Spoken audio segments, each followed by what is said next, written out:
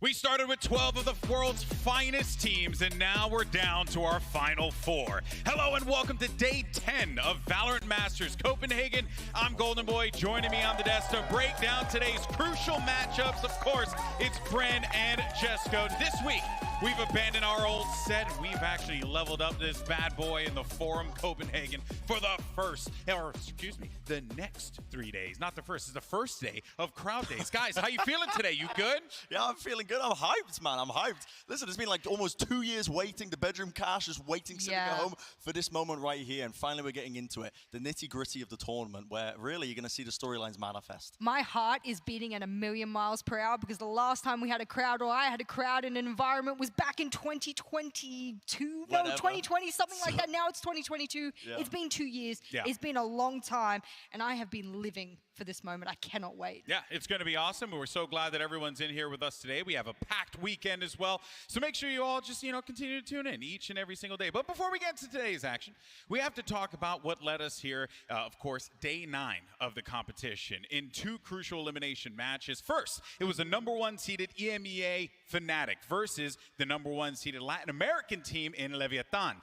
This one went down to the wire with multiple overtimes on the back of some clutch plays and the ultimate pros don't fake money moment. Fnatic, though, was able to walk away with a decisive third map win and move on in this competition. Bren, you lived it, you experienced it. This game was ridiculous. Yeah, I had a first-hand account of it, didn't I? I mean, this was an absurd series. I don't think I'll ever forget it in all of my time, honestly, working in esports, because it was outlandish, the amount of plays that were going back and forth, the level that both of these teams were pushing each other to, and how they performed under pressure is beyond me. I don't understand how they did it. So many iconic moments came out of that match. I think it's not even just the iconic moments. The level of international Valorant, every event has jumped up, and that match solidified to me that we truly have the best teams here in the playoffs. Oh, no doubt, no doubt. But then we shift focus over to the number 2 seeded EMEA team, FPX,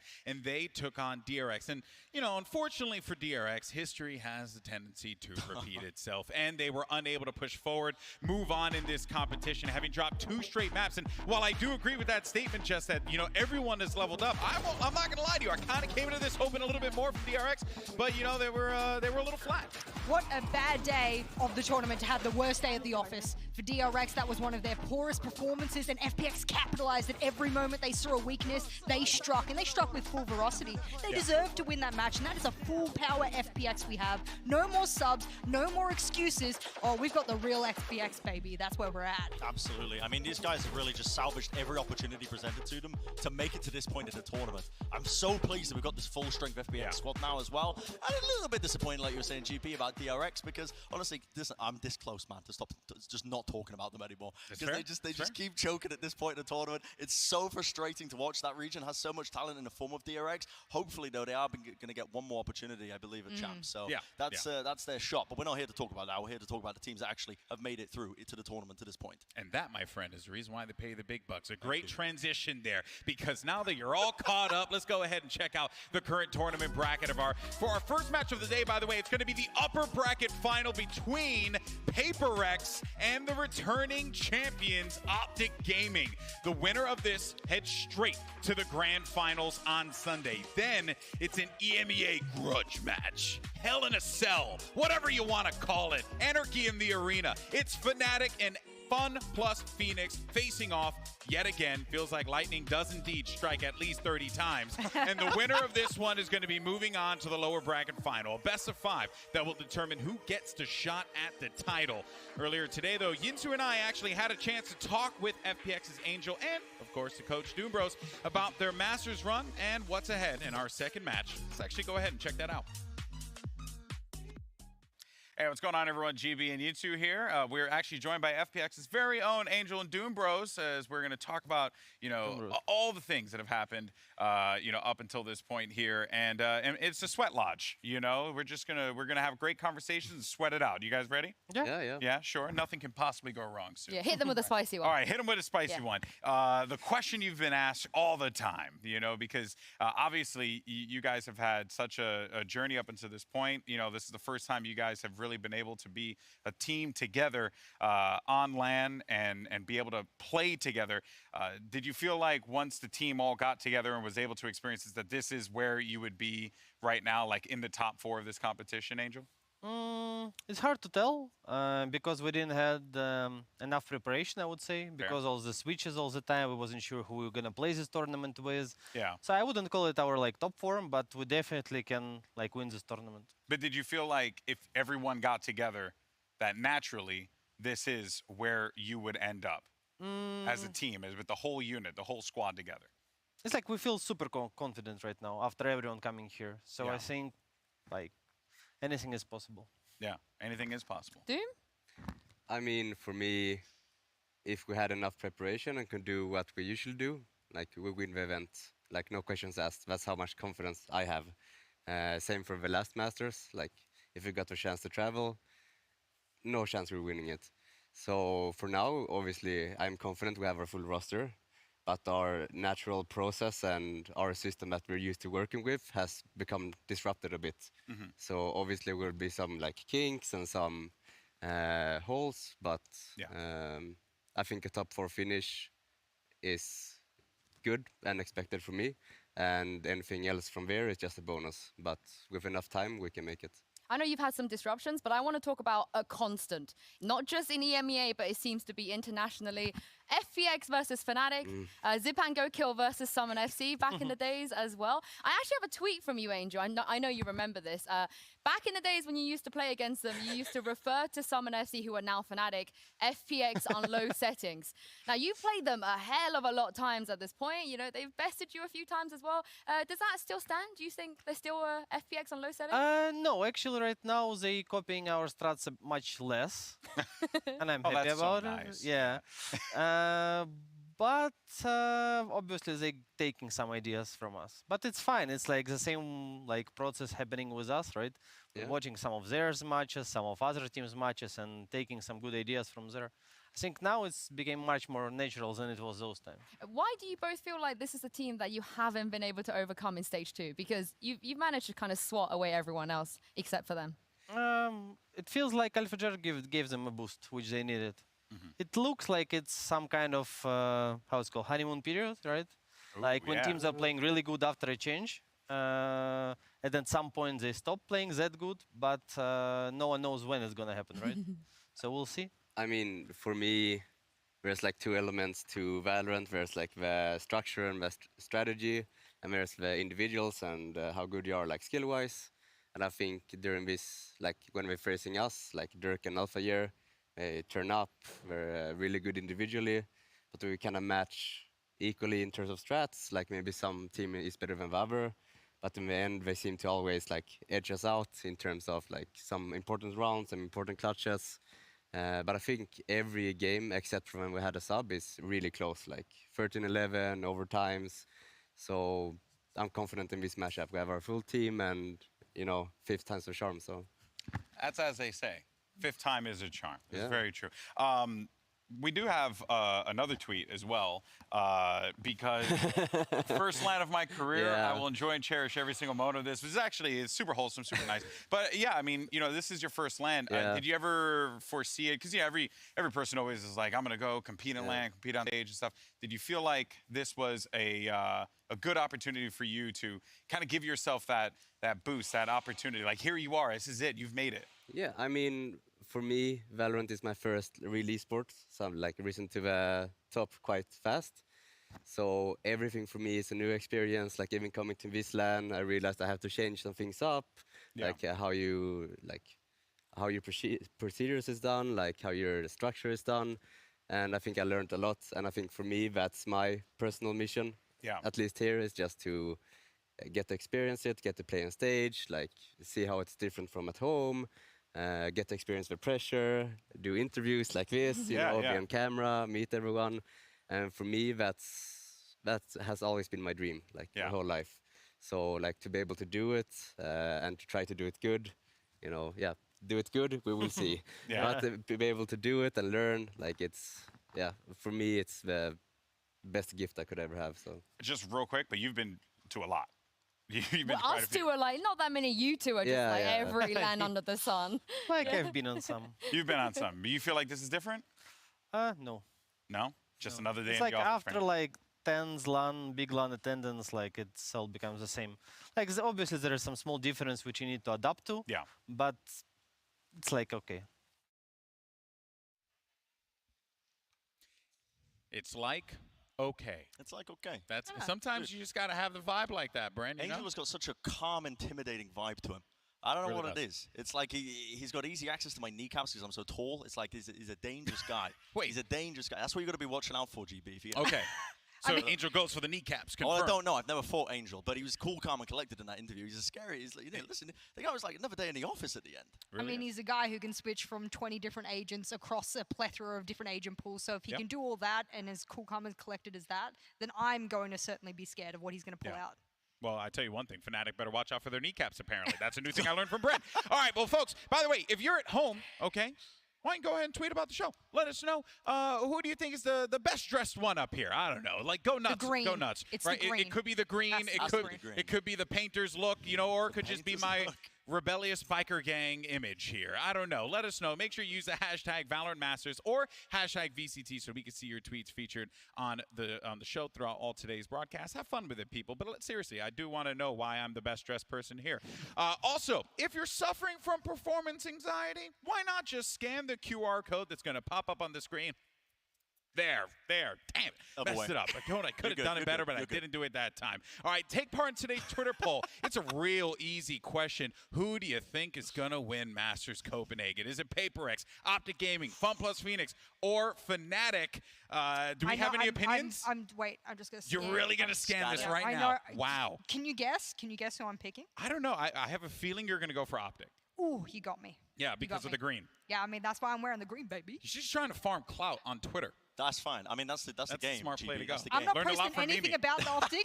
I'm just letting it happen. That's Just gonna fair. let it That's fair. happen. What about You you? got my answer. I want the two-time. I want the repeat titles. Yeah. I want OpTic, but every essence of my soul, I'm a paper boy. I'm looking at that paper X. I'm If looking at that Yinsu paper was X in the here, upper she would bracket. just high five you. I'm telling you now, Sue came up with a banging line for that. Honestly, Yeah. I'm a paper boy. I want that team to do well. He's a paper boy in a paper world. All right, well, we're going to take a quick commercial break, but we're going to deep dive on our first match of the day between PaperX and OpTic Gaming. Of course, we'll see you on the other side.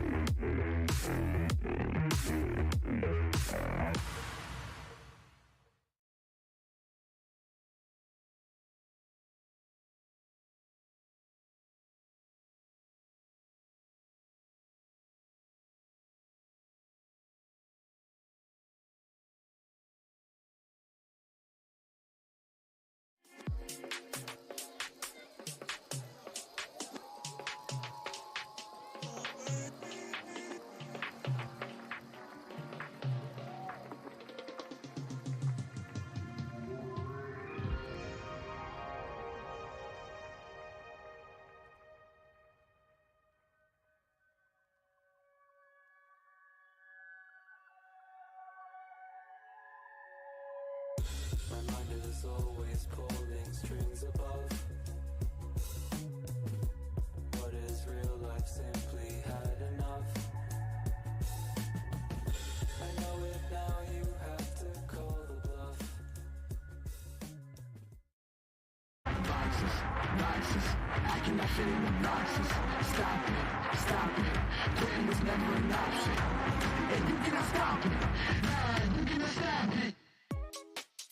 Welcome back to Masters Copenhagen, and of course, our pre-show for today's matches. First up, we're going to be talking about PaperX versus OpTic Gaming, our upper bracket final. Now, you know, as the #1 Southeast Asian seed here, PaperX, they got a bye in the group stage, and despite having players off-site due to COVID, they've won both of their matches, Bren, and they haven't dropped a map yet. This team is kind of ridiculous. They're so fun to watch. They are looking in prime form. They're looking better than ever as well coming into this Master event compared to the previous one. And now we finally get to see the majority of their roster on the stage as well on top of it. Because like you mentioned, you know, they've been kind of having those issues in terms of some of the players contracting COVID. But I'm so excited to watch this team progress further and further and really see the heights that they can potentially go to against as well. You know, the former champs in the form of OpTic here in the upper finals. Yeah, a victory here would be absolutely massive for the team. And just it's very possible because this team plays a style of Valorant that is fast-paced, in your face. It's awesome to watch. Dare I say, like, these guys, they're madmen out there.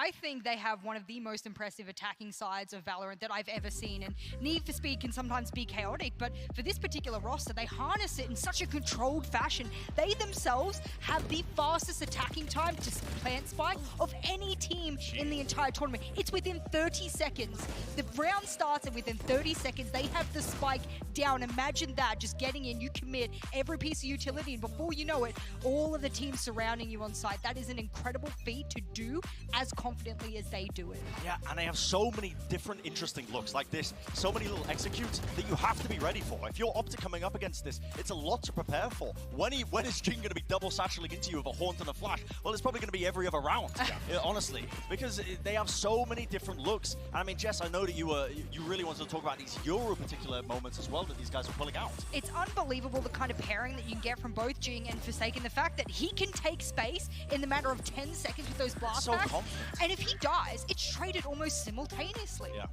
Yeah, I just don't know how this team, man, it feels like what it is that they just throw caution to the wind endlessly, right? They don't particularly care about it. You can see it in the stats as well, and they have reaped the rewards of that, Brent. Yeah, these guys, Jing and Forsaken on your screens right now, I think they're making a claim for the best duelist duo currently in the tournament. They are putting up numbers. They are a centerpiece of the way that they play. And of course, the support team behind them, the rest of the team, you've got to give them credit as well, because they wouldn't be able to get away with as much as they do if they didn't have, you know, that kind of backup. But at the end of the day, it's because those guys are so goddamn skilled. Yeah, don't let those kind faces fool you. Those guys They're are demons. They're demons. They're demons. All right, well, look, last week, Paper X found themselves a round away from dropping a map to Guild. Oh, the humanity. But pulled together and clutched out a big win. How? Teamwork, good old-fashioned teamwork, and of course, good communication. Those mics aren't just for saying, hey, how did you get that riot gun buddy, or nice for the 500th time. Let's actually go ahead and take a peek inside the comms in this in-zone open mic.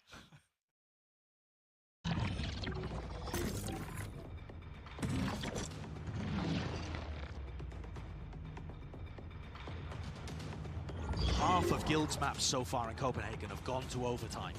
Can they stop this one? I think he's gonna come B. Splitting B, I think. I'm clear. You guys push him in. 40 seconds. Nice. Drop, you stun.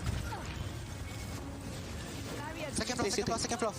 Did you drop? Second floor, guys. No, third floor, city. Race city. Aaron, just hold. City. They're going split B, guys. Can be. Yeah, go B.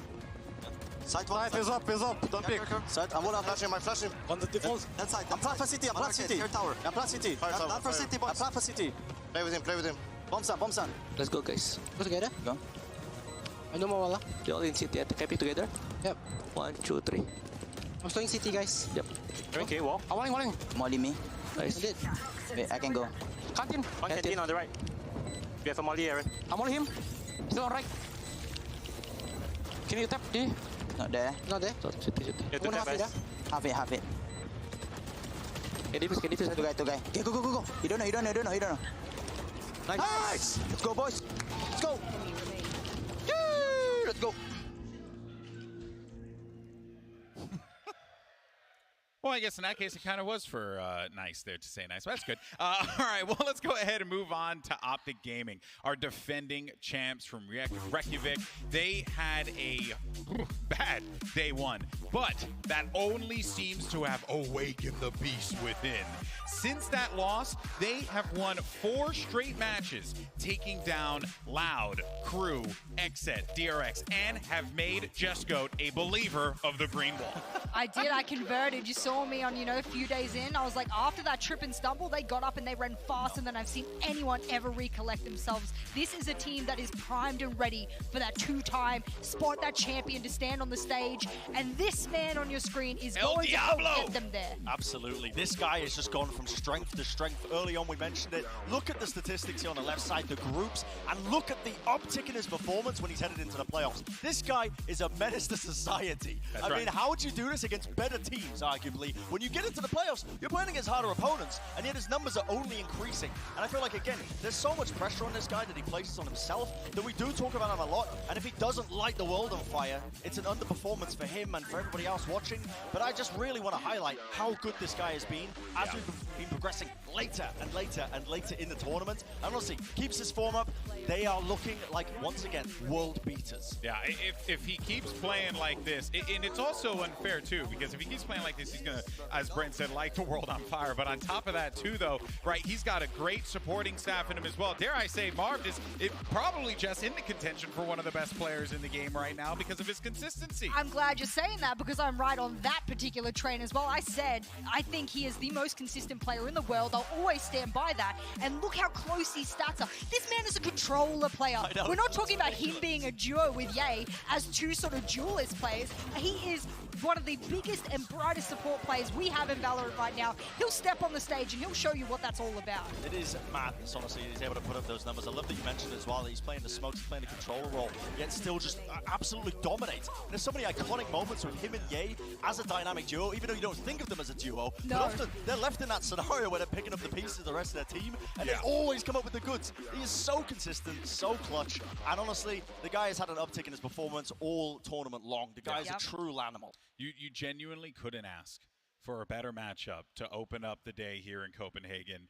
Two phenomenal squads. Now look, following OpTic's win over DRX, the lovely Brennan Sideshow actually sat down with Marv and Victor for a chat about OpTic's performance at Masters so far and their feelings about playing in front of you wonderful people, this fine audience. Let's go ahead and take a look. What's up? Brennan and I are sat here with the defending champs. The winners of Reykjavik, fresh off another win against DRX here as well. And you've now solidified your place, Marv, Victor, to the point where you're going to be playing for the first time with a crowd. Now, unfamiliar actually as to whether or not you've had that opportunity in the past with prior careers. Have you ever played in front of a crowd like this before? I've played in front of like a lot smaller crowd. It was for DreamHack Rio and CS. Right. Yeah, so it was a lot smaller crowd than this. Yeah. Did you find it changed anything? Did you feel like you were playing? Yeah, you definitely feel the energy. It depends on the headsets and like if you can hear the crowd or not and like how loud they are. But if they get loud and you have a lot of the white noise, that's how you know like the energy is high in the venue right now. Yeah. Are you looking forward to it, Marv? Yeah. I mean, the only crowd I've had is in my high school basketball games, so it's gonna be great. Did you pop off in the high school basketball game? Pop off some games, no, not so much. You were built for Valorant, not for basketball. Yeah, I understand that. exactly. I understand that. Well, I want to dive in on one of the games you had as well, because Marv, you were talking about this kind of rivalry that you guys have had with DRX as well. You were showing some real passion there, just in that match in general as well. I could tell how much that game meant to you guys overall. Is there any other team at the tournament still in it right now that you have that kind of rivalry with? I wouldn't say so because we haven't really played these teams as much, but obviously Fnatic, everyone is saying is going to be a good matchup against us, or any EMEA team, in my opinion. So yeah, if we get to play those teams, I hope it's going to be a great game. But yeah, I want to play an EMEA team to break the curse. Of course. Like, yeah. Like I hate this narrative that we can't beat any EMEA team. It's annoying. Yeah, the mentality that you guys had in that DRX game was so fired up. I mean, the emotions were hot.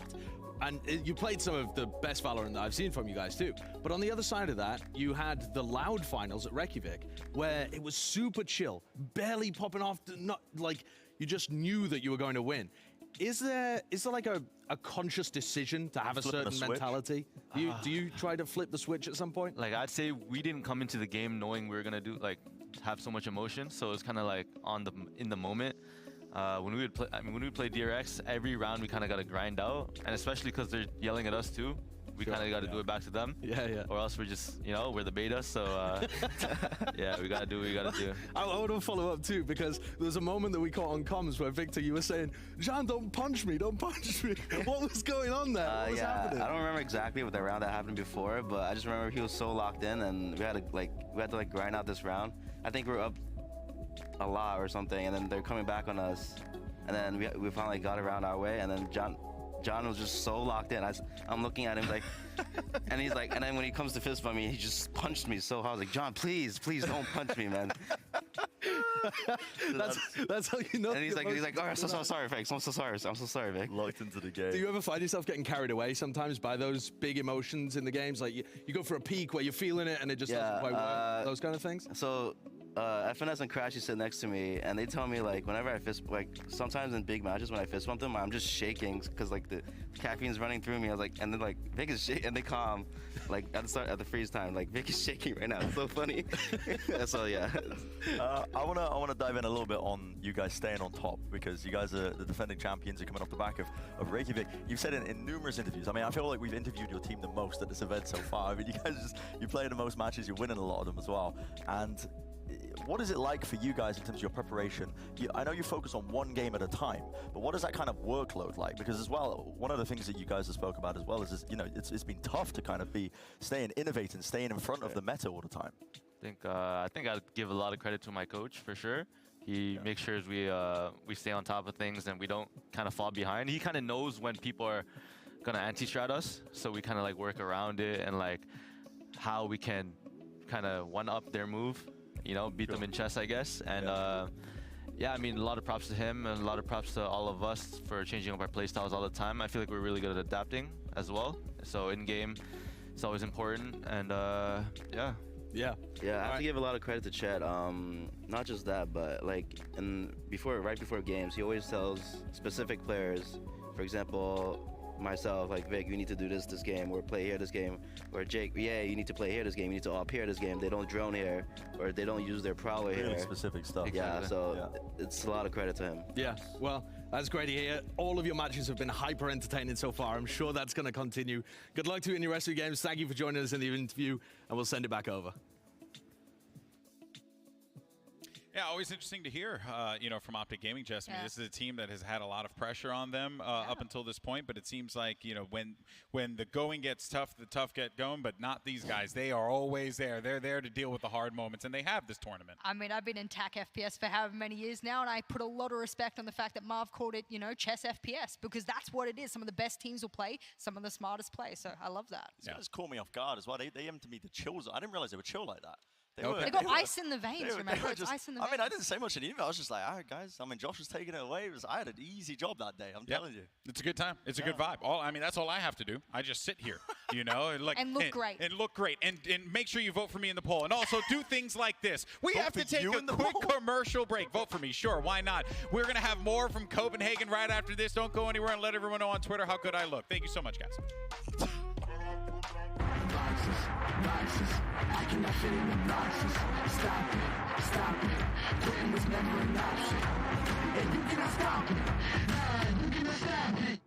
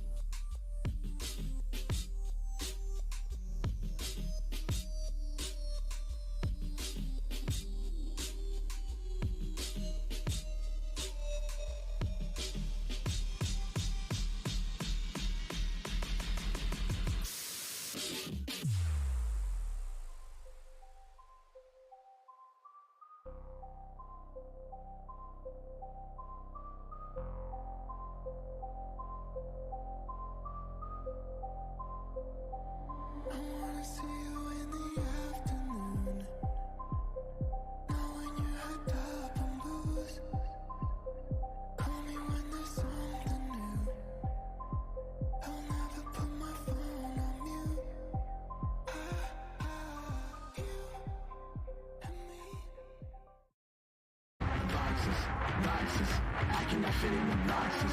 Stop it, quitting was never an option. And you cannot stop it, nah, you cannot stop it.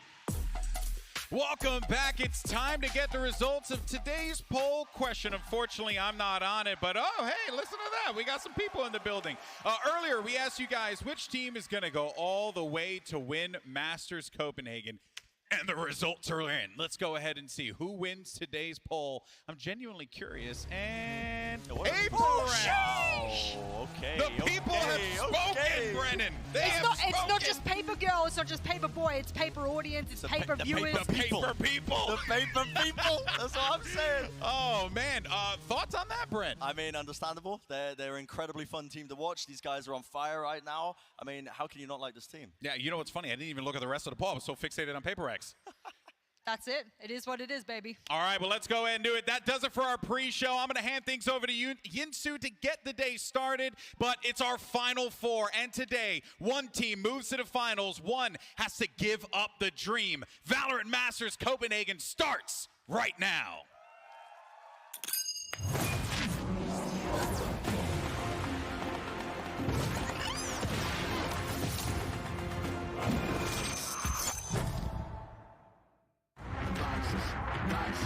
I cannot fit in the boxes. Stop it, quitting was never an option. And you cannot stop it, nah, you cannot stop it.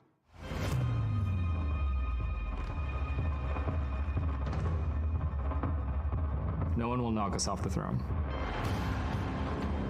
The green wall's only getting bigger, Fnatic had to fight for every inch of that series. You're starting to see the glimpses of the beast that is FPX. A battle between the two best teams of EMEA would be a huge fight. This team just has a date with destiny.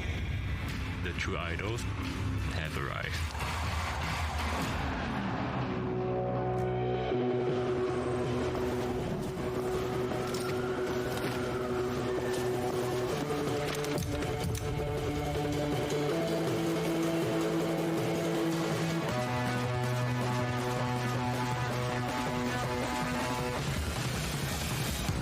FPX would feel like deja vu, to be honest, but we're ready for round 5. We played against them already 4 times. Because it's LAN, it's not online, it's gonna be other game, especially again in front of crowd. Teams shouldn't be afraid. That's a dream for me, to play in front of that crowd. So I'm going to embrace it, I'm going to enjoy it as much as I can. What a bracket this is going to be. Every time we met each other again with FPX, they brought something new, they brought some new ideas, and we were able to adapt on the fly. So if we can keep doing that, I believe we will win. If we will beat Fnatic, we're gonna be like top 1 team, it's surely. Masters 2 is the time for Fnatic to win a trophy. Paper Rex is very confident in their own game plan, but I think every team has tells. Every single team has something that you can prepare it. So yeah, I'm going to try to find holes in that. Forsaken and Jing are easily the strongest duo in this tournament.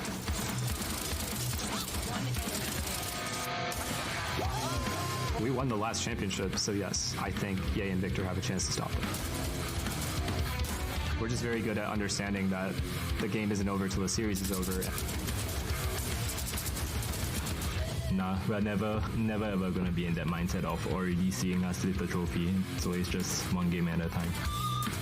You gotta keep winning. That's the only other option. There is no other option. It's just you have to keep winning, and that's really it.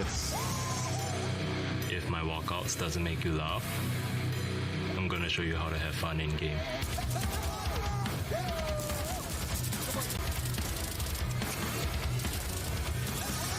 We are the chaos.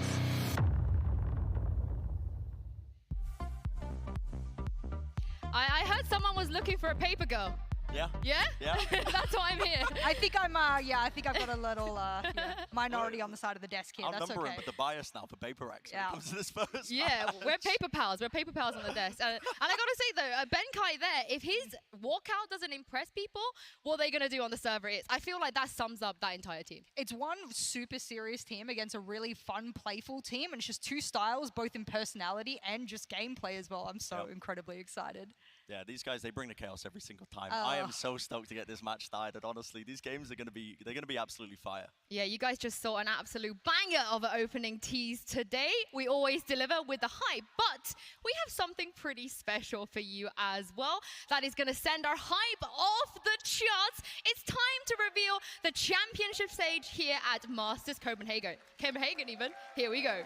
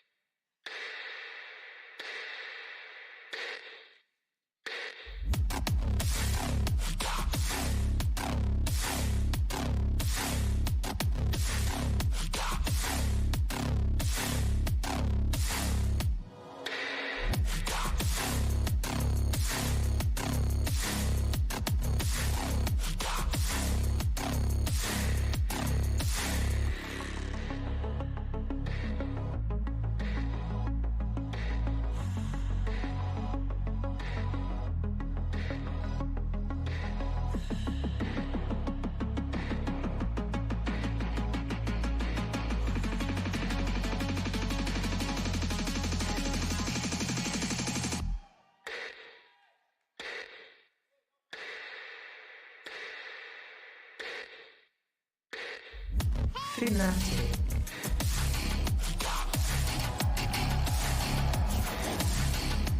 FPS. OpTic. Paper X.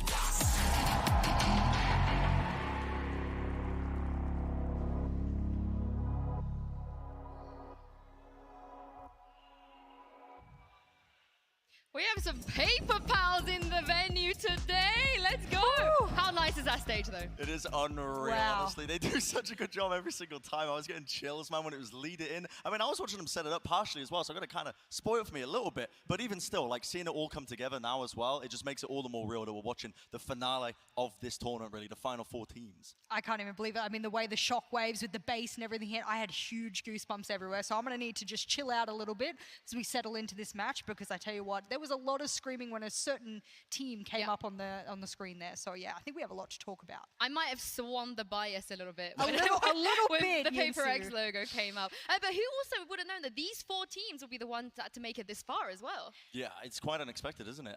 To a degree. I mean, there's been so... The thing is, every time we get to a global stage as well, every time it feels like each iteration off of the next, it gets more and more competitive every single time. We've kind of like tossed away the term minor regions, because I feel like at this point, yes, you have 1 team regions, but honestly, those 1 teams, they can bring it to the top of any other region at any given time.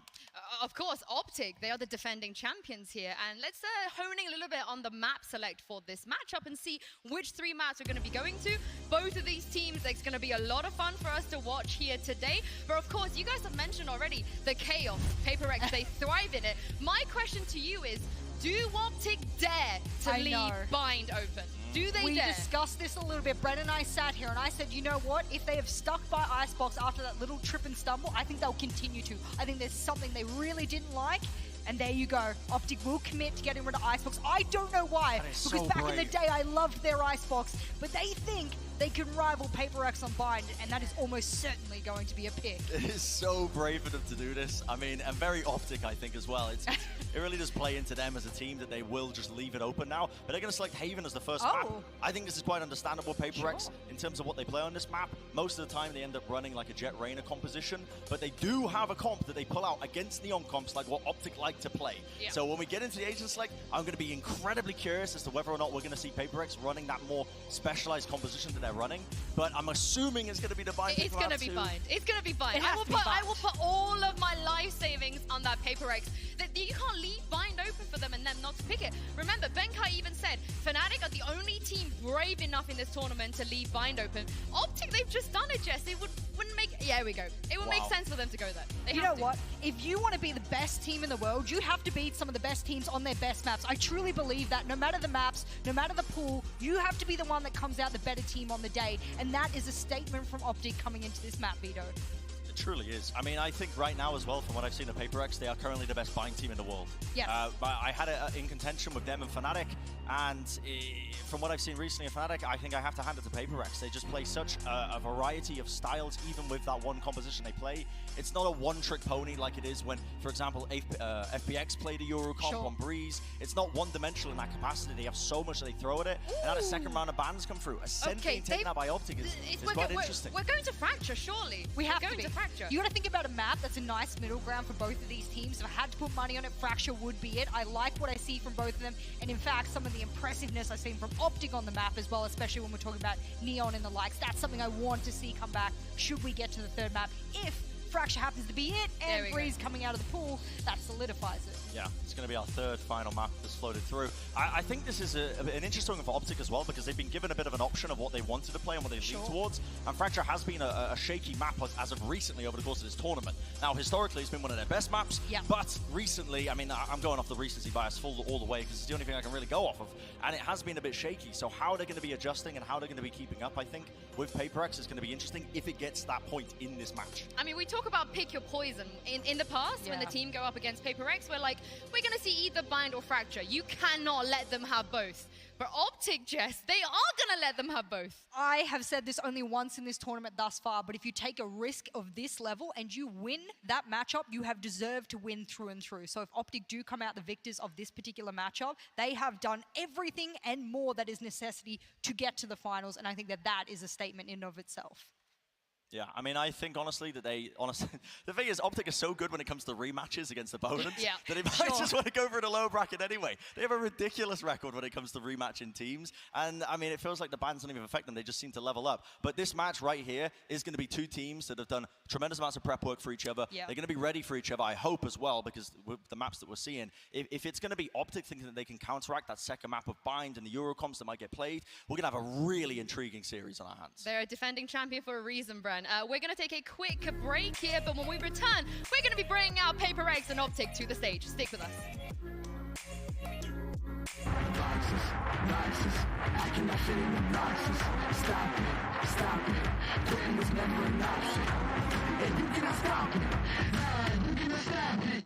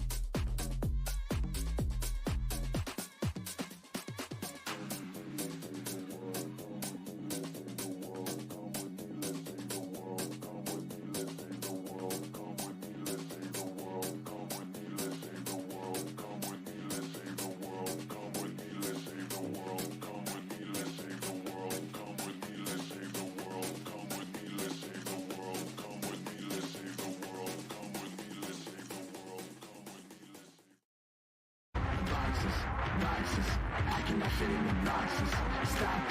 Stop it. Quitting was never an option. And you cannot stop it.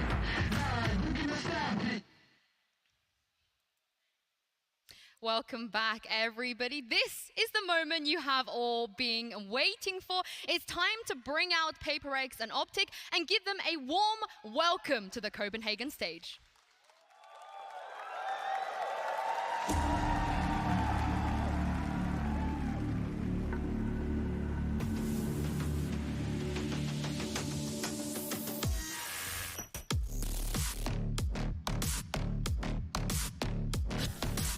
Crash shoes. Jing.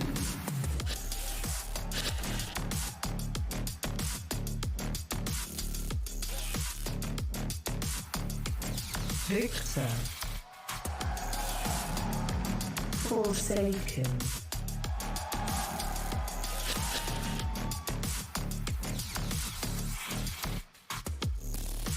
Finesse.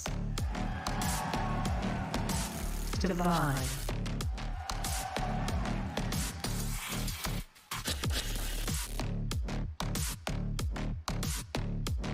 Yay. Mind freak.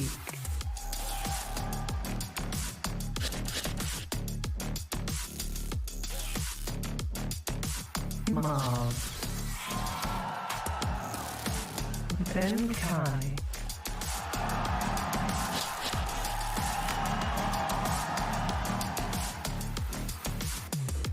Chet.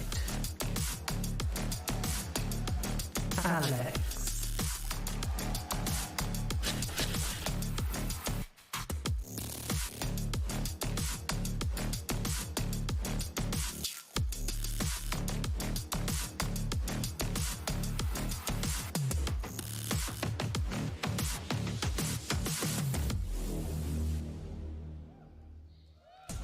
Well, this is the defending champions versus the challengers.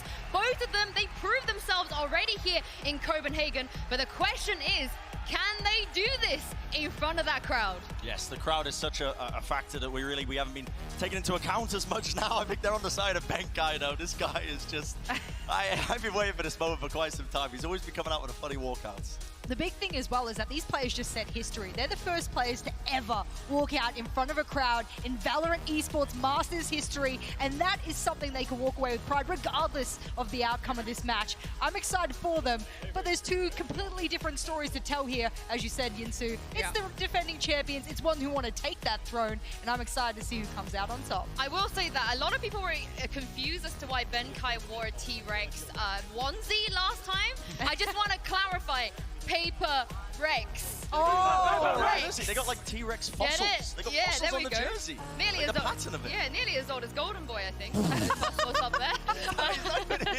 He's just catching straight. Yeah, but Jess, you said that you posed a great question here. Yeah. Paper Rex, they are the challengers. OpTic, they've done this before. All of these players have played in front of a crowd before. They have experience. You know, FNS, he's not going to be fazed by any of that noise of the fans on Paper Rex. So the question is, can Paper Rex really kind of compete up to all of that experience? I think Benkai made a statement once that, you know, they operate under a lot of momentum, and when things start to pull away from them, they panic a little bit, and they love having fun. So I hope they continue that fun having, because that's what's really given the momentum to them on a lot of the rounds. That'll be the key thing here. If OpTic takes an early start, that's where we will see the formidable and the mental strategicness that comes out of Paper Rex. Absolutely, and I think for Paper Rex as well, this is the furthest the team has really ever made it. Yeah. In this upper bracket, they've made it so far now, and it's not an elimination game. It's important to remind people of that. This is the upper finals. So much on the line, don't get me wrong. If you make it all the way, you win this one, you go into the finals, which is a big deal. You get extra bans. I mean, in terms of the boons that you're blessed with when you head into that, it is an enormous factor to consider. But these guys, I think they can perform without that pressure on their shoulders. They've made it so far in this tournament while still playing a stellar game and a leveled up game as well over the course of it. But also, Jing's not here. Jing did not get to do the crowd walk. He's going to be playing from the hotel. And at this point, Brent, he is their star player. Do you think that's going to affect the team at all? There's a possibility, but honestly, I thought it might have affected them prior to it. A lot of these guys were playing from the hotel prior. It seemed to not affect them there. They were still playing even with two of them on the stage. So I think moving forwards, these guys, they're ready for this. They're ready for this challenge that's approaching them right now, which is OpTic Gaming, the defending champion. We're into the Prime Gaming agent select here, and it looks like Paper Rex have opted to run the Astra Raze Fate comp, which they've done before, and they've gone with the Jet Reyna. Yeah, this is something that Brenna's already pointed out, and I rightfully agree with him. If you're going up against the Neon, that is the tip of the spear. How do you blunt the tip of the spear? You got to slow that baby down. Absolutely. This comp is very good at slowing down the kind of neon composition that OpTic like to play. It's one of the other comps that Paper Rex said, like you guys mentioned, like they sometimes pull out the Reyna and the Jet, but they usually do that against teams that are trying to match them with Jet-based compositions. This time, it's all about trying to slow down this composition that OpTic have ran time and time again.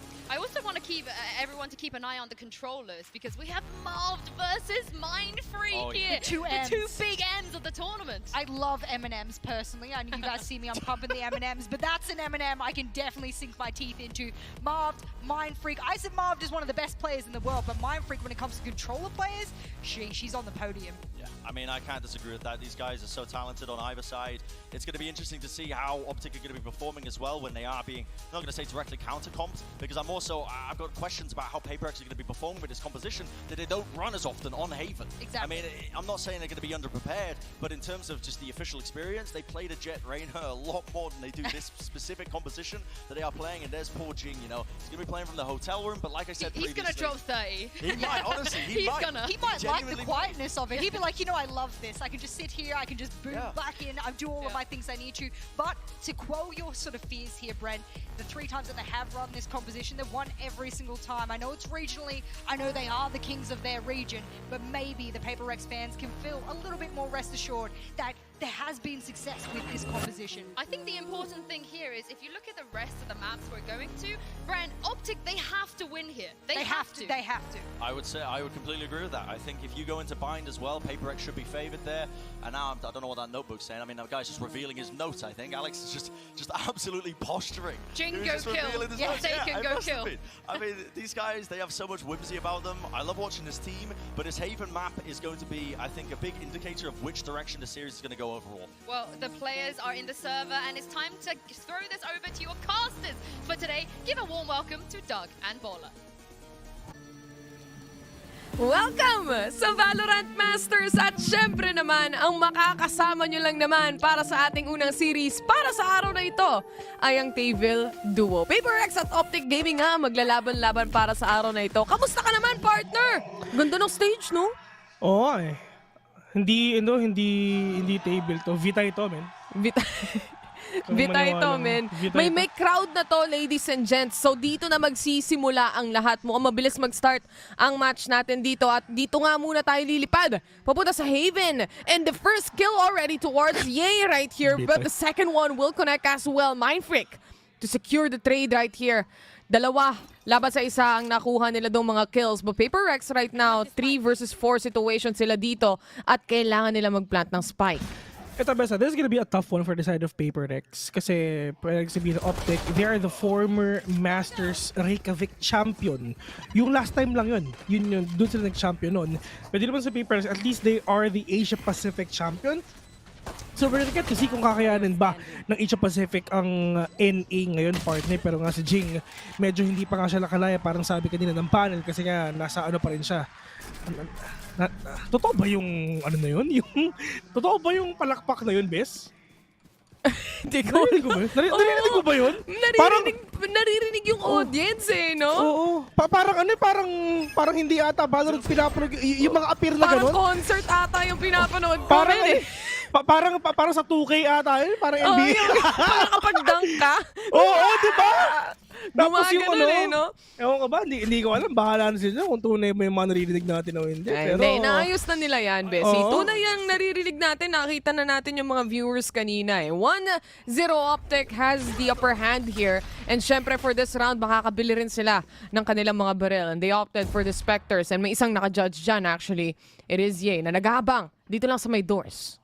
Yeah, but right now, at least for a second, we'll catch one already. Napakabilis na kill na ginawa ngayon for a second. Mga kaibigan with the one tap to the head, but it's not yet over kasi makakaisa pa siya with the second one right now. And for a second, nakadalaw na talaga dito. And grabe naman talaga yung mga crowd natin. Grabe, parang kala mo talaga rinig yung audio sa Asia Pacific venue, no? Pero Pain Shells dito sa may backside though, wala siya makukuha dito kahit isa, but that is Ye right now with a shotgun on hand with a big judge right in front of you, but Benkai with a big trade-off. 2v2 still in favor of OpTic Gaming, pero ang problema ang PaperX talagang bumabang sila dito. They have the money, they have the firepower, but Benkai with just that judge on hand, mga kaibigan, winnable pa to kahit ganito kahirap to. Pero Benkai gonna push in doon sa may garage doon, may nag-hesitate siya, but Marv will gonna take his head. 2-0 already, still in favor of the Reykjavik's champion, mga kaibigan, OpTic Gaming. Ito OpTic na to, they're formerly Envy. Tama naman ako, diba? Oo, nag-merge na sila ng tuluyan eh. Tuluyan na nga nawala yung Envy na branding na tinatawag natin, and nag-merge na talaga siya with OpTic Gaming. Yeah. So, may kita natin yan ng PaperX. Let's see if ever makakabawi ba sila dito sa OpTic Gaming. Well, ang problema lang din talaga is hindi sila magkasama for PaperX. Pero kahit di sila magkasama, kayang-kaya pa rin naman talaga nila. Kasi ever since dun sa APAC pa lang, sa VCT APAC pa lang, never sila nagsama. Nagkasama lang talaga tong mga to pag merong Masters. Pag ganito, pag may mga LAN events or like that, pero kung di naman talaga kailangan mag-LAN, di naman talaga kailangan magkasama, it's fine, di sila magkakasama talaga dito at all. But right now, the players of Papers will go here in A already, pero at least talaga nagpapahirap talaga ng sitwasyon dito sa PaperX. Yung mga players nandito lang talaga sa A, which is si Chambers, si Beach, si Neon, but yeah, we're gonna take one down. Dinabas ang Tour de Force, mga kaibigan. Yeah, will catch one down right now. We're gonna take down Benka. This is gonna be really hard for PaperX, mga kaibigan, kasi nga, this is actually a bonus round for the side of OpTic Gaming, pero sila pa rin ang nanalo dito. Nag-anti-eco sila sa pangalawa, pero namatay sila. But right now, PaperX dun sa dun sa round na may pera sila, mukhang sila ata yung sobrang kawawa dito, bes. Hindi nahanap ng Prowler yung isang member doon sa may A main. On the other hand, yun nga, no, yung punto. Magiging kawawa sila when it comes to the economy if hindi nila ma-figure out itong round na ito. But on the other hand, it's a 3v2. Kaya pa at doable pa to for the side of Paper Rex right now, especially with how this players play. At ito na nga yung pagpa-plant nila no Spike, no? And if they manage to place a good post-plant position against OpTic Gaming, this is pretty much doable for them. Expensive nga lang.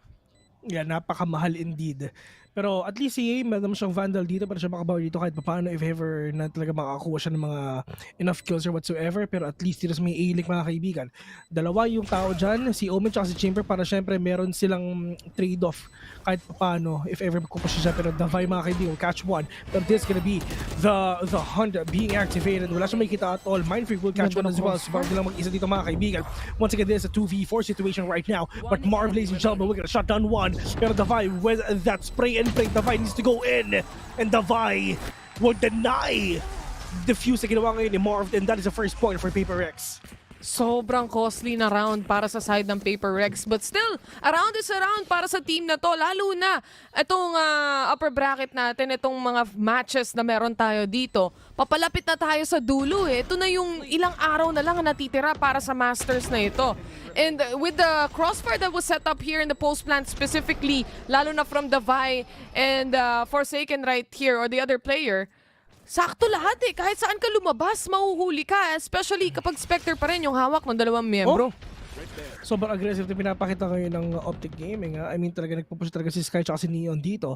But Yay, trying to be aggressive as well. If ever talaga meron siya matamaan din lang sa may guard, it's gonna be really hard for him though. But for sake, we're gonna shut down Chamber naman, which is CA. Pero Marv, gonna siya makakita ng isa. Pero Jing will catch you first. Jing gonna push in dito lang sa may garages. For sake, will catch 1-2. Pero Victor and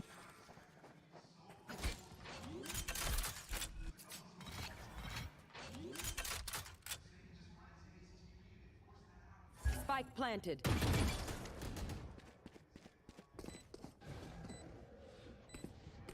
Paper Rex kasi wala silang bawas kahit isa. Utilities lang yung ginamit nila. Yung armor, okay lang. Di sila gagastos ng 1,000 dyan for that armor. Pero si Victor at si Crashies, ang nasa isip lang nila, sige bes, okay lang yan. Exit frags lang din talaga. Wala tayong choice na ma-defuse natin to. Hindi natin aasimin to. Pero at least makapatay lang tayo. At least dalawa para masira natin yung economy ng Paper Rex dito. Equilibrium nga ng economy ang hinahanap ng mga players dito and Victor is opting to try to defuse the spike. Pero hindi na mangyayari yan kasi wala na nga time. And masasave nyo naman yung barrel na meron siya dito for the side of OpTic. It is a lose for this round pero they can still come back at pwede pa rin masabayan yung dalawang Vandal na na-save nila kahit papano. And still, this round, they were heavily gauge upon itong dalawang Vandal na meron sila. At least try to make it work this time around, especially nasa defense position naman itong mga players na ito. And yung Paper Rex ang kailangan sumugod talaga. Pero Paper Rex, parang nakita ko yung odds na ito. Pantay na pantay, Vil. Actually, 4 days ago, check ko yung odds.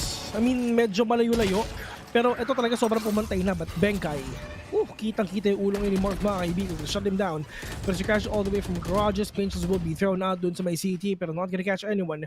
But here is the rotation na pwedeng gawin ngayon ng OpTic. Si Victor is in a tough spot right now because just Astra. Mindfreak is waiting in that corner too. Si Pico, walang nakita dun sa may likod. But FNS and EA mga kaibigan already need to push this. Pero it's just, that is the wall na talagang finortify na ng Paper Rex. Itong C-side, it's gonna be really hard for you to retake this knowing na kahit may pera o wala kayo. If ever naman nanalo ka dito, you really need to win all these duels na ipinapanalo ng Paper Rex pa rin. But yeah, at least nakadalawa dito ang OpTic Gaming. That is actually huge already. I mean, hindi naman kayo nanalo, basta pahirapan lang nila sila sa economy. I mean, it's all good. But Crashies, no choice at all. At least siya ang mag-anchor next round. Ang kailangan lang niya bilhin, armor or probably a Trailblazer too. And yeah, I mean 2-3 and Paper Rex getting that early momentum. Kasi isipin mo, we really thought that OpTic would get that 3-0 dun sa first round. Pero that's a 2v4 mga kaibigan na ginawa ng PaperX. Pinanalo pa rin nila yon. And this is the reverse na ginagawa ngayon ng PaperX. So na 2-0 nyo kami. Pero after that moment, kami naman ang didire-diretso natin to. Babalik ta rin naman natin. No? When it comes to, kasi hindi na rin tayo nagkaroon ng usapan when it comes to the map picks and map selection right here. Yung susunod na mapa pala natin is actually Bind.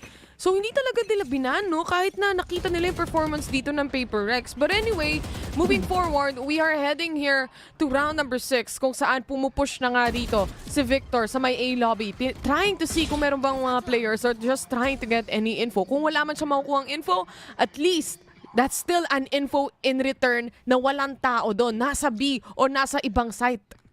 Yes, that's true. Pero like what you've said, that is actually Bind, which is dyan na inis ang mga players ng Fnatic back then. Pero let's see if ever talaga, oh my God, Victor, hindi siya nakita ng Prowler though. Alam ba yun ng PaperX? Magbibig pa sila dyan or hindi? This is gonna be really scary for the side of PaperX for sure. Na kay Davai ang kasalanan if ever mamatay sila. Pero yun nga, at least si Jing will get a trade-off na rin naman talaga. Pero Forsaken will catch one as well. Wala na silang flashes at all. Except Crashies and Marv doon na meron pa naman talaga kahit paano. But Jing, oh, ang ganda nung ginawa ni Marv dito, bes. Yung ulti niya, ginawa niyang bait para makapatay yun dito sa may silong. But still, 3v2 still in favor of PaperX. Wala na silang utilities at all. Meron pa naman paranoia dito si Marv if ever. Pero Marv hindi siya natamaan ngayon ng Nightfall ni Davai. Pero ang tanong, haharapan ba nila or hindi? Wala na silang paranoia at all. Meron pa siya Shrouded Step. Shrouded Step in. Nasa hell lang. Dalawa sila doon. Yes, para sa trade-off. Smoke settles in mula sa Omen. Marv still doesn't know kung saan ba nakapwesto ang dalawang remaining players ng PaperX. And finally, triggering the shots in Davai. Siya makakuha ng kill. 4-2 ang magiging score natin dito. And it seems like for PaperX, marami silang space to do entries as well as utilize the positionings that they have right here. Kasi pagdating sa mga trade-offs, lahat sila dito kompleto ng trade-off. Kahit na sa E-main, hindi na-detect ng Prowler yung Neon kanina dun sa my corner, which is Victor. Meron pa ring trade-off mula kay Jing dun sa mamamatay. So it was very essential for the team of PaperX to have these trade-offs to actually win these specific rounds that we have. At saka kung napapansin mo talaga, hindi sila nagkakalayo-layo talaga. Grabe yung body system na ginagawa nila. If ever someone will push, the other will follow. Para syempre meron talagang trade. Kasi yun yung importante dun, men. Wala nagmamaasim, pero baka umaasim na talaga yung mga players ngayon. OpTic mga kabing all the way down to C. That is Victor will take down Mindfreak with that ultimate right now. But at least si Marv, natamaan siya ng Prowler mga kabing. Pero sito pa, hinahabol na rin talaga. Pero that is the push coming in from Jing right now. We're gonna take down Marv right now. Pero meron din tatao dito lang sa may grass. And that is Yay popping off with that one tap to the head. Ginagawa dito kay Jing. 3v2 right now. Si Crashies with a Guardian and FNS with a Sheriff. This is gonna be really hard for OpTic Gaming na makakuha pa tong round na to kasi wala na ng tao dyan. Wala na sa B-Boy. Kaya dyan na mag-si dito. But in terms of utilities, si Benkay meron pang wall, si Mindfreak wala ng star kahit isa. So they need to make the most out of this wall na meron si Benkay. Pero ang tanong best, meron ba nakatingin sa likod? And yes, si Benkay nakatingin sa likod mga kaibigan. Ang Crash is super low right now. Meron pa siyang Trailblazer, meron pa siyang Flash Game, pwede pa siyang masumili dito kahit paano. Pero yun nga lang, talagang inaantay lang din talaga natin yung pag-rotate din ni FNS kasi meron siyang ultimate right now. Pero one thing is for sure, he's not gonna be maasim dito kasi hindi naman siya bayani kahit papano. Walled off na rin naman yung short ko sakasakali. And butas tong wall na to actually. Specifically for Mindfreak right now. Utilizing the wall right here. Nakita niya rin yung city side nang meron siyang tataguan. Napakagandang play. Coming in from PaperX. They really use that wall as a shield to try na meron pang mahaharangan tong si Mindfreak kung sakali mang may lumabas from city side and from garage as well. Aside from that, napakagandang rotations from PaperX. Talagang may nakabantay sa flank which is specifically Benkay right there. When it comes to post-plant positioning, PaperX alam nila yung ginagawa nila. At OpTic, nagkamali sila ng team na kinalaban at pinush dito ng biglaan because PaperX is a team that can actually go in as strong as they can. Grabe, men. Isipin mo. Ganito katindi ang Asia Pacific, men. Lahat ng region dito, EMEA, sit down. NA, sit down. Lahat sila. Upo dito. Oo, kasi maglalaro Or na sila. lulunod. Oo, maglalaro na sila. Oh, sit down. Let's play pala ang nais. So, respect. Man. Ano pa Respeto lang. Best. Maaga pa lang. Balik kung nagtatanong kayo, hala, chill naman. Chill lang naman kasi, guys. Wala pa Ito yung kasing mga panahon na 12:30 12:30. kasi kami medyo nagwawala eh. 11:35 pa. Isang oras Gising pa pa bago kasi kami yung magwala. barangay nun, guys. Man. Mga 12:30, ano na yan, tapos na yan. Medyo Hindi kasi, nakakatulog na, antok ng ganun. 12:30, aalis na yung barangay sa harapan ng bahay namin ni Taylor. Tapos na yung ronda. Tapos na yung ronda eh, no? May natiktikan daw sa kabilang barangay na meron doon.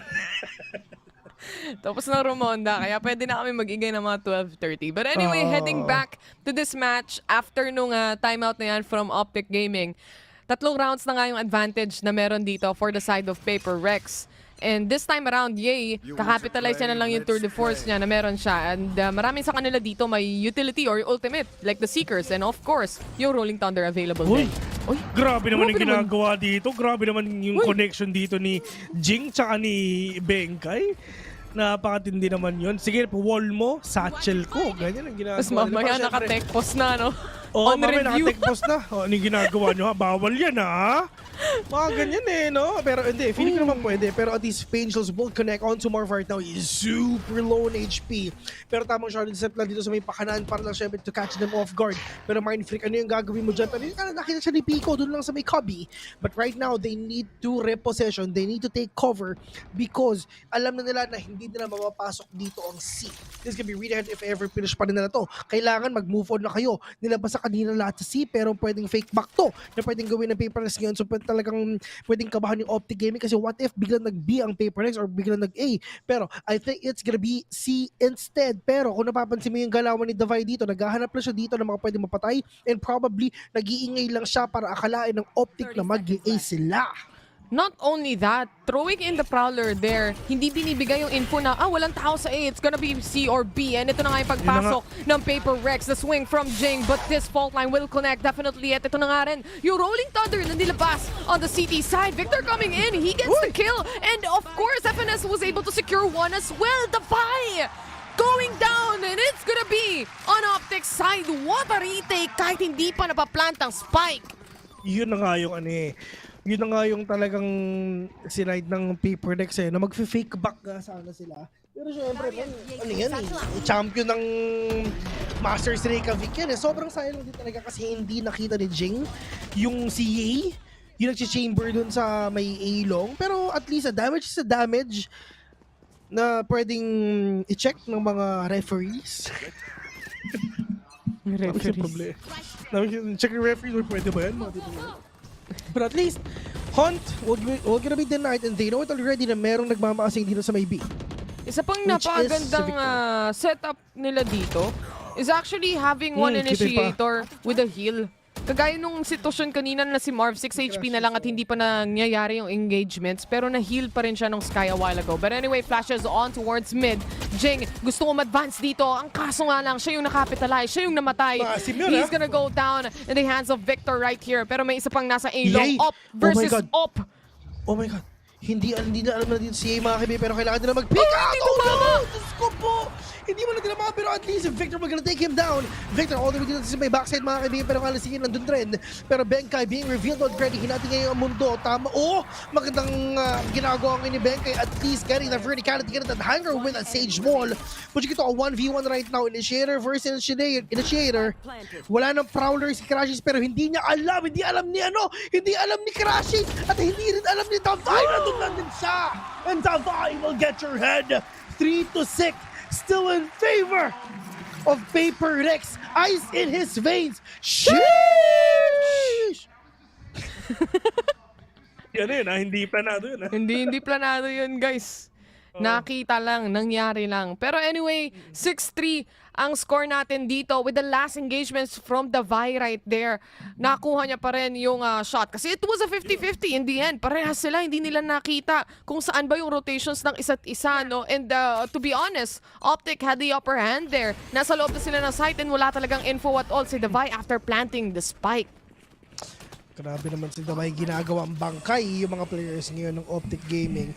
Diba nga si Tony Fowler mga kaibigan, pero matatamaan si FNS, pero this is gonna be the push coming in from the players of Papers right now. Pageless and Landfall will be thrown out as well. Pero si Forsaken gonna push, wala siya makikita sa may likod, and Forsaken will actually take down Trey! Pero mataas sa may taas sa FNS, paano mo tatapusin yan kapatid? Wala ka na utilities ngayon, pati flash wala, pati fault lines, meron naman kuno, wala ka talaga. Pero ito nga, Marv, just go shorty, anong magagawa nun sa Asia Pacific? Ha? Shorty. Saan mo ilalagay ang shorty, man? Wala na nga to for the side of OpTic. Give me the ace. Give me the ace. Yan ang sabi ni Forsaken dito. Ang umi-entering chamber, hinahanap ang huling miyembro na nag-aabang lang. Ito na, sumisigaw na ang crowd. Give him the ace. Pero mukhang wala talagang labasan dito, lalo na may walled off pa. Pero nanggigigil na ang Paper Rex trying to find the last remaining player right here. Waiting patiently. Tamang talon-talon lang. Alam na nila. And the ace settles in. And the crowd goes wild. 7-3 is the score. Paper Rex side. Sila pa rin ang lamang.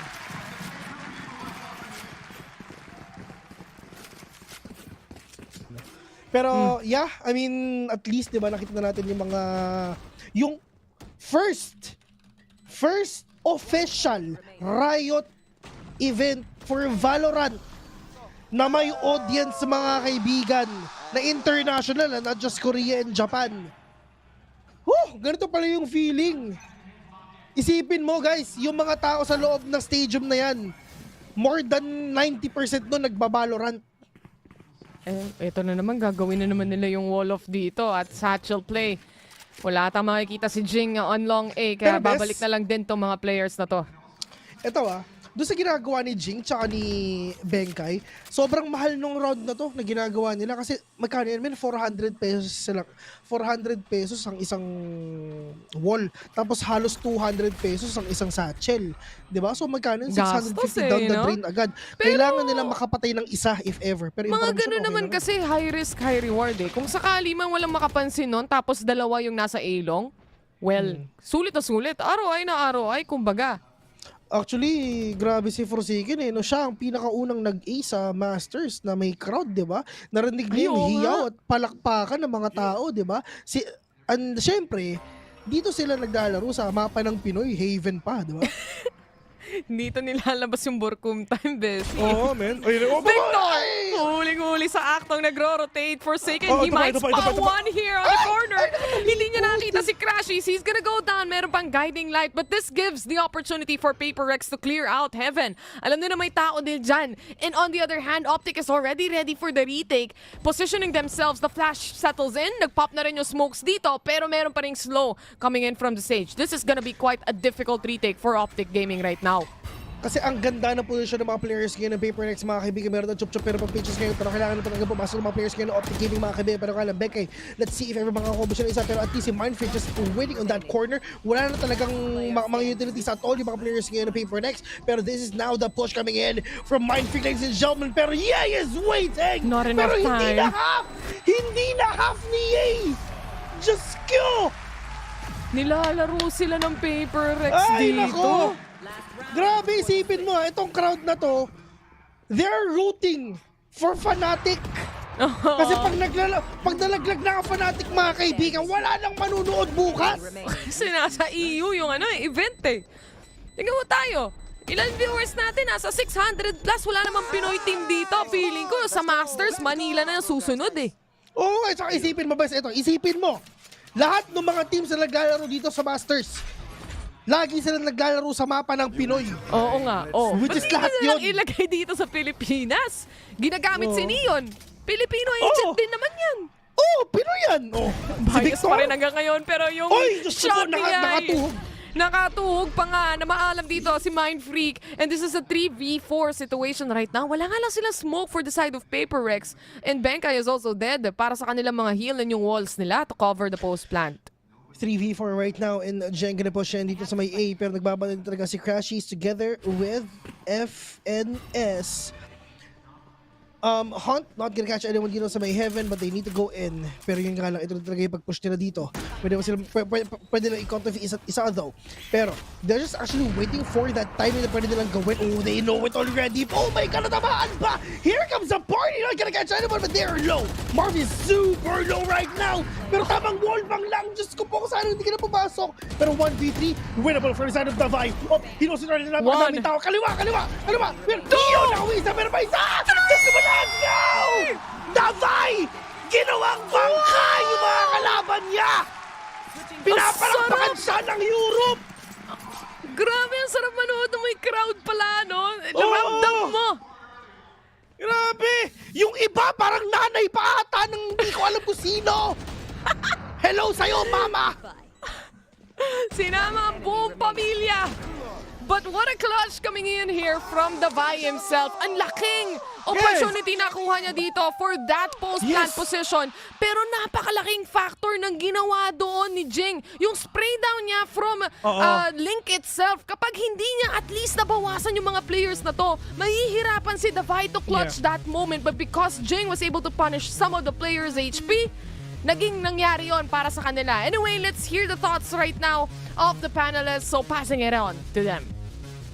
Match right now, and honestly, it hasn't really, I'm not going to say it hasn't been a difference maker, but it hasn't been the primary factor for which PaperX have been winning a lot of these rounds, but it's just been so cool to watch two of these players going at it, man. I mean, look at the amount that Ye is putting up here. 17 kills in the half versus Forsaken on 15.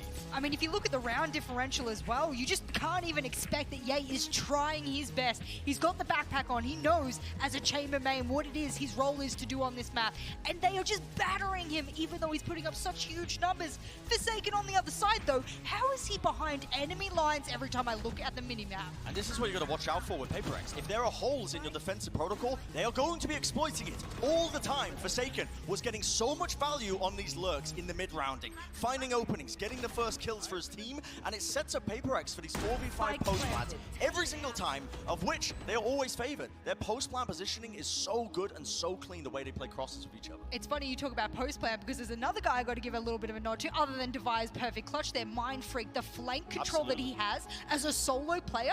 OpTic are putting multiple members on this, and Mind Freak is weathering that storm. It's an unbelievable feat. Yeah, and I gotta say, you move into the next half for OpTic, the things that were going wrong for you, at this point, you know, Forsaken's not gonna be lurking on the defense side. Sure. Well, I say that, push. You might end up seeing it, but even still, it's not stuff that you can take from that first half of what to adjust into the next one. Absolutely. Because the sides are swapping around, and they're gonna be playing this more defensive side of comp. How OpTic deal with this is gonna be super intriguing, because if they end up losing this map, the rest of the series might be looking incredibly one-sided. Gotta remember, OpTic's map pick, as you said, if they lose it, there are big questions to be had. Yeah, we have a quick tech pause here. Something is going on the side of PaperX. We're going to try and sort that out as quickly as we can. But I got to say, how uncharacteristic is this of OpTic to be losing those clutches? They lost a 3v1. Right. When was the last time we seen OpTic in that position? Yeah, they've just been a little bit sloppy, I think, when it comes to these retakes. It's clear that that's their game plan. They're often playing off-site for the retake situations, but you can't do that against this composition, this setup. But if you're giving them the opportunity to set up 3 Sage walls and block off one avenue for it, it makes the retake, the fast, bursty retake with the flashes, so much harder to play for. And that's what this comp wants from OpTic. I feel like they should have been fighting way earlier for map control and fighting them before they let them set up in the post plants in the first place. But they were really struggling to keep a tight-knit defensive protocol, I think, and not let those lurks come through. I will give OpTic the benefit of the doubt here, is that if you look over their Haven over this, and of course Haven as a map just being one of those maps that you know is going to have a bit of attacking-sidedness, I looked over at what they performed so far in Copenhagen. They've won 83% of their attacking rounds and a mere 40% of their defensive rounds on this map. So if there is a half for them to come back on, this is one of their strongest attacking maps. This is something they can bring back. It is not outwardly for them to be able to do so. But also Victor, he's going to have to show up on the attack side, Bren. I know it's been a loss so far, but I think if they want a chance in this, he's got to do something here. Yeah, it's a player that we haven't really mentioned that much as well in the pre-show, but honestly, a lot of OpTic's wins are incredibly contingent on that guy playing really well. Victor having a good game on the Neon or the Jet, whatever they're putting him on these days, it is honestly so important for them that he does end up having a good moment. And in the middle portion of this first half, you did see those big moments. You saw the 3Ks coming out. Victor was able to return a lot of the kills and over-aggression and punishing it from PaperX. But overall, I mean, he is sitting second in terms of the scoreboard for his team right now as well. He is putting up big numbers, but I don't want to single him out as an individual that needs to, you know, step up, because I think he has been playing well in the first half. It's come down to the more game plan, I think, of how they were adjusting to the way PaperX were playing. And now, like I said prior, you've got to switch it up again as you go to the next half. Yeah, well, the tech issue has been resolved now, and it's time to go into the second half and throw this back to Doug and Baller. At kami ay nagbabalik sa inyong mga tenga. Hello guys.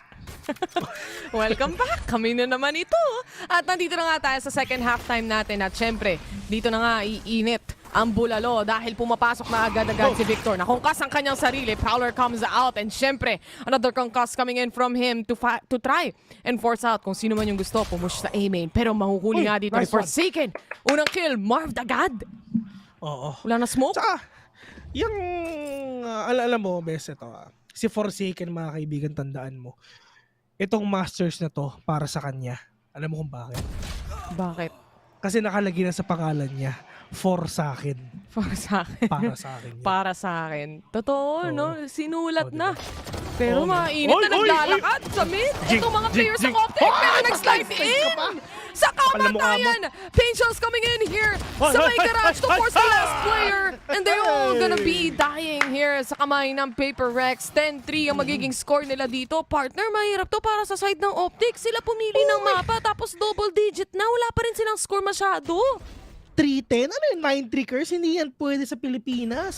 Hindi yan pwede sa Pinoy, men. Tandaan nyo. Walang 9-3 curse dito. 2-10 lang. Ang curse dito sa Pinas. Wala, tsaka re-curse yun ang pinakamatindi, men. Yun ang importanteng mga curse. So, isip-isipin yung mga 9-3 curse. Dito na yan. Titilo niya yung mga haka-haka niyan. Hindi kayo dadalhin sa langit yan. Pero at least, diba, talaga ito yung mga players ng PaperX, they have the choice already for them to push in na makapagbumili ng mga baril. Pero itong OpTic, kala mo naman talaga, nagsisave pa rin talaga sila. Kung ako sa inyo, sana mag-force buy na kayo. Wala naman kayong choice. Manatalo naman kayo dito. Itong mga tao na to, mga Pinoy talaga to, men. Uy, may isa pa! Huwag kayong maniwalang MOS dito, mga Pinoy talaga to. Pero yun nga na si Benkay, inubos lahat ng makita niya. 3-11 already. Hay nako! Ay, 11-3 ang score natin. OpTic, remember, the champions mula sa last na Masters Reykjavik na nakikita natin ngayon dito on the stage. And kalaban nila ang PaperX. And so far, sa mapa na pinili nila, it seems to be difficult. Ang susunod pa nilang mapa dito, Diyos ko, bind pa. Mapa pa ni Forsaken. Nakapangalan kay Forsaken yun, men. For sa akin yun, tandaan mo. Kung ako sa kanila yan, F5 ko na yan, men. Time out eh. Oo, hindi enter, forward slash FF, tapos enter, tapos F5. Ganun lang yun kadali. Oo, tinuturuan na namin kayo kung paano ba dumali ang buhay nyo, OpTic. Ano ba yan? Ewan ko ba? Dito sa side ng papers, talagang galit na galit sila eh. No? Partida, hindi pa sila magkakasama, di ba? What if nagkasama na, hindi naglaro OpTic, di ba? Sipin mo, si Jing, naka-quarantine pa yan. Oo, men. Kala nyo, si Jing na yung tumakbo kanina, pero si Forsaken yun. Oo. Tumakbo siya, kala niya siya na ipapakita. Sabi niya sa backstage, sorry Derek eh. Sorry Derek. Yan na nasabi niya. Pagpasensya nyo na. But this is just a quick timeout from OpTic. Timeout. Tech post. Tech post pala sila. Alam ko merong problema. May tech post din kanina mula sa PaperX side. May inaayos din sila dito. Isipin nyo, partida may ano na yan tech diff. Hindi daw gumagana yung monitor ni Naka-off pa daw. Oo, nung dalawa ni Benka, hindi daw gumagana. Pero sabi nila, sige pre, okay lang yan. Ano okay ba? Alam namin na mahal yung babayaran nyo sa kuryente. Kami na yung bahala para sa inyo. Masyadong maraming LED eh. Masyado kayong maraming LED. Papatay na namin yung monitor namin. Ano ka ba? Mahal namin si Mother Earth. We will do our part. Ay, nako. Pero seriously speaking though, when it comes to Paper Rex, kumpleto sila pagdating dun sa engagements, lalo na pagdating sa mga trades na nakikita natin. Kung mapapansin mo, may maiipit sa garage, but then someone will also come out from C to garage to help out their teammates. So malaking factor talaga dito yung mga trade-ins o trade-offs na kayang gawin ng Paper Rex side, lalo na pagdating dun sa mga execution. Kasi Paper Rex is a team na kaya makapag-utilize ng skills, kaya nilang makapag-engage one-on-one, literal kaya nilang makapag-clutch kagaya ng ginawa ni Devay kanina in a 1v3 situation. They have good post plans, so this is really a team to reckon with. Yeah, for sure. And dito naman sa side ngayon ng OpTic, I mean, yes, sobrang ganda ng form nila dito eh. Going here sa going here sa Masters, pwede nating sabihin na yung mga ibang tao is they're trying to root forward for OpTic Gaming for them to get that back-to-back Masters Championship. Pero game number 1 pa lang best, di ba? Parang kinakabahan na yung mga players sa NA, yung mga viewers sa NA. But hala, ganito pala kalakas ang mga Asia Pacific. Kasi alam nyo, tandaan nyo naman na malakas ang Asians sa kahit anong mga laro. Kahit math pa yan, men. True. Alam mo, bago nyo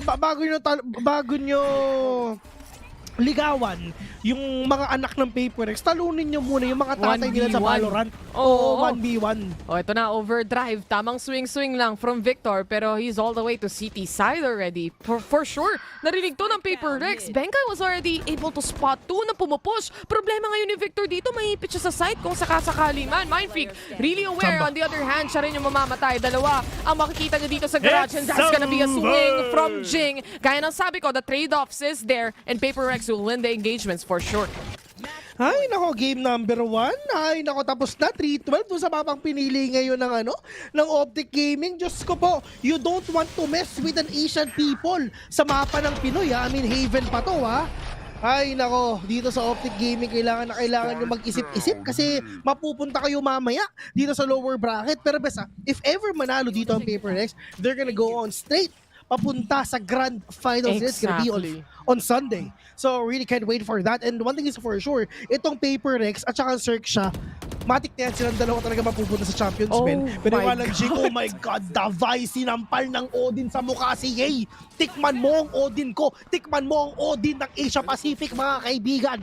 Yung mga taga-NA walang nagawa. Look at this flank coming in from Forsaken right now sa likuran. Makakapasok sila pero already patay na ang lahat ng mga miyembro dito. Victor is the only man remaining right now na tumatakbo palayo. The problem here with OpTic side, nakakapasok si Victor ng paulit-ulit. Ang kaso hindi makasunod yung mga kakampi niya. The Odin comes out and it still won the engagement. Paper Rex was able to take game number 1. Easy! Easy first game, ladies and gentlemen. Checking out the players ng OpTic Gaming, lalong-lalo na din sa Paper Rex. I mean, we really never thought that this would happen, to be honest. We really thought that sobrang close fight nila. Kasi once again, nandito sila sa upper bracket. So talaga ibig sabihin na sobrang solid nila. Wala pa silang talo. Tapos, nag-champion pa sila last time. The thing is, Paper Rex in this map had complete control. And lalo na OpTic Gaming ang pumili ng mapa na to, sila dapat yung nakikisabay sa pagkukontrol na meron ng Paper Rex. The thing is, ang iniisip ko lang dito, Vil, when we go to the next map later on, which is gonna be Bind, kung saan napakalaki ng control factor na kayang dalhin ng Paper Rex sa mapa na yon, kaya ba makasagot ng OpTic? Ganito lang yan, ha? If ever na talaga iniisip ngayon ng OpTic Gaming na gagamit nila yung Yoru ni Forsaken, kailangan nila mag-isip ng isang agent kung ano ba yung pwede nilang ipanlaban dun sa Yoru. At saka, I mean, yes, Paper Rex ang pumili ng bind, pero it's really up to OpTic Gaming kung ano bang side ang pipiliin nila. Pero sa totoo lang, kahit anong side, malakas pa rin talaga yung Yoru ni, Yoru ni Forsaken. It's gonna be really hard for us to determine na kahit attacker, defender, si Forsaken yung Yoru niya. Man, hindi talaga natin alam na talagang kung kakayanin pa ba ng OpTic to. Pero yan, is going to have a very, very short break. Once again, you're watching VALORANT Masters live here sa Copenhagen, mga kaibigan. We are casters, Vitay. We'll be right back.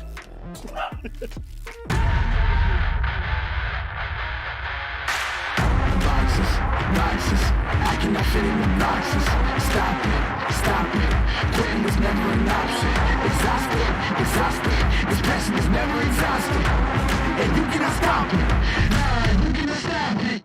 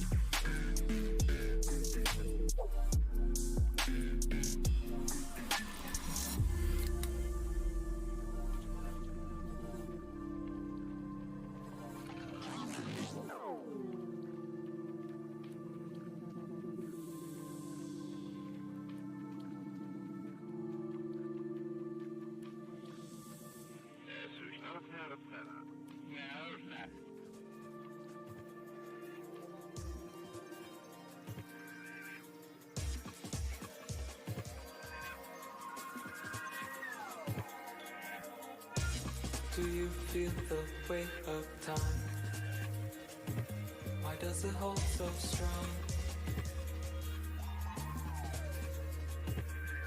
One moment it will all be fine, then nothing will be on my mind. Then suddenly I see a sign that I can't deny.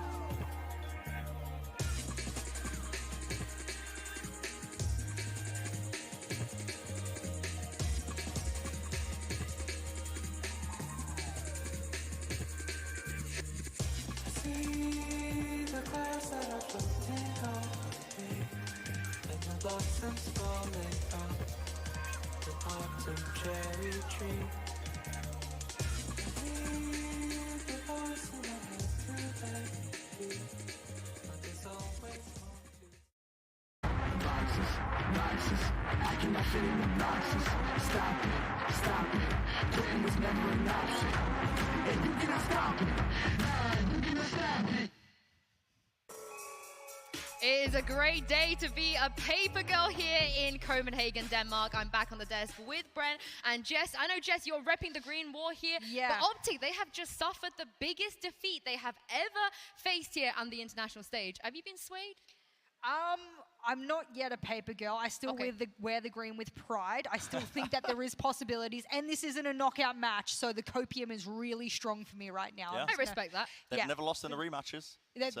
It's a possibility, so I'm hanging on that. Plus the fact that outside of that, we have to give huge props to Paper X. That performance was unworldly. The kind of thing to come into a map they haven't played on this international stage yet and say, that's all right, you can pick it, but we're ready on it, is unreal. Plus, a bit of a shout out to the man Devi as well. God, they were all stepping up. And this round in particular is one that I wanted to break down because this was honestly just highlighted how well they've done to counter-strat what they were doing. Victor's lurk through mid here. We didn't see many rounds on it, but Mind Freak places smoke and splits up the C site laterally. You often see it the other way around, but they are just more than ready for exactly how OpTic are going to be playing this one. More than ready to return with the fire. The trades are instantaneous. Benkai's anchoring down Garage all the time.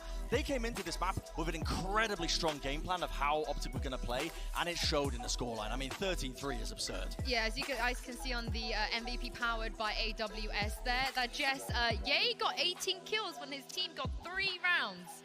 How? Okay, also, of those 3 rounds, one was a pistol, one was a second round, and only one of the other ones, obviously being the third, was a full buy. That conversion rate is, like, if they hadn't won the pistol, they might have walked away 13-1.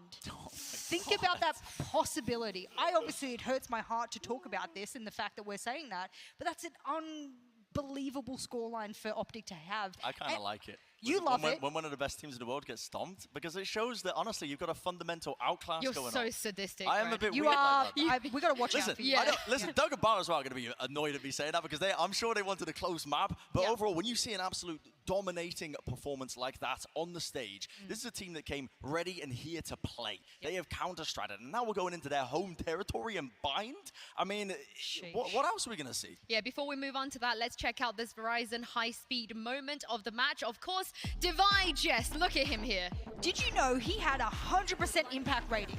Between the kills, the assists, survival trades, etc. I mean, that's a metric we use to work out whether or not a player is having impacts 100% of the rounds. Every single round in that map, he had an impact, and this was one of his biggest. I didn't expect this clutch to go this way. OpTic, they're a tight team. They play off of each other. The trades, the triangulation, the cross-firing, that is some of the fundamentals that OpTic play, and Device splits it down the middle, and he says, you know what? I'll take the 1v1s. I'll use the box to my advantage, and that is an unbelievable amount of game sense that Devi played in that Verizon high-speed moment. That is, I would absolutely watch that again. You said he wins those, though. You turned to me, you were like, he's going to win I could feel it, man. I was watching it, and how, because OpTic was so out of sync with how they were playing that. And listen, I'm not going to, not to discredit Devi, because you still have to be skilled to do that. You have to shut down Ye and Marv, who are coming at you from the different angles. But, I mean, just outlandish stuff coming out from the PaperX guys. These guys are here to play. And it doesn't matter that they haven't played on the stage up until this point. Like, Devi's been out. He's been in quarantine for most of this tournament. He's out here, and the guy's like playing some of the best Valorant we've seen. Against OpTic as well. I think we forget, like, the opponent that they have, they're going up against. You mentioned this already, Brent, but we're heading on to Bind now, and this is where people usually say it's a free win for PaperX. We might as well just give them that win here. I think that they are the best team in the world right now playing Bind. They have so many cool looks when they play their Eurocomp. It's incredibly hard to prepare for because they are so willing to do off-the-cuff plays, stuff that revolves around the TPs, and honestly, Forsaken and Jing, we've been talking loads and loads and loads about them, but it's the support behind it on PaperX that makes this team so dominant on this map. It's their ability to set Forsaken up for great things when he's playing that Euro. My biggest worry is that when you go up against a team like PaperX on Bind, which is their absolute home playground, this is something that they roam about as if they know it better than anyone else. And you're right, they do. My problem is that if you're OpTic, you actually have to prepare for your opponent. You can't play your best Valorant because you're constantly having to adapt to what the best Valorant is on the other side of the coin there. That's PaperX. That's going to be the most difficult because you're not focused on what it is you need to do. You're focused on what it is they are doing and how you adapt to that. That's very complex. Yeah, I had a chat with Chet today, earlier this morning when I saw him, and he said to me, our win condition today is not worrying about PaperX. He was like, we just have to do what we do, because the second you alter your game plan, specifically just worrying about the Yoru and them, he feels like that's when you lose. I think he's honestly on the right track in terms of the mentality, because you cannot really prepare for this Eurocomp. They will pull out plays that they have never done before in competitive history. They will combo their utility in ways you cannot prepare for. And that is the biggest key, I think, that OpTic have, and the biggest trait that they have moving into this series is that experience and being able to adapt on the fly. That's what they're going to lean into now when we're heading into Bind. And I kind of agree with Chet's mentality. If they want to play their own game and kind of ignore that style, I think you can't get sidetracked by that to a degree. You, of course, have to be worried about it, but you can't let it command your entire presence in the server. I think they will have to be incredibly reactive. In fact, they're going to have to be one of the best reactive teams that we've seen throughout this entire tournament. And reacting whilst also implementing your own plan, that is a high-level amount of gameplay that you will only see on a stage like this. So this is the kind of thing that OpTic need to put up. This is unreal. Yeah, Vanessa's just speaking at a million miles an hour. That's what happens when Daddy calls. You know that, Brent. You know that. I will say, though, OpTic, they are a Masters winner. It is the same roster. They haven't changed anything. These guys, they have what it takes to win. Jess, as we head into the Prime Gaming Agent Select, what would you say is their biggest win condition here on this buy-in? Are we talking about OpTic here? Yes. I think it's reacting to what they see and being tighter. I think they weren't tight enough on map number 1. Their fundamentals, I said, is something that they're very good at, but they themselves were not able to display it. And do we get to change it all? Yeah. Is that what we're seeing here? The PaperX composition changing up. This is, I believe they run this again, but my memory is lacking, so I can't remember if they played it too much in officials. But it's a different look. So smart. And yeah, it's so smart. PaperX do this. I mean, honestly, even FPX did it when they were running their Euros so much that it became easy to prepare for. But this throws a wrench into things, because now if OpTic have prepared for this Eurocomp, they're going to find a different one staring back at them. Or conversely, if PaperX think they've prepared, but they haven't, and they've already given away the ace up their sleeve, they may have been able to give away one of their biggest win conditions on this map. They're bringing in the double controller. What is happening? What is this? They're going for the double controller. There's no Yoru. I'm a little bit worried for OpTic, but at the same time, I feel like nobody wants to play against the Yoru anyway. This could be a good opportunity for OpTic to take this map though now. Now that Yes. they're playing against something that, I mean, I think the Euro is a comp where you can't prep for it even if you know it's coming because it's so overwhelming at times. But this is a comp they understand. This is a comp that people have played against them before. You say that, I actually don't think the Euro was one of their biggest win conditions. I think taking space with Jing and being able to flash in Oh, for for him sure. has been... So if they have that capacity, regardless, I think the Euro, it's flashy, it's nice, it's all of those things, but I don't specifically think that was the win condition for them on their attacking side. So maybe on the defensive, getting intel, being able to respond very quickly, it was, but I think on the attacking side, they'll be safe and set with Jing. I would love to know what's going through FNS and Chet's mind right now, seeing those agents that's coming in. And I also love to know what Doug and Bala make of this. Over to you guys.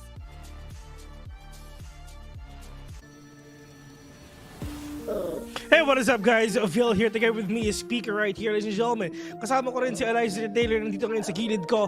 But right now, it's gonna be game number 2 already dito sa bayan at mukhang galit ata si Pico. Pawalan mo na yan.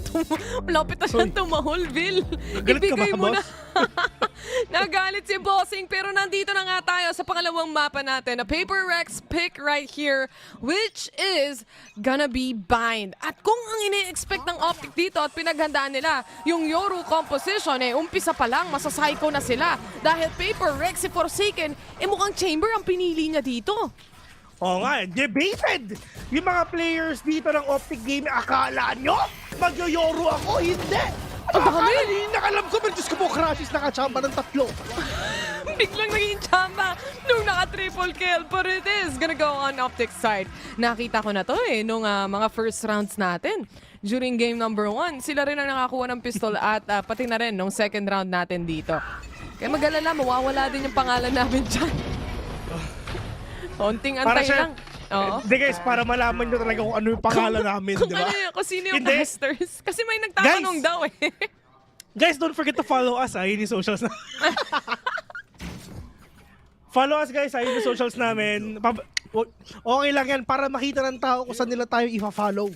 Tama. Maraming salamat. Maraming salamat. But the triple kill, napakasakit nun para sa side ng Paper Rex kanina. Crashes was able to secure that triple kill. Yun talaga nagpanalo for the side of OpTic. And this story might be different. Heading into the second round here, syempre sila may kalamangan when it comes to the guns. But Paper Rex, umpisa lang yan. Kaya nilang pasukin to. Utility-wise, kaya naman nilang laruin tong Ito besa, ito yung nangyari kanina na first 2 rounds OpTic na nanalo pero biglang nakabawi ngayon ng Paper Rex pero yung nga lang for a second needs to go out already pero nga at least that is a shotgun. That is a short inilabas ngayon ni Yedo but Mind Freak will take down 1 solo to Mind Freak. 4v1 mga kaibigan with just that classic on hand is gonna be really hard for him to get this win. Pero at least nakapag-smoke na siya dito sa may likod pero yung nga meron siya nakita isa, he will take down 1. Pero meron pang tao dito sa may likod. Oh my god, kunin mo na yan Mind Freak. Punta ka sa B. B is the way it is. But they know it already na nandito lang din sa may lamps. Mind Freak with the peak. Catching FNS right now pero also idea at all si Yen dito na sa Gedli. Ganun with a shorty like a melody. Bang! With a headshot right now. 2-0 already for the side of OpTic. Pero Paper Rex, eto na! May baril na sila. Napanood na natin ito kanina. We've seen it. Kung paano ba naging mala-impacto si Jing sa mapa na to. Ilang beses na natin napanood yun. Pero one thing is for sure, na kayang-kaya pa rin talaga ng Paper Rex to kahit anong mangyari. Sure win to. Na isusulat sa Bilbia. Oo, parang kung hindi sila... Walang kabayas-bayas no? Kung hindi nanalo ang Paper Rex dito, edi 1-1. Edi game 3 tayo. Wala naman mawawala kung aasa. Hope yun. Kumbaga, meron tayo dito. But during that game or round number 2 na meron tayo, 2 din yung natira. Dun sa bumili ng mga Spectres nila sa OpTic side. So parang game number 1 talaga yung naging scenario nila dito. Forsaken, destroying the boom bot right here agad-agad. No one to spot here on the site itself dahil yung mga players ng OpTic ay nagtatago lang din. And may control na sila over lamps. Napakalaking factor nito especially sa bind A site. Control over lamps. Yeah, they have huge control dito sa mapa na ito mga kaibigan. Pero this is now the push coming in from the players of Paper as right now. Blank Apple will plant the spike already. But Mar will gonna shut him down. But at least Jing will get that trade-off from talaga. Talaga lang all the way from Lamps mga kaibigan. Davai with a huge flick. Meron pa dito orbital sec dito sa may backstage mga kaibigan. Pero yung sabi talaga sila papasok ngayon. Yay! Low on HP. Davai 1v2 is gonna be re-armed for Davai right because he's low as well. But the OpTic, yay! Will finally win that team fight 3-0 still in favor of NA. So tingin mo ba, napakalaking difference na ito na wala yung Yoru sa composition na meron yung Paper Rex ngayon? I mean, there's a huge possibility na talagang medyo malaking factor din talaga partner, no? Pero feeling ko hindi naman din siguro kasi kung ito ang pinili ng mga players ng Paper Rex, edi pinag-usapan nila to, alam nila na mangyayari to na if ever bind, iisipin ng mga kalaban natin magyuyoro tayo pero hindi. So, pinaghandaan ng OpTic yung hindi naman gagawin ngayon ng Paper Rex. Kumbaga, ginebate lang din talaga ng Paper Rex yung OpTic. Pero malay mo, we can say na siguro iba yung magiging kakalabasan. Pero if ever kasi party, if ever you're gonna do the same thing all over again, medyo parang pwede natin sabihin na parang mababasa ka talaga namin eh. Ang pinagkaiba na lang din nila dito pagdating sa agent selection is the initiators itself. Isang Sky, may isang Fade. So tingnan natin kung ano yung mas may-utilize ng mga player right now. But it seems like Paper Rex, obviously, they're in a pretty tight situation right here. Cash is in the down low at ito lang ang puhunan nila kumbaga. And Victor already getting a kill here. Just a pre-fire all towards short A. May Roomba din na dadaan dyan. And Ye just waiting for the perfect moment to shoot his shot when it comes to the shotgun itself. Pero meron papasok dito and that's gonna be Forsaken going down and crashes to crash the party para lang patayin ang huling dalawang miyembro.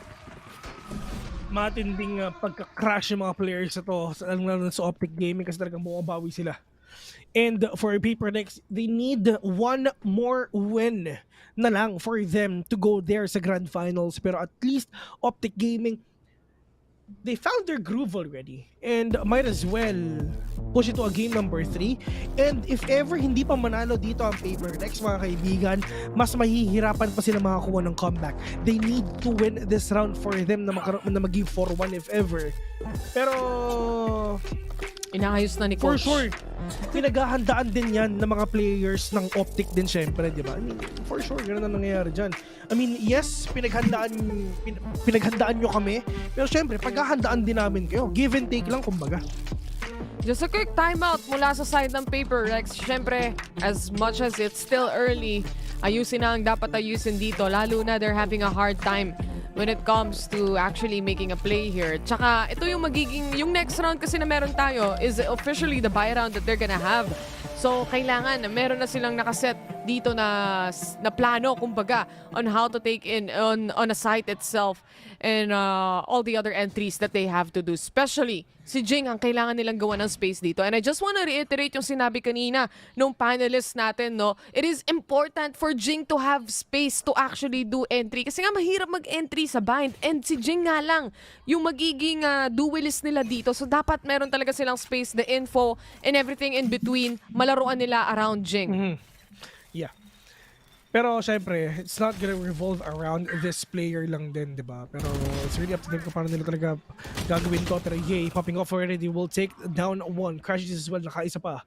And medyo na-catch off guard ang mga players ng Paper Rex doon kasi they never thought na talagang meron na talagang dumediretso doon, which is yay. Well, he can actually go Mamba out quickly, snap of a finger.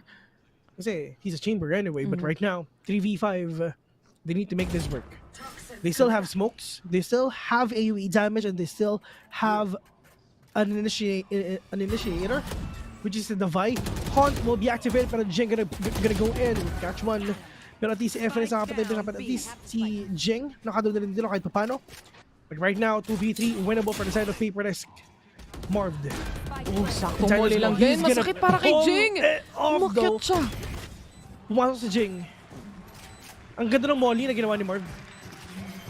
Tiis, ano lang talaga, pagdating sa retake, kumbaga, antay mo na lang yung rotation ng teammates mo. You didn't need to push, you had the molly in, and kailangan niya makapag-plan sa default. Nagkaroon ng space si Jing to do an entry there, pero hindi nga lang nakasunod yung teammates niya, and the rest was history. No? Nakuha niya yung trade-offs mula dun sa teammates, but he was left basically alone in the end. Ang difference ang nakikita natin sa play dito compared sa Haven kanina is actually the refrags and the trade-offs. Kung kanina marami tayong nakikitang trade-offs during the time that they were attackers on Haven, this time, isa-isa silang napipitas without any engagements from others. Like, Forsaken was a long B, all alone. And aside from that, meron ding pumush sa may showers ng A at walang nakapansin, walang trade.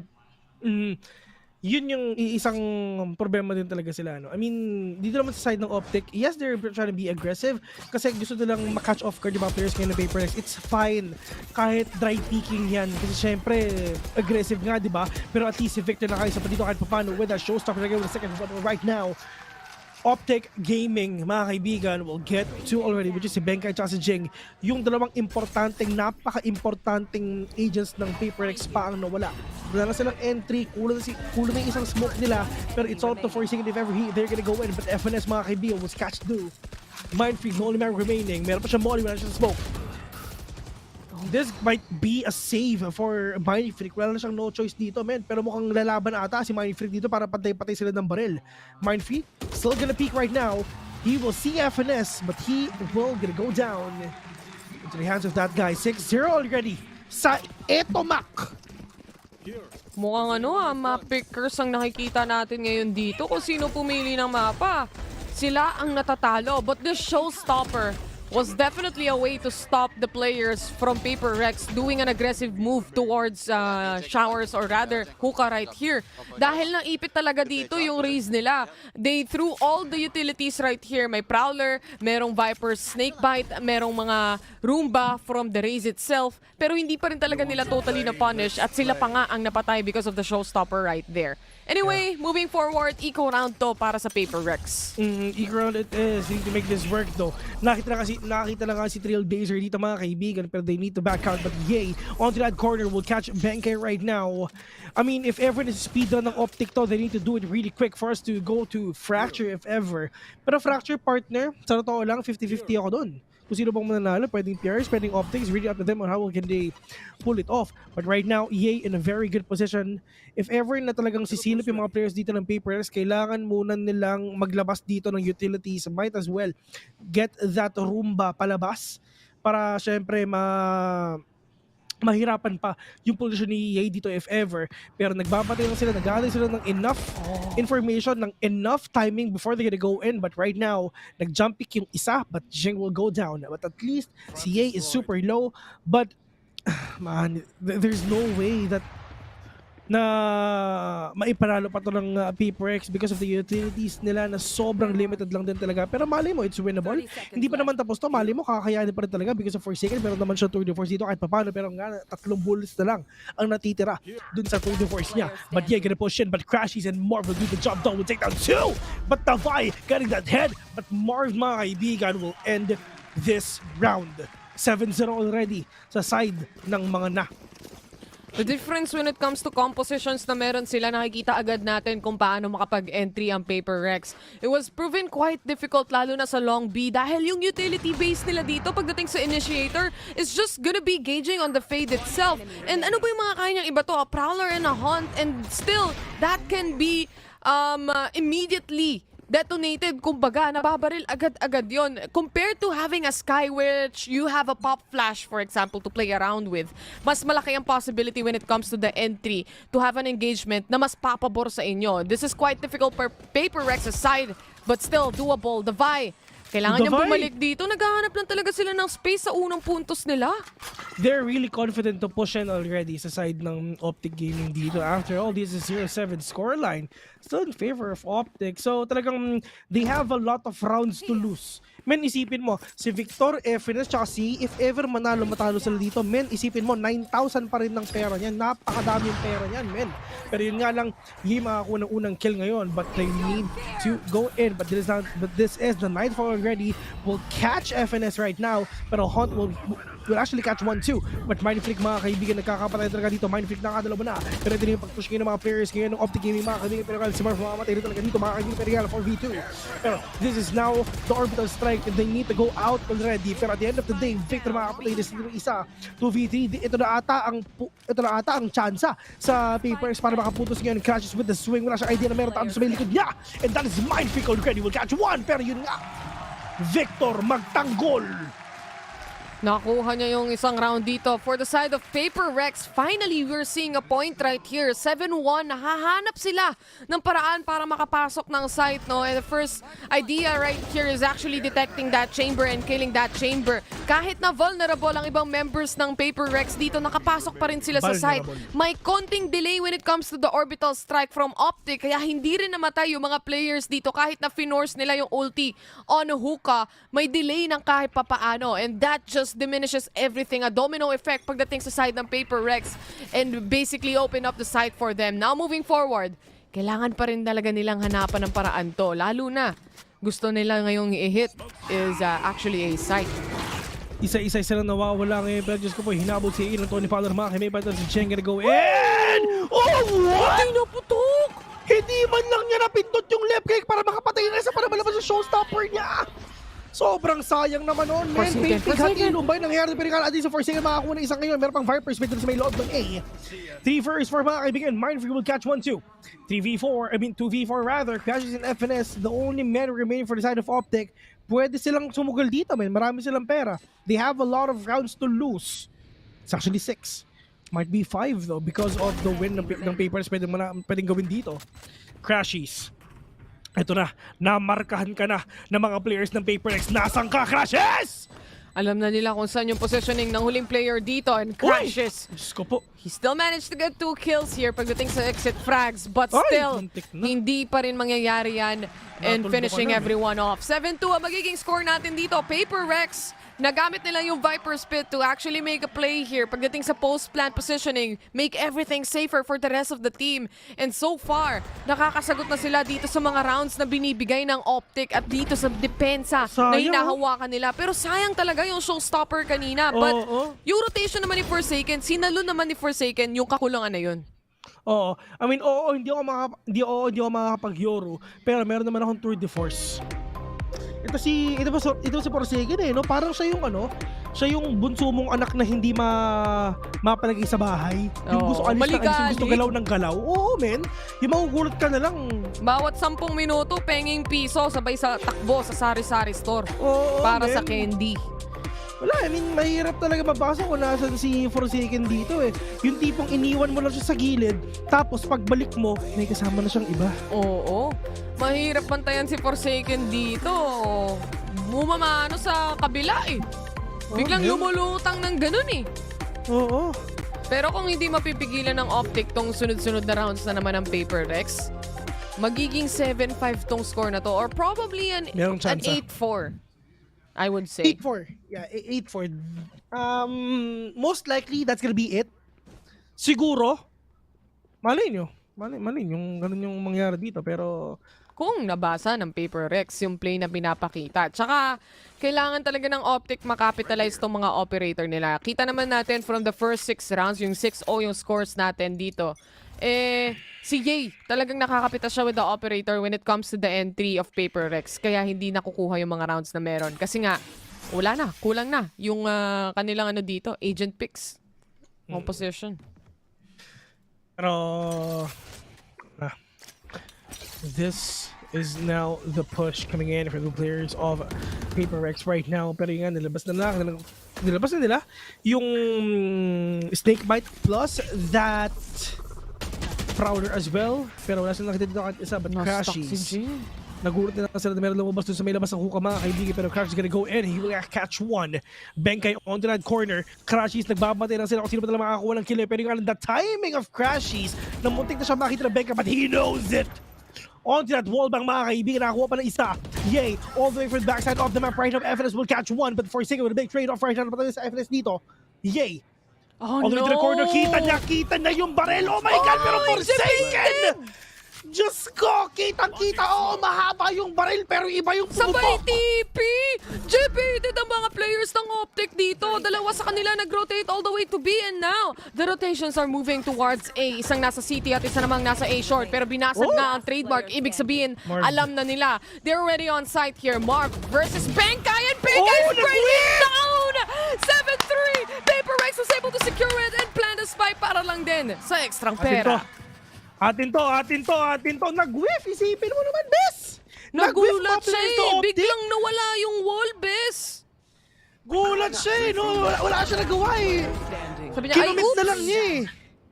Kasi kung hindi siya kinumit, hindi siya kumumit, wala mangyayari. Ang sabi ni Benga, ano ba yan? Yan na ba yun? Yan na ba yung nag-champion ng Masters? Parang dili naman. Kinabahan ng slight yung last player remaining doon. Paper Rex securing this round. Ibig sabihin niya na 7-3 ang magiging score natin. Malaking possibility nga. Jing already! Showstopper in nga lang para kay Victor. Nagkasagutan lang when it comes to the trades. 1-1 ang nangyari doon. At syempre, isa lang ang makukuha nila kahit papano sa Showstopper. But yay! Securing another pick-off here towards Benkai. Nilabas na kami Pecha ni Sky pero wala siya makikita dito sa may showers. But yay, gonna push in. Oh no! Masyadong dry pick yan, kaibigan! Yun na nga! Forsaken! Pero kailangan mo kasi mag-commit. Wala kang choice eh. Pero 4v2 right now. And natuldukan na nga yung mga players dito ng OpTic Gaming. Mindfreak gonna push in. Mindfreak, meron tao sa kaliwa mo. Kaliwa, tumingin sa kaliwa, may! Uy, na-flash pa ka. Pero Judge yan, Chris! Diyos ko po, mahirap yan! Oh my God, FNS! Binuga sa mukha si Mindfreak!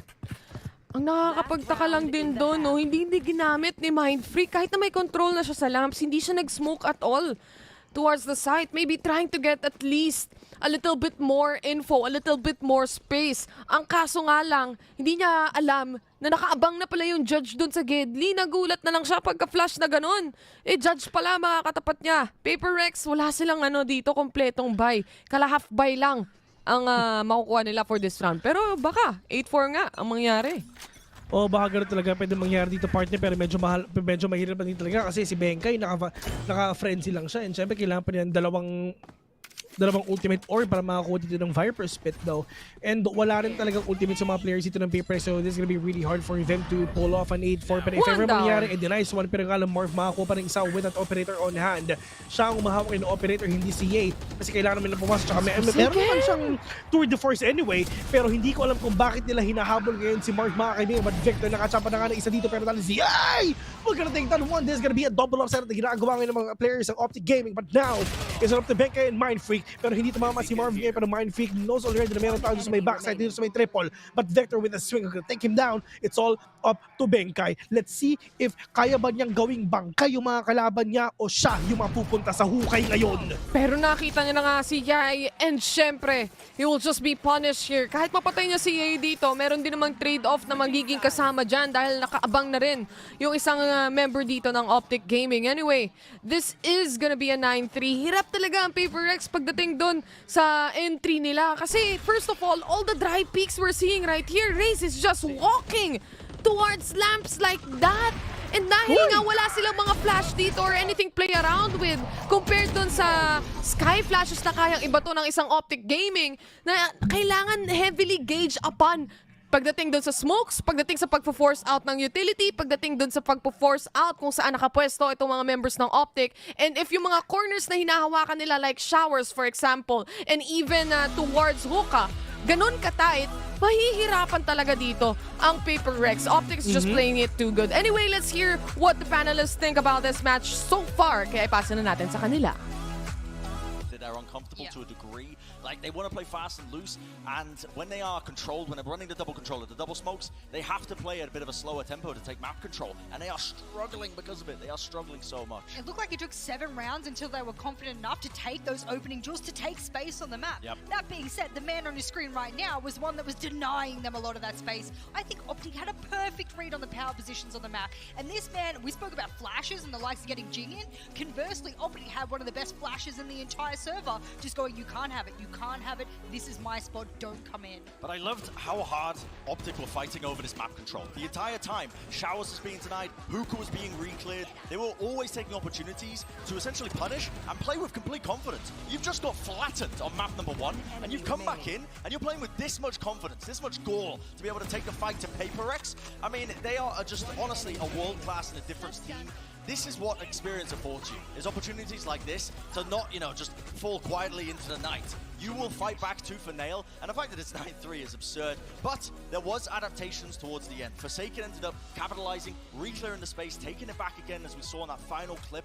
There were attempts by PaperX, but is it too late? Is it too little? Because they are sitting at that 9-3 scoreline. We did say they're one of those attacking-sided teams, so to go into a half where you might not be comfortable, you don't have the usual composition that you run right on the map with, I tend to stray away. I mean, I got the green wall wearing today, and I have a nice nice little stat to throw up for everyone. If you're aware, OpTic have won every single map of their opponent so far throughout this tournament. Not just their own map pick, but if their opponent has picked a map, they've won it. 4 of the times that they've gone and they've had to face their opponent's map pick, they've won it. And I think they might make it 5-0. It's looking like, isn't it? I think so too, yeah. OpTic are looking great, taking the fight to PaperX. But PaperX, they got to bounce back here. They have to bounce back. It's not an elimination match. They will have a second chance, whoever loses. And I'm going to throw this over back to Doug and Bala to get back into the second half of Vine.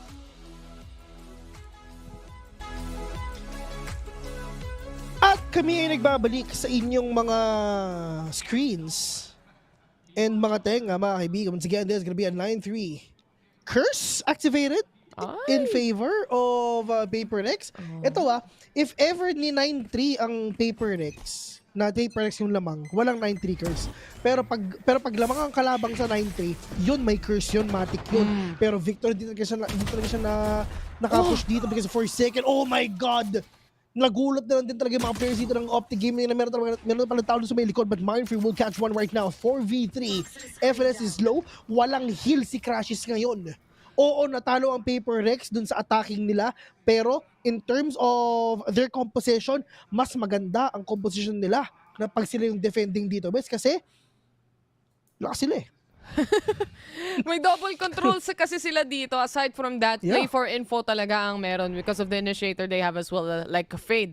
Yung Nightfall niya na kayang makapag-retake potential talaga pagdating sa side ng PaperX. Anyway, OpTic pushing towards the side quietly and patiently. Isa nga makikita nila dito. That's gonna be Mindfree going down on the corner itself and nagabang si Benkai na ginawa ng ang Bangkai. 2v2 situation while throwing in the paint shells. Yai will be able to see one pero si Jing makakapatay pa rin kahit na namatay na siya.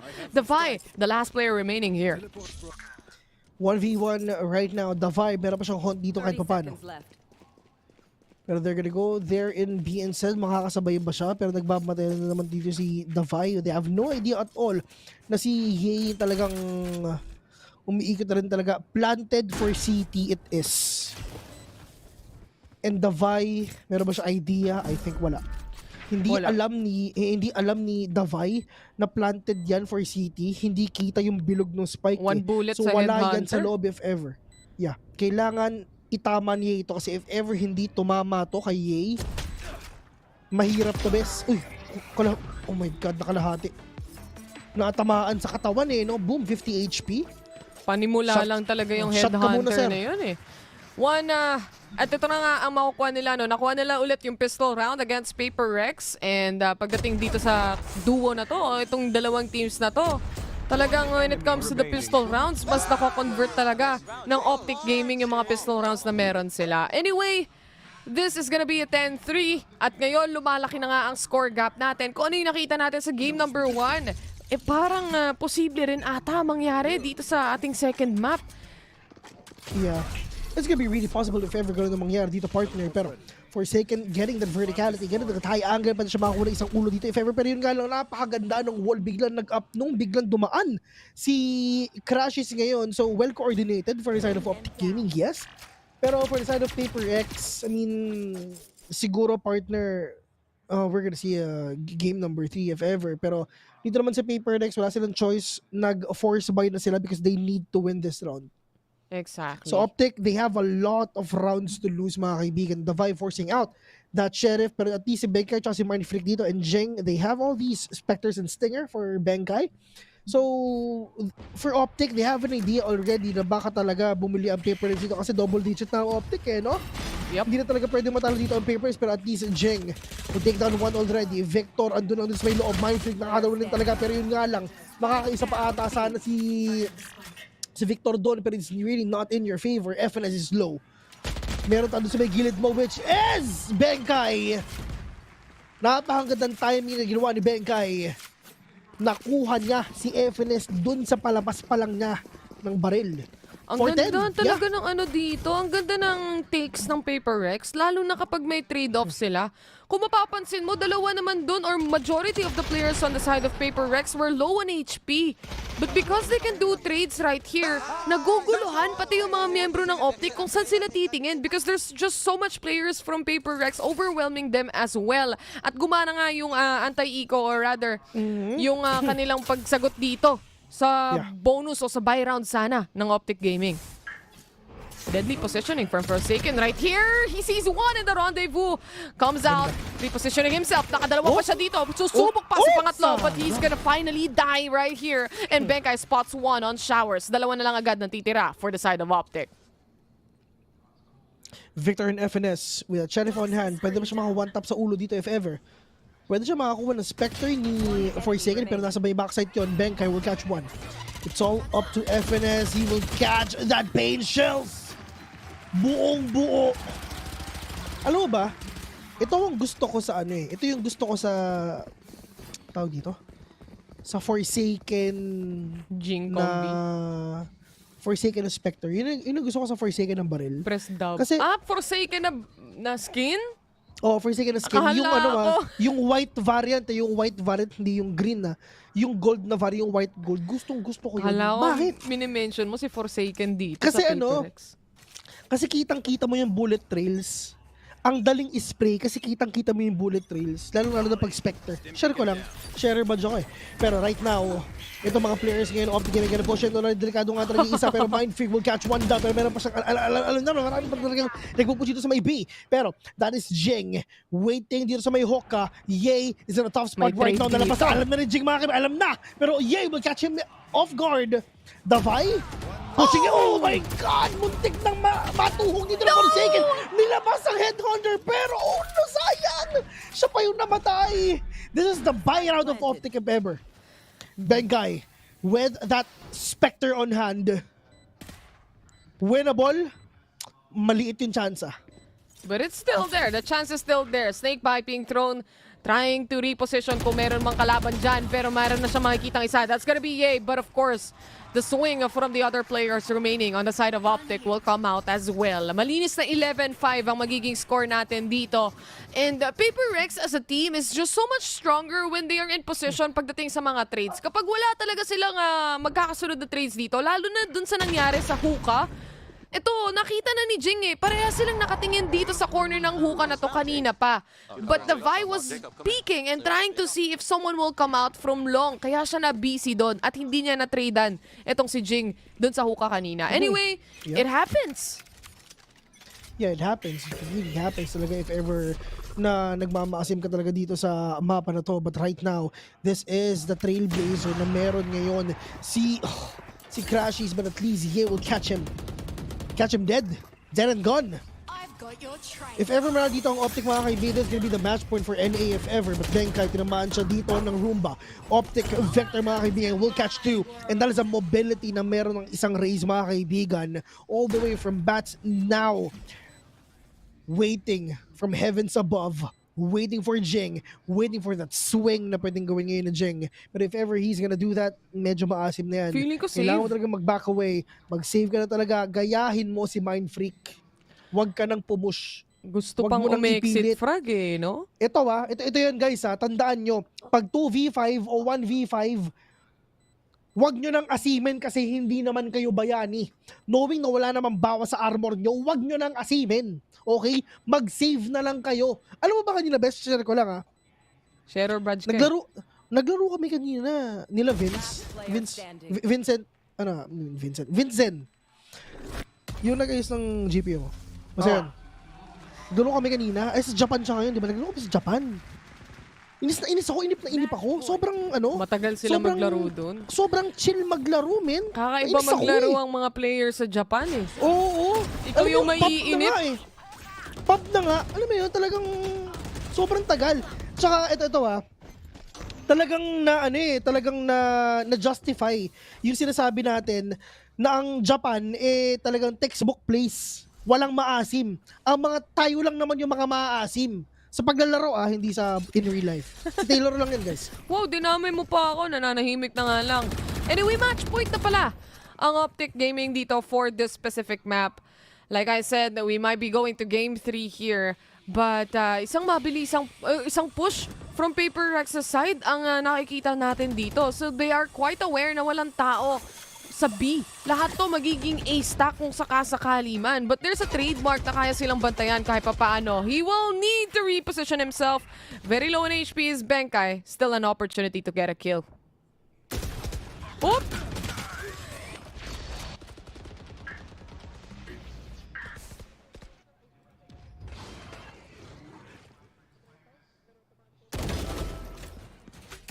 Spike down A. They got the spike. Naku, mind freak. Pinilit niya. No! A domino effect for the side of Paper Rex. Pero si Forsaken, ang pag-asa ng bayan dito. Benkai waiting on the corner. 64 HP para sa kanya. They still have one smoke to play around here para kay Marv. It's still a 2v1. Hindi niya pa rin makuha yung spike dito, and this round can probably go on the side of Paper Rex, but it's still doable. Kung mapipitas niya at mapapatay niya itong dalawang members, but it's not gonna happen. And Paper Rex still got one more round to live here sa ating game number 2.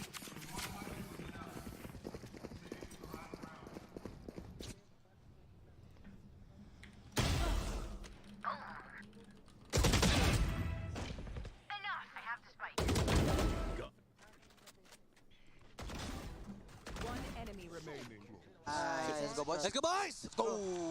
Grabe, mainit. Yeah. If ever na they wanna win this map, they need to win it na talagang walang mali. Walang lahat perfect.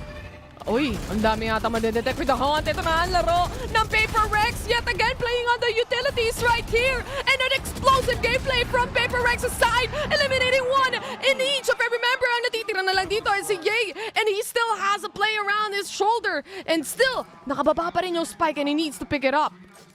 Yeah. Let's see if makakabot pa yung mga players ngayon ng Paper Rex, mga kaibigan. Si Ye, gonna push in. 1v2. Still winnable for the side of OpTic Gaming. 1 minute in. Ye, 20 seconds for the rendezvous.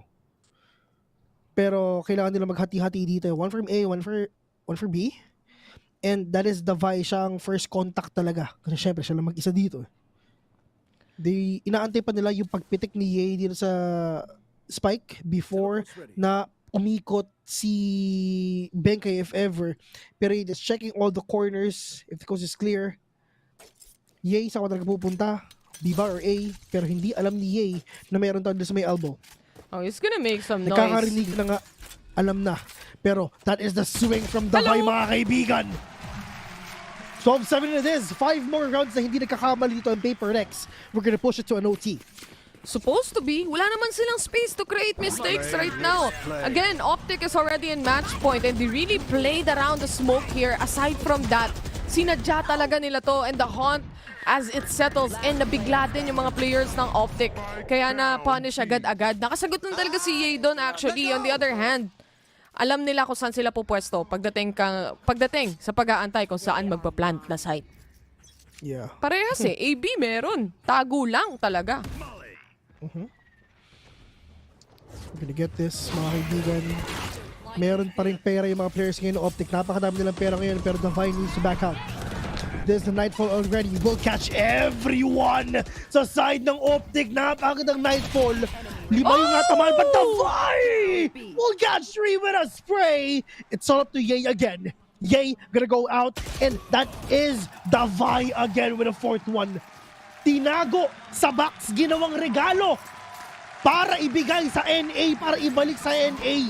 Pinalamang lang, gusto pang manalo. Damage. Yun ang nangyari doon, busy. Ang daming nagiging collateral damage for the side of OpTic right here.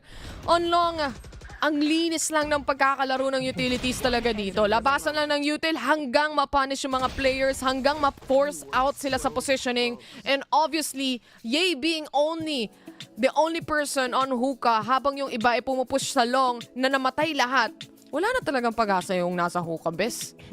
Yeah, wala ka na talagang wala ka na talagang kailangan mo yung space sa left side kailangan mo ring bumawi dito ng sobra-sobra eh.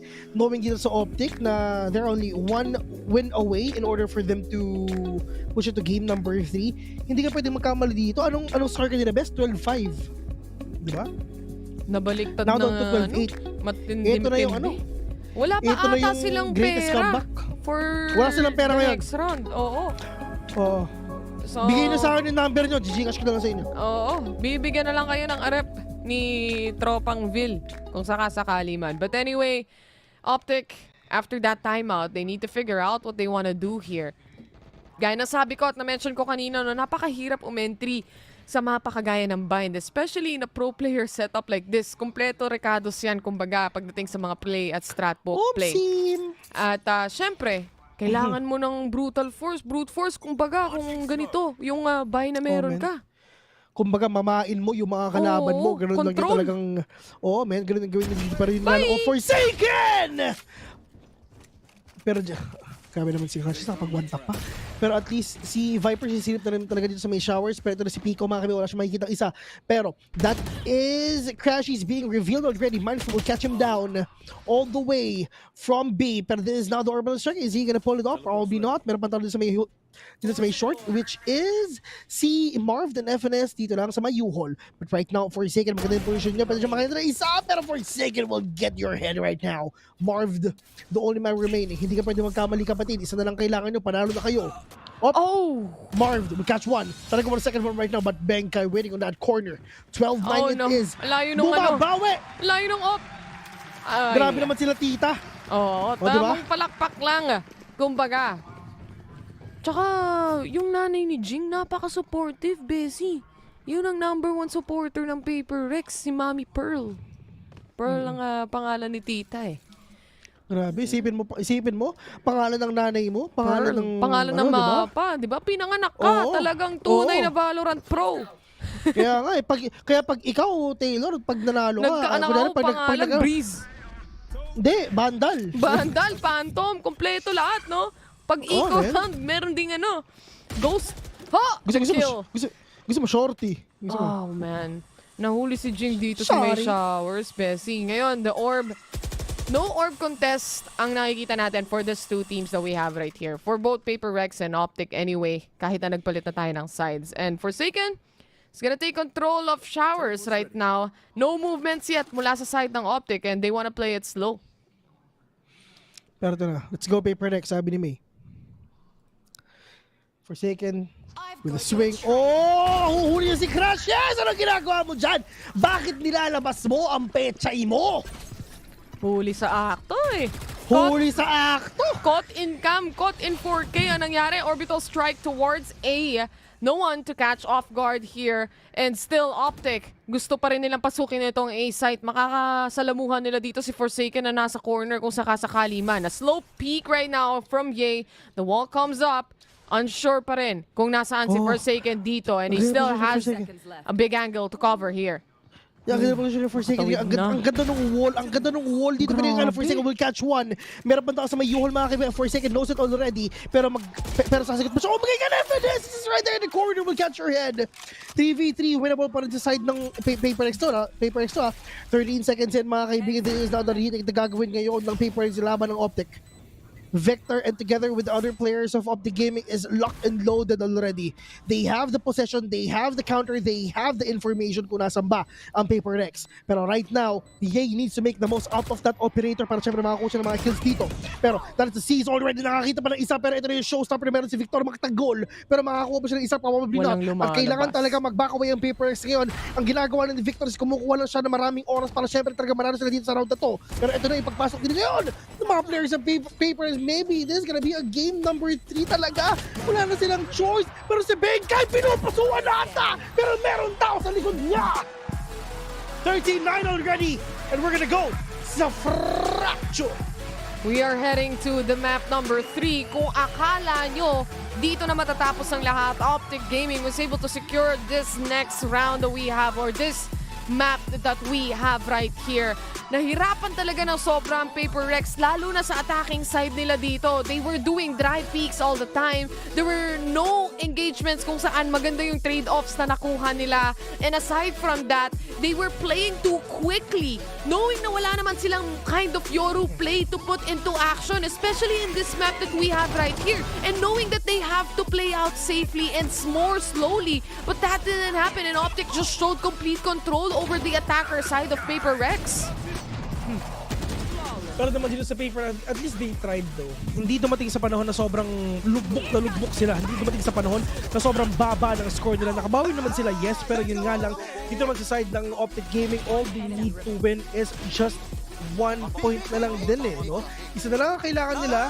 Oo, they have a lot of rounds to lose. So, they have a lot of rounds to recover and for them to adjust. Pero at the end of the day, mga kaibigan, it's actually talagang the winner will be the best team on that map, and it's gonna be OpTic Gaming. I mean, yeah, map pick.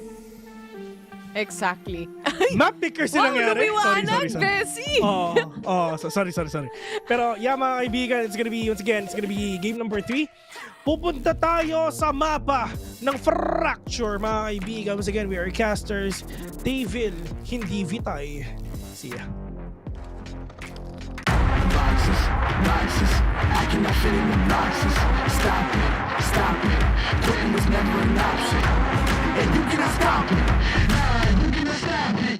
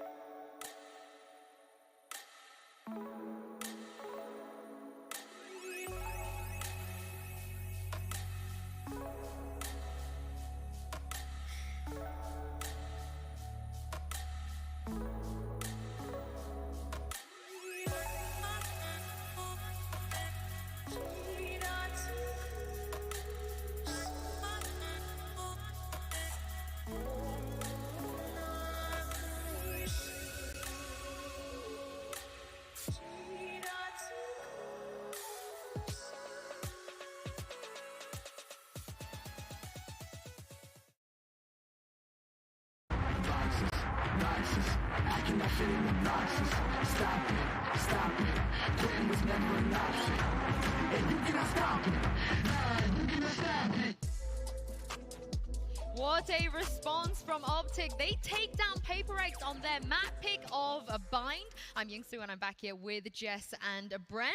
That is the OpTic we know and love. That is the OpTic we needed to see in this series. Yeah, I mean, they almost let it slip a little bit, didn't they? Towards the end, the second half, they like to troll, a little bit of a fake comeback. But no, they ended up sealing it away. And I think a large part of it was down to the fact that Paper Rex are playing a bit of a slower comp and a bit of a slower tempo to it. And it's something that OpTic are very familiar with. They played against it regionally a lot of the times. The double controller, it's incredibly popular. And it really did, I think, give them an in. And they were playing with just complete confidence.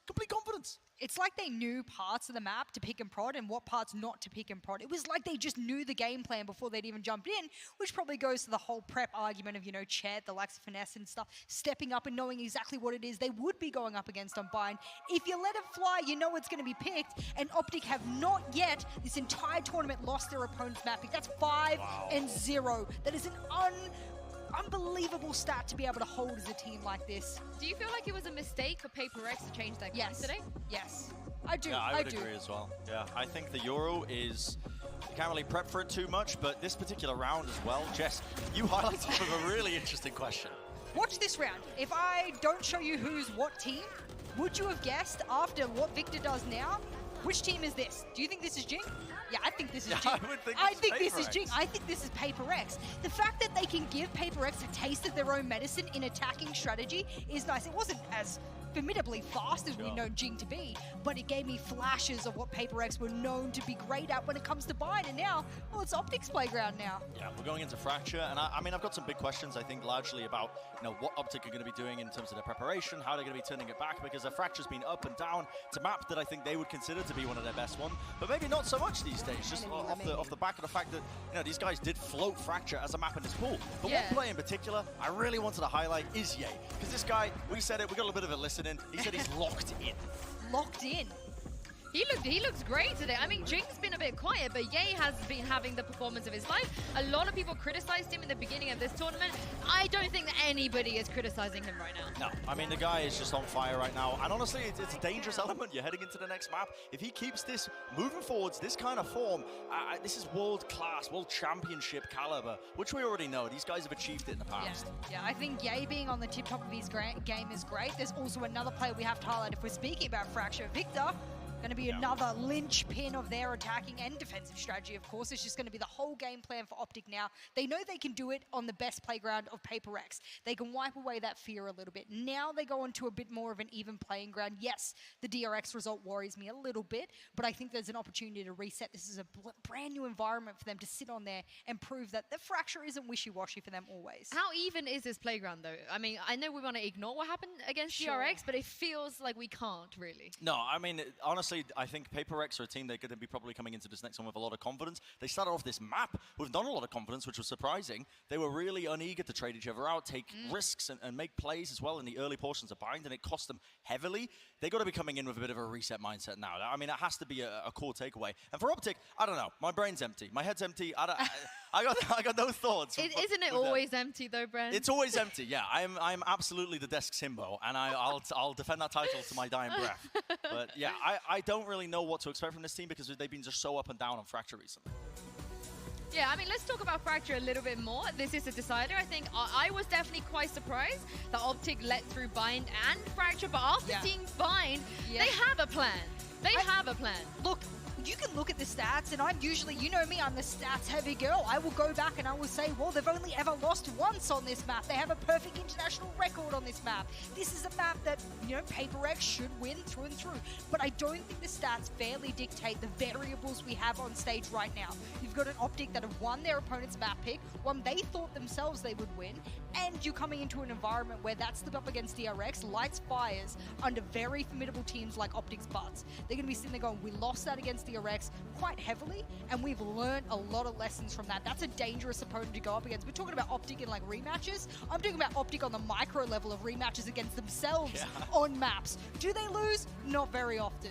It's going to be really intriguing, I think, moving into the next map, because a lot of questions for it. I know last time as well, Paper X, I had to refresh my memory on this, but they did move away from the double duelist comp that they liked to play the last time they played Fracture. They ended up playing Jing on Sage, and it was a bit of a sticking point for them.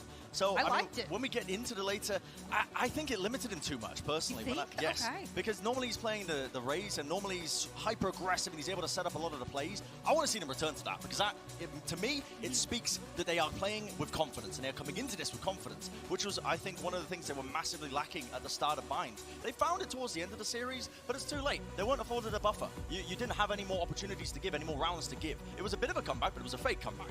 I know you said the lack of confidence on the side of Paper X, but I feel like Forsaken has been the consistency on that team today, where I haven't seen any of that from him. Some of the other players, I feel like you said, Jing has been a little bit quiet, but Forsaken versus Victor, this is going to be really spicy. Yes, I'm looking forward to it. I think whatever ends up happening as well, it's as well that old storyline that rears its head about Victor performing well. Jess, you brought it up earlier. Yeah. I think it is a huge part for OpTic having success on maps is when Victor feels comfortable and is popping off. So far, it's been a little bit tempered in this series, I would say. on this particular map, Victor does have to have a big showing. That is his role. That is the agent upon which is entrusted upon him. And to make the space, to take the space, we saw on Bind, they know the power positions on the map that are expected that PRX are going to take. If they want to stop them at the door and they want to keep up this whole attitude of these are the power positions, we own them, you can't get in without a lot of utility, and by that point we fade back. I like that. I think that works. I think they have a very clear understanding that PaperX uses momentum in the early round to the mid round based off those positions on the map. If they keep holding these power angles, they keep fighting for those spots, I really think Fracture's a map where it's very difficult to regain that space. Once you have it, it's rather yours, and that is where the momentum comes the mid to late round. I'd like to see how OpTic adapts to that. I mean, of course, winning this gets you a spot in the grand finals on Sunday. It also means that you will get 2 bans, not just 1 ban, but 2 on that day, and that is a massive advantage if you look at the fact that Fnatic and FPX are the 2 teams you're going to have to face, and they have weaknesses, so you can force them onto their weaknesses. So this is a really, really important map here. I think having that advantage is why, even though we say this is not a knockout game, the stakes for me couldn't be higher. If I was one of the coaches sitting down, if I'm Chet, if I'm Alex, and I'm looking at this, I say to the boys, this is the match we got to win, because it almost guarantees a leg up in the finals. Yeah. Well, we're into the Prime Gaming Agent Select, and now, again, Brent, you mentioned you don't want to see the Sage here. Do you think that's going to be the change that's going to make a difference? Yeah, I think putting Jing back on the Raze gives him a bit more confidence. It's the role he's comfortable with as well. He looked uncomfortable last time they played that comp. I actually spoke to Benkai after that match shortly after. He heard you. Yeah, I mean, and he said it's a comp that they do actually play. I mean, they haven't played it much in terms of their official matches, but they have 2 versions of it depending on what they're up against. But Jing is going to be playing the Raze, which I am a huge fan of. It goes back to that confidence-driven composition, and I think that's what you need when you're going up against a team like OpTic. They have not let their foot off the gas, despite the fact that they got absolutely flattened in map number 1. I like it. I think it will go towards that confidence level you're speaking about. I think this last map is going to be that area where they have to. Obviously, Crash is on the KO. Spoke about him being the clutch master, the power position holder. He is going to be a linchpin just beside the Neon of Victor. I'm wondering whether or not it's going to be a Neon head-to-head kind of thing. Do we come back at halftime and we say, look at this, look what they're able to do?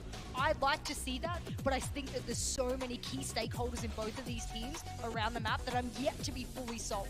Yeah, it's definitely something to keep an eye on, I think, as we head deeper into this map. And I love as well that we're really just retelling the stakes of this one. You win this one, you go to the finals. You get 2 map bans as well. If you end up winning this one, it is a hyper important match. Potentially one of the most important ones of both of these players on each side's careers. But also the lower bracket is way too scary. I don't think you want to be dropping down there to face FPX or Fnatic. And also that also gives you an extra day where the upper bracket team can prep. That is so important. A lot of people forget that if you have an entire 24 hours to work with, players at this level, coaches, support staff of this level, that is a lifetime of time to be able to work with to prep for one of 2 opponents. And maybe you could just prep for both. It's heaps of time. So let's see who is able to snag that by its tail. Let's see indeed as we head into the final map with your casters, Doug and Bola.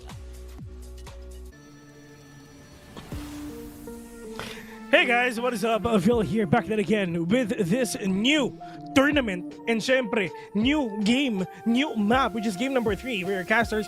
Phil here together with me is Eliza Taylor right here. Wow, full name. Grabe yung intro ko, man. Parang vlog eh, no? Oo. Hi guys, welcome back to my channel. Like, share, subscribe. Na lang ang kulang sasabihin, pero mukhang ito na ang inaabangan nating lahat because the push from Forsaken hindi makakapitalize, namatay agad siya, and the Vi was able to take on a trade at least, pero may lumilipad sa taas, and that's gonna be Ching going down as well. Mindfreak to get a kill, and tamang trade-offs lang, 3v2 situation. FNS very low on HP, they all go down, and it's up to Benkai to secure the last kill. PaperX secures the pistol round. Napakabilis na round para sa napakabilis na panalo na ginawa ngayon ng PaperX, at nakaisa sila ngayon. They have this upper hand already. And best ito iisipin mo. Ito yan, best, makinig ka. Sige. Kasi if ever... Sabi mo eh. Sige, makikinig ako. Salamat. Pero if ever na you are playing attacking, tapos you're up against this kind of players na Raze, na Neon. Pero wala yun. Diyos ko, sige, ubusin mo namin. Napakabilis na pangyayari, pre. Hindi pa ako tapos sinasabi ko, men, patapos na yung round. Isipin nyo, kakastart. Kaka-start pa lang ng round 2v1 na agad and Crashies mag-isa si RoboCop magpupush dito sa may B. Plus 300 ang mga kuya nyo. Pero, Crashies gonna sneak in. He's super low. Pop flash on to 2. Binato nade. Pero, walang bawas. Fast lang, quick lang, men. 2-0. Ganito if ever manalo dito ang Paper Rex, hindi sila maglalaro bukas. Oo, day off, kumbaga. Day off sila. Diretso grand finals eh. Kumbaga, ano bang maganda sa Denmark? Google ko. Ano bang maganda sa Denmark? Yun mismo. Ano daw ang maganda sa Denmark? Ang best in. Wala kang pakialam dyan sa mga in na yan, men. Out tayo dyan. Out tayo dyan. Out tayo dyan, men. Pass tayo dyan. Out tayo dyan sa mga in. Denmark tourist spot. Tourist attractions, yan. Ano mo maganda sa Denmark? Siyempre, bukas, pag nanalo dito ang Paper Rex, pupunta sila sa Tivoli Gardens. Wow! Pupunta sila sa The Little Mermaid. Wow! Pupunta sila sa Rosenborg Castle. Wow! Tsaka sa Louisiana Museum of Modern Art. Doon sila pupunta. Fast lane para kay Victor. Pasok na agad siya sa B side. At mukhang space created for the side of OpTic Gaming. Makakapag-plant sila ng spike dito. Kailangan ma-clear out pa rin ni Victor. He gets 1 kill here pero hindi siya makakasurvive doon sa aftershock ng kanyang kakampi. FNS fighting for his life right now but Forsaken was able to kill Robocop. On the other hand, namatay na rin siya dito and the Vi! The swing from him didn't work out. Marv was able to secure everything in. And still, sila pa rin naman nananaig. Nandito ang OpTic para sirain yung mga plano ng Paper Rex bukas. Okay. Oo, nandito sila para hindi sila makapunta sa Tivoli Gardens. Oo, men. Sinasabi nung pupunta kayo sa Louisiana Museum of Art. Hindi kayo pupunta doon, Paper Rex. Kami ang pupunta doon. Balita ko, may Angel's Burger din daw dito sa may Denmark. Ay, oo. Masarap ang spinach, creamy spinach nila dyan. Kumbaga. Anyway, pushing forward here is OpTic Gaming. They get 2 kills in already. And Paper Rex, syempre, ito yung bonus round nila. Kahit paano, at least makakuha sila. Make it expensive for OpTic Gaming right now. Kala-half-buy pa to, ha? Oo nga, yun yung problema nila, men. Medyo kalahapbay talaga sila. So, kailangan talaga nilang need to make this work. Pero the Vi o the corner, meron siyang 34 ngayon. Muntik na makita dito si FNS na, tipong nasilat na ng crosset. Pero hindi na nakita na meron pa ng tao dun, no? Pero the Vi is in a tough spot right now. Para mapatay na si Victor, kailangan nilang mag-flick ng matindi ni the Vi. Pero hindi lalabas si Victor hanggat walang first contact sa baba. Pero on to that flash, pareho silang gumalaw, pero the Vi would just gonna rendezvous out of the way in order for them to save kung ano mang meron siya. Malis, save yung classic niya, di ba? Pero yun nga lang yung flick dito, mama. And Marv, we're gonna take him down. Pero nasa ba si Becca and Jering? Dito sa may B, wala nang exit round na mangyayari kasi hindi na nila kayang isugal yung mga baril na meron sila kasi ito na lang yung meron sila. Pinalakpakan nila, Bill. Yung sinabi mo, kalain mo yun, bars daw. Salamat. Sabi nung crowd, men. Nagbigay Salamat, sila para sa'yo. Araneta yun. Salamat mga Denmarkians. Sa bagay, ang mga tawag nga sa mga taga-Berlin, Berliner. Oh, di ba? Balita ko yung mga taga-Denmark. Tahimik lang.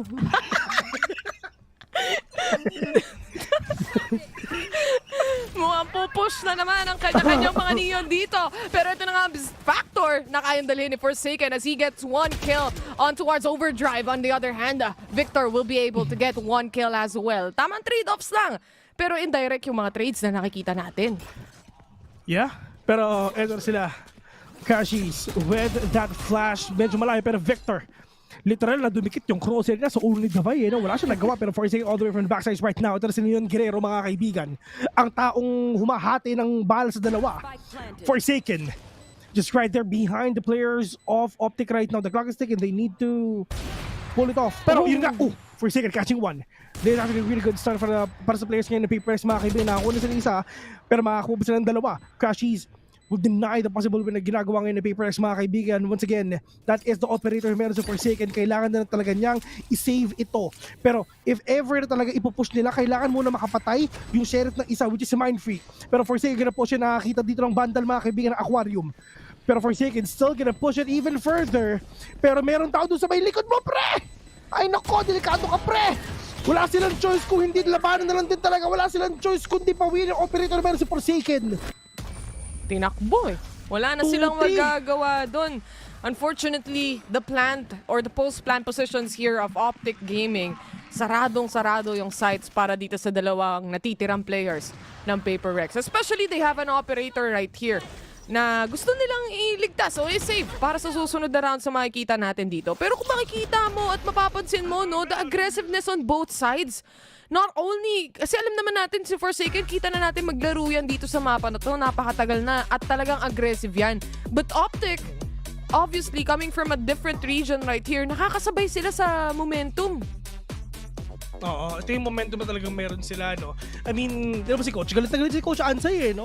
Kailangan talaga nilang baguhin yung playstyle nila kasi if ever na din talaga na tuloy-tuloy lang din na puro ganito, eh mapabasa at mababasa ng OpTic Gaming yung mga pinagagawa ng Paper Rex ngayon. Probably they need to i-try nila na sobrang aggressive right now.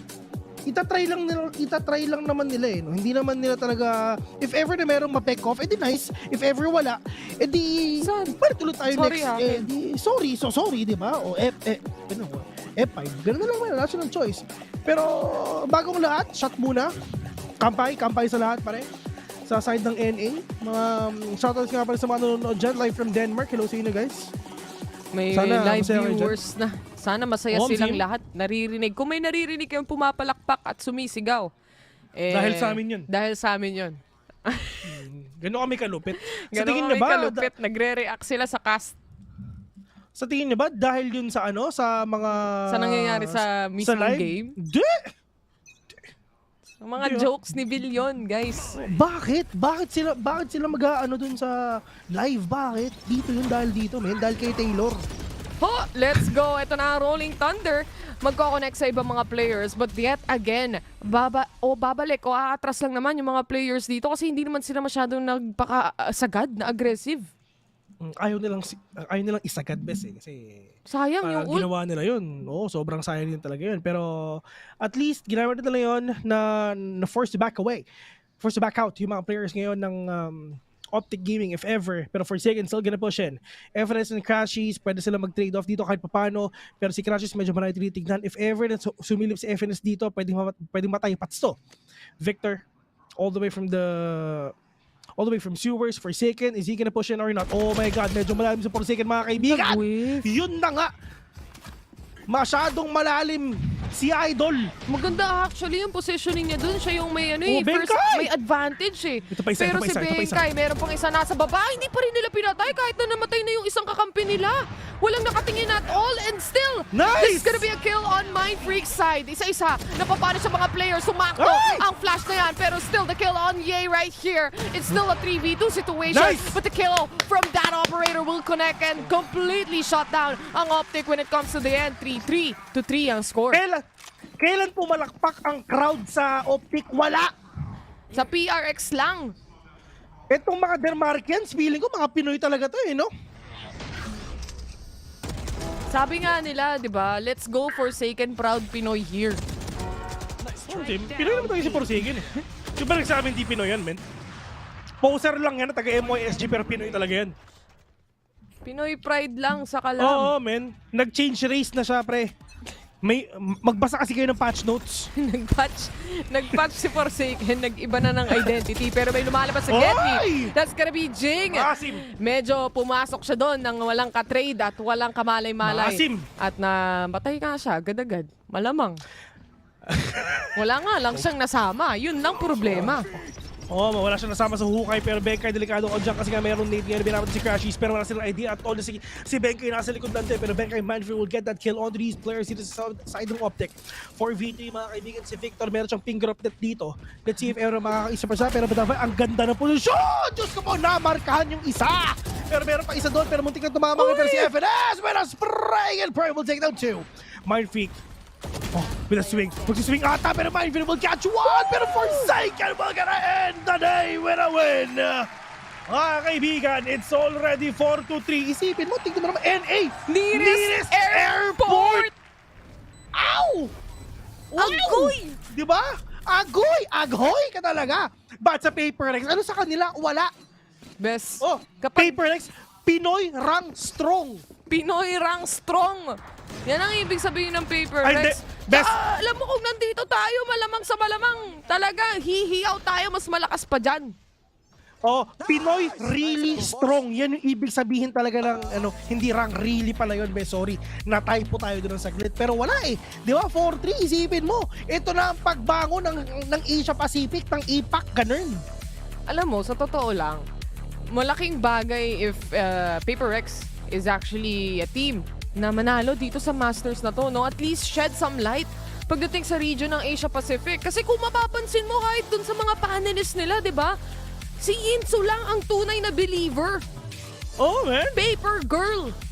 Siya lang Asian eh. Yeah. Ever since. Siyempre. Kumbaga, at syempre, shedding some light in the Asia Pacific region that they are capable of dueling and taking the win against NA, EU, such regions na sinasabi nila na pinakamalalakas daw is already a very strong start here or a very strong statement. Kumbaga, na kaya nilang dalhin. Tsaka bes, if ever, kunyari si Yinsu, hindi siya nag-root sa, sa Asian. Ako po, persona non grata ka ngayon. Hindi ka makaka-apak ng Asia kahit kailan, knowing na mukha ka pa namang Asian. Di ba? Grabe ka naman. Hindi, joke lang yun, Yinsu. Balita yun, bes. Joke lang yun, isa lang yung merong Vandal dito. It's just gonna be FNS. They have to deal with the operator from the Vi. Alam niya yung possibilities na mangyari on A main kung sakasakaling mag-push sila. Pero ito na nga ang overdrive as well as Jing. Getting a kill already towards OpTic. 5v4 situation. Merong gumagapang along the lines. That is gonna be Forsaken. May kung kasama, tamang patakbo lang. And hit and run ang mangyayari dito. Pero may kasunod dyan and that's gonna be Victor getting the kill on towards Forsaken. Yeah. But right now, ito rin talaga ang finger of death na meron ngayon si Victor, mga kaibigan. Pero Benka will gonna shut you down. Meron pa ditong flash na tamaan yung dalawa. Diyos ko po, flash ang pati pamilya. Benka will catch one. Marv, back away. Hindi na ata sisilip ang kuya mo. Meron pa sama ditong crash gear. But Davai will gonna end your life. 5-3 already sa side ng PaperX. OpTic, pinascore lang kayo ng isa. Baka naman. Baka yun naman. Na ba yun? Pagalawin ang baso kung nandyan man. Pero anyway, OpTic, mukhang na-stuck nga sila dito sa posisyon na to, no? Nabasa na ng PaperX kung ano talaga ang ginagawa nila dito. Aside from that, ang bilis talagang umikot. Lalo na when it comes to the rotations from the players of PaperX. And yet again, like I said, malaking importance dito yung mga trades na ginagawa nila all throughout the map that we see or all throughout dun sa play na ginagawa nila. Pero maagang Rolling Thunder nga dito. Forsaken getting a double kill here already. Hindi pa rin sila atras as they get forward. The Jing and Forsaken combination completely diminished 4 players right here on the side of OpTic. Teka, wait lang, naluto si Forsaken at si Jing, mga kaibigan. Ginawang bulalo yung dalawa.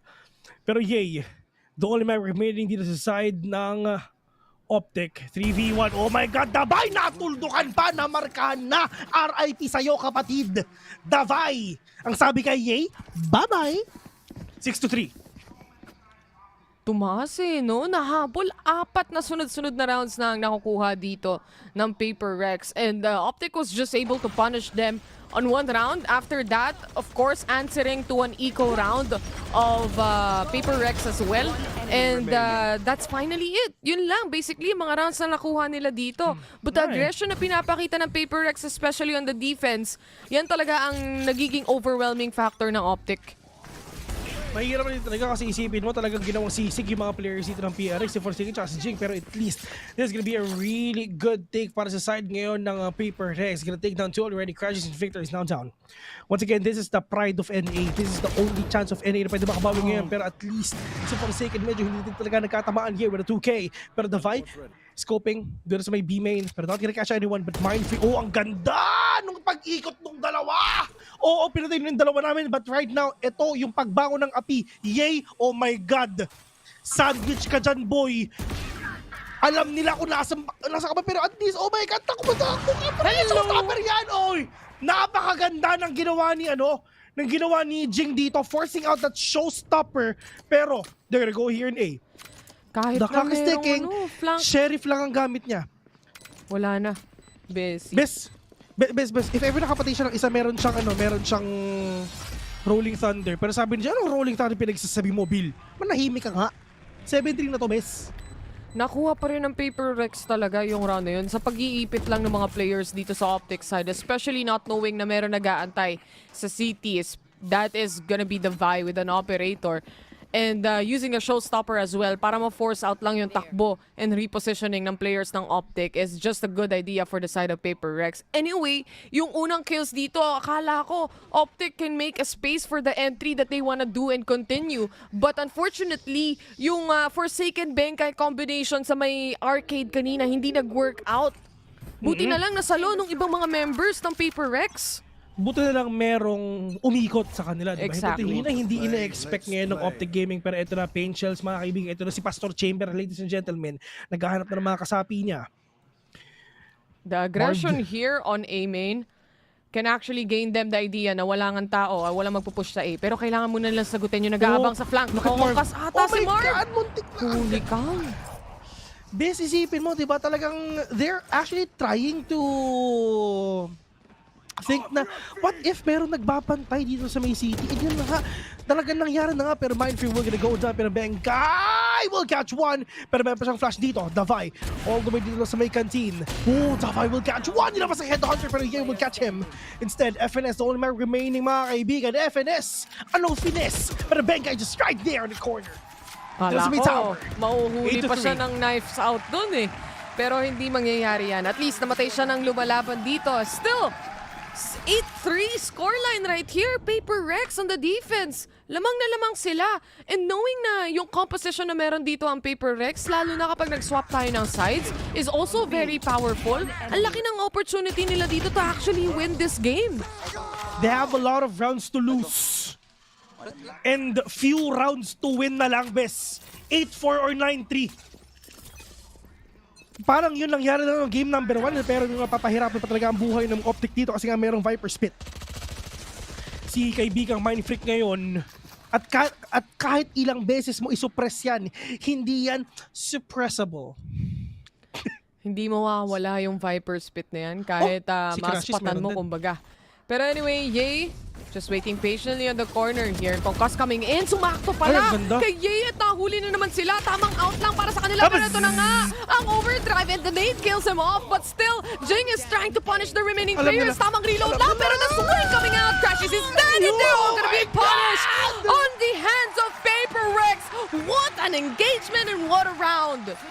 Kasi isipin mo, Besa, I mean, oo, sobrang delikado ng buhay ni Jing doon, pero sabi ni Benkai, sige pre, ako bahala sa'yo. Biglang umikot all the way dito sa may sands, and para syempre matulungan si Jing din kahit paano. Kasi alam niya na maraming tao dito sa may A main, and all they're gonna do is try to counter everything na pwede nilang gawin, and literal na ano nila, Bes, na sandwich na lang yung mga players dito ng OpTic, and oh my god, 9-3.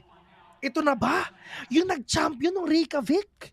Ang sabi ng Paper Rex, men, parang mas nahirapan pa kami sa Team Secret kaysa dito sa OpTic Gaming. Anyway, tignan natin kung ano sasabihin ng ating mga panelists and silipin natin kung ano nga ba ang nangyayari dito mismo sa match natin. Large and in charge. They are in control of this map so far. PaperX, I love the return to the race comp that I was saying prior. I think it's added so much more just aggression tools to their arsenal. But a huge component has been Forsaken, I think, being the centerpiece, playing that Neon for them. It's a big reason. Like, he is the guy as well who's been supplemented as flashes from Benkai, stuns from Benkai in the back, and it's Forsaken who's the one who is delivering that final blow. And Victor, I mean, his role now is going to be changing as well when the sides swap around. I want to pull out this round to reinforce what you're stating there, Brent. The fact that there have been rounds after round where we've had Benkai in positions to read this perfectly. Victor shut down. He knows exactly where he's going to be. Look at his crosshair in that moment. They can't get rid of him. And by himself, Benkai has been the playmaker, especially in the second quarter of this game. He has owned it. It is his own. And I think that we were talking about on Bind, them not having initiator abilities. Benkai was the missing piece there. He's now in action here on Fracture. And all of the other pieces around him are activated fully fold as a result of him. Yeah, he's been so clutch, I think, in just being able to clean up a lot of these rounds. But I mean, heading into the next one, I think for OpTic to stand a chance, listen. I'm not gonna single out any player in particular, but I think as well, Ye has been having an absolute heater of a match so far.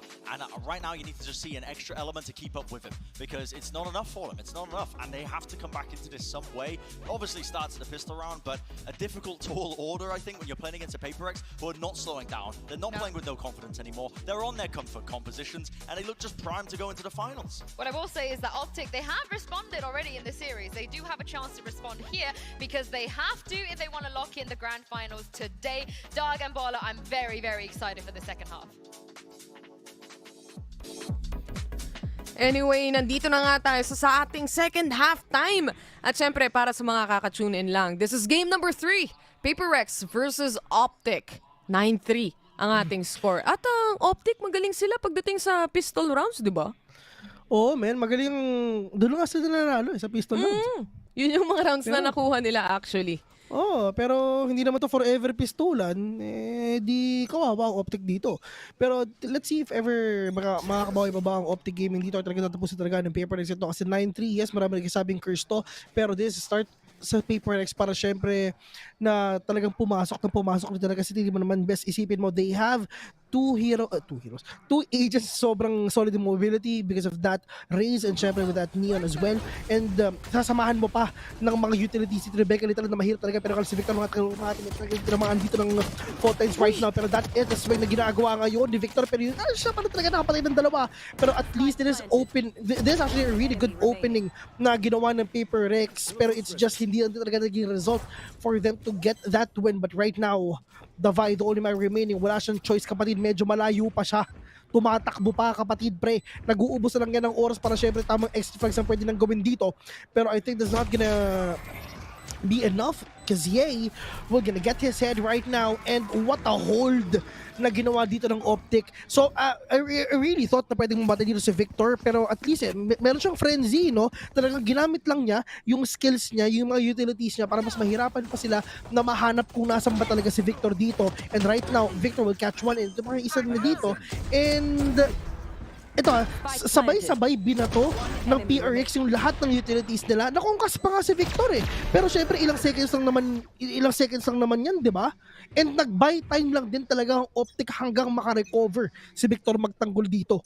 Unfortunately, hindi rin nila in-expect or hindi in-expect specifically ni Divine na mapapunish lahat ng players nila dito. Anyway, another push mula sa side ng PaperX, flashing in on towards the site.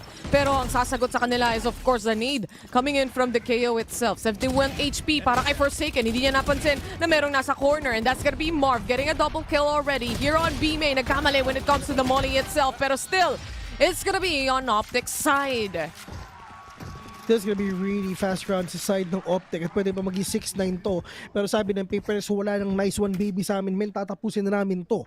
But for OpTic, I mean, look at that. I mean, they need to make the most out of all of these guns na meron sila. I mean, are they gonna buy Vandals? And yes, they will do. Buy round? And nag-force out ang OpTic dito kasi nga wala na silang choice. Hindi na sila pwede matalo dito. Wala na silang choice na wala na silang leisure kumbaga na mag-halfway pa or hindi. They're not gonna do that anymore because they need to win every round na kailangan nila para syempre mak-close sila ng 9-9 to or 6-9 to. Ito if ever matalo ang PRX dito, magiging 7-9 to for sure kasi nga walang pera ang PaperX next round. So OpTic needs to push in. Nagpapakaasim sila dito kahit paano, trying to catch someone off guard. CA, oh my god, si Marnie Freak, delikado siya. Siya pa rin yung nanalo sa duel. Nag-aabang lang sa gilid si Victor but still Forsaken is already inside city. He was able to pick up on 1 kill. That's towards Marv, si Jing. Naspatan as well. On rope, makakapag-swing siya. He gets the kill but not the double. And Crashies was able to answer back. 3 versus 2 situation at makakapag-plant ang PaperX sa space created on B site. Ang ganda lang ginawa ni Jing doon kasi andun lang siya sa pinaka-gilid ng pinto ng ropes at akala ng mga players ngayon umalis na siya. Pero hindi, joke lang yun, men. Jemated yung mga players ngayon ng OpTic but it's all up to 1. Victor magtanggol will go down. Sit down, baby boy! 10-5 ang magiging scoreline natin dito. Nasa double digit na nga ang score ng Paper Rex. And when it comes to this, syempre no more mistakes can be done on OpTic's hands. Meron pang rounds to lose ang Paper Rex dito, but unfortunately not too much. Dahil kapag nahabol pa rin to ng OpTic kahit papano, yung economy hindi pa rin or mahihirapan pa rin sila i-balance out in the end. Anyway, moving forward, Paper Rex is doing a good deed here. At syempre, mafu-force yung eco round on OpTic side. Wala nang choice of OpTic dito kundi bumili ng bumili hanggang hanggang matapos to, men. Wala, ganoon lang talaga no? Pero for second, gonna push in already, pero meron bumabantay dun sa may default, but Jing will gonna catch the A right now. Diyos ko, natamaan nga si Jing dito pero headhunter lang yun. Jing nakaisa pa with a wallbang pero si Crash yung one tap to the head onto one day. No, it already, wala silang choice. Kailangan mo gumalaw siya because of the aftershock. Benkay with that head onto Crash. He's solo to 2. Victor may stinger. Pero anong gagawin na sa malayo? And FNS as well with a frenzy. Anong gagawin na sa malayo? You need to push in. Pero eto na, Victor gonna go in, slide into your DMs, but Davai's in the corner together with Jing as well. Natamaan pa nga ng Crash dito mga kaibigan ng Davai. We're gonna close this round with a 2K. 11-5. I like how Paper Rex takes space here actually. Kung paano makapag-create ng entry itong dalawang members natin, like Forsaken and Jinx to be specific. They know what roles to play, and Jing covers the second floor of the site itself and Forsaken covers the rest, especially sa may sand area. Nakita rin natin kung gaano kabilis mag-rotate. Imagine being detected by the boombot on towards sand doors and then seeing the rays on A main instead. Yung pagpupush nila dito, yung pagkikita at pagsisilip nila dun sa mga players na nagro-rotate, specifically on OpTic side. Napakalaki ng lamang nila when it comes to engagements here, especially the aggressions that they show right now. Overwhelming for the side of OpTic, honestly. Overwhelming odds it is for the players of OpTic Gaming. Once again, they are the former. Wala silang ginagawa. Food trip na lang sila ng mga daliri nila, no? I mean, wala ano ba kung gano'n na ginagawa mo? Basta ibig sabihin mo, kinakabahan ka. And ngayon, kinakabahan na mga OpTic Gaming ngayon. Kasi nga, baka matalo sila dito sa game number 3. And it's just, they have the aggression. Knowing na ang ganda ng score nung side ng Paper Rex no first half. Kasi totoo lang, yung composition ng Paper Rex, may pang-attacking yan eh. Raze, Neon, and Breach. Men yung tatlong yan pag pinagsama-sama mo. Literal na sobrang aggressive talaga ng mga players ng Paper Rex if ever ganyan yan. Partida nga, wala silang Brimstone eh. Kung may Brimstone pa yun, Diyos ko, kabahan na talaga ang OpTic eh.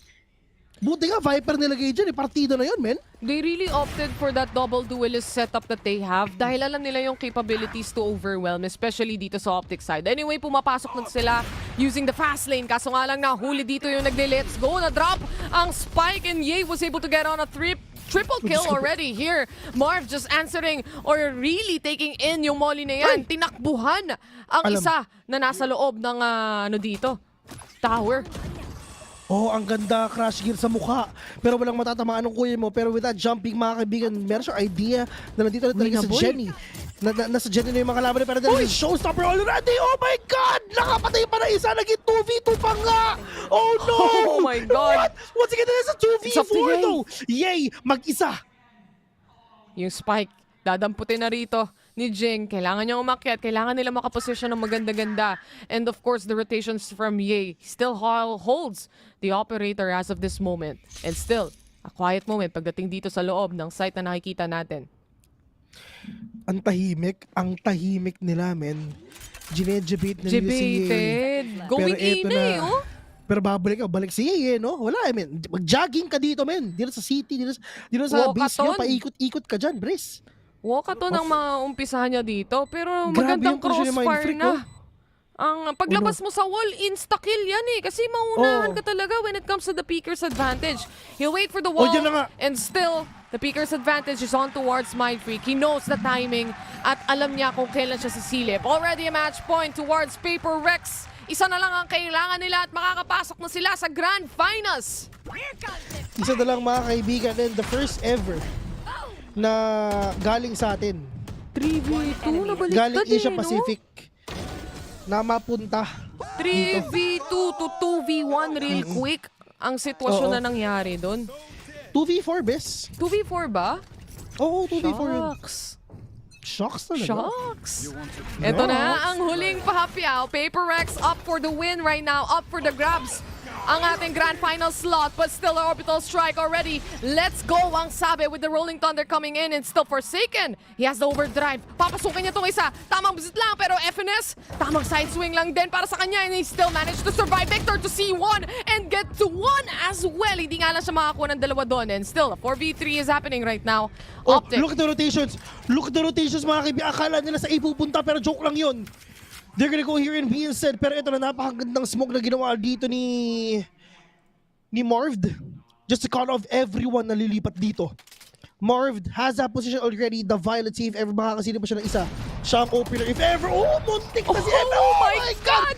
Nakaisa pa! Grabe naman ito ni Sinta. Pero Jing! Oh my God! Meron pa! Pero instead yan over! Diyos ko po, si Robocop namatay pa! Pero meron ata tao sa likod, pero mukhang Diyos ko, yay, ikaw na naman! Mag-jogging ka na naman dito! Wala nang tao dyan, Bessie. Iniwan talaga nila completely. Sabi nila dito, pantay pa rin ang magiging laban. Kung i-rest man niya, this is gonna buy enough time for us to completely rotate. At andito na nga si Yai. They quite aware na hindi na resto. So alam nila yung positioning, and it's finally over. PaperX secures the Grand Final slot. Asia Pacific! Mag-ingay! Oh my God! Look at that! The very first VALORANT Masters with the crowd, and everyone's just making noise for their win. Galing talaga ni Wolf. Galing na. Grabe si Wolf, man. Ito yung matindi, Besa. 4 lang sila niyan.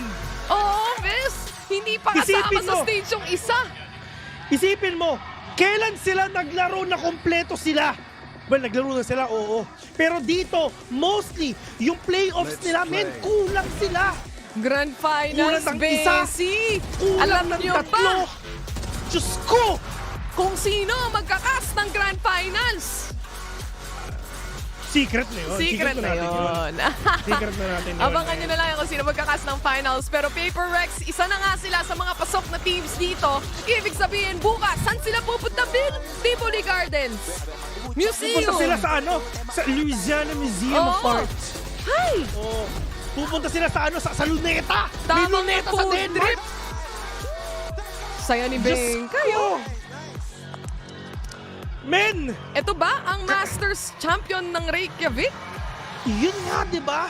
They literally beaten out the players na nag-champion nung Masters Reykjavik. Tingnan mo. Look at the crowd. They're cheering for Asia Pacific. Kung nandyan tayo. Kung nandito tayo. Pinipicturan. Artista na sila, Bessie. Grabe, men. Isipin mo, ha. Hindi pupunta dito ang Team Secret. Kasi hindi naman sila nagma-Masters. Kasi save the best for last. Kasi pang-champion sila. Itong Masters, wala to. Pang mga mahihina lang to. Pang-champion sila. Anyway, ito na. Jumaja forms na. Siyempre, a space created for Jing. One of the most important players that we have right here for PaperX's side. But what a play. What a game coming in from Asia Pacific right here. Honestly, from the last time we've seen PaperX sa APAC, sa VCT APAC talaga, ang laki na pinagbago nila. Yung mga Euro play compositions na meron sila, yung mga aggressiveness na pinapakita dito ng PaperX, it never changed. But what's added is a little bit more of creativeness na kaya nilang dalhin sa mga games that could actually make them win. Yeah, that is actually a really hard thing for them to pull off, knowing na dito sa side ng ngayon ng PaperX, mga kaibigan, once again, they have the Breach, they have the Neon Dead, they have the Raze. Etong tatlo, pag pinagsama-sama, talagang, alam mo na sobrang aggressive nitong team na to, no? Pero yun nga, mga kaibigan, yung tatlong agent na yun, that is actually parang pang-attacking talaga yun, Pero hindi. Nagawan pa rin nila ng paraan kahit nasa defending sila. And dumating pa talaga sa punto, naging 9-3 pa yung score. What more pag naging attacking pa sila? And it just proves na talagang Asia Pacific talaga ang supremacy, kumbaga, supremacy, ladies and gentlemen. Yun yung gusto ko sabihin, actually. Pero at least, partner, I mean, yeah, do you have anything to say? Anyway, that's finally it para sa ating first series for the day. Pero syempre, meron pang sunod dahil it's gonna be Fnatic versus FPX for the next series that we have. And syempre, iba ang mga kasama nyong casters dyan. Kaya samahan nyo rin sila. But right now, magpapaalam muna ang VAL and see you guys soon yet again. And for now, thank you so much and don't go away because VALORANT Masters will be right back. Boxes, I cannot fit in the boxes. Stop it, quitting was never an option. And you cannot stop me, nah, you cannot stop me.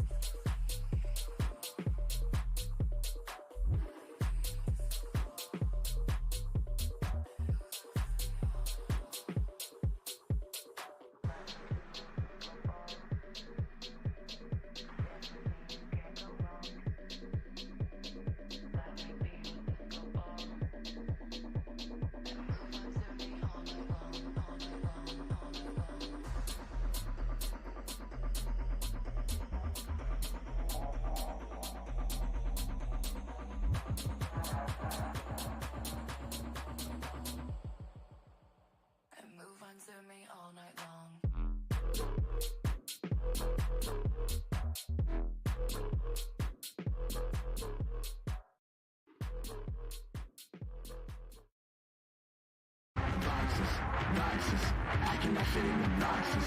Stop it, quitting was never an option. And you cannot stop me, nah, you cannot stop me. Well, this is the defending champions versus the challengers. Both of them, they proved themselves already here in Copenhagen. But the question is, can they do this in front of that crowd? My ace, please! My ace, please! Forsaken gets the ace! Our first ever global crowd ace! No, not like this. Divine, not like this! The Red Bull clutches, he gets 4! 13-3 on the side of PaperX to start this series, and if that's not a statement, Bola, I don't know what is. Yeah, the other day we literally lost 13-4 on map 1 and still won. Doesn't matter, we're never out of it. Okay.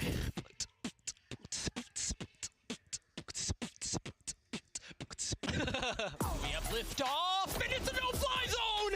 Last player standing. Hey! Come on, Jay! Divide gets 4, PaperX, they're not done with bind. Finesse does it end. 13-9 responses. We're headed to map 3. We're headed to Fracture, baby. He's already spotted him. The really bolt in his lap. He sidesteps it, but you don't sidestep Jing. Oh, it's Benkai again! Heart still beating, still feasting, still eating. One enemy remaining. History books have a finite amount of pages, and Paper X's story is not done yet.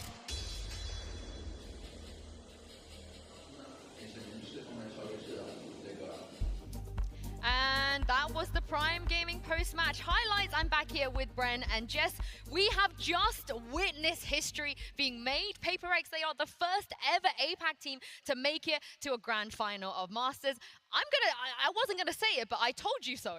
I told you. I was with you. I told you. I was with you. I wanted to see the title. Listen, it can still happen. OpTic are in the lower bracket now, and we've seen them do runs before in the past. But Paper X, coming into this tournament, it's been evident to me, I think, watching their regional games, they've made improvements every single time, and they've turned up to win this time. It's no question about it, and now they're proving it, man. I mean, these guys are in the finals. What a crazy team and storyline for them. I am rather emotional about this sort of performance as well, because for the APAC region, tactical FPS has been a difficult one for them. That's something that has always limited them in this space in the esports scene. It's an area I've watched grow, and I've attempted to grow with it, but not at this kind of level ever.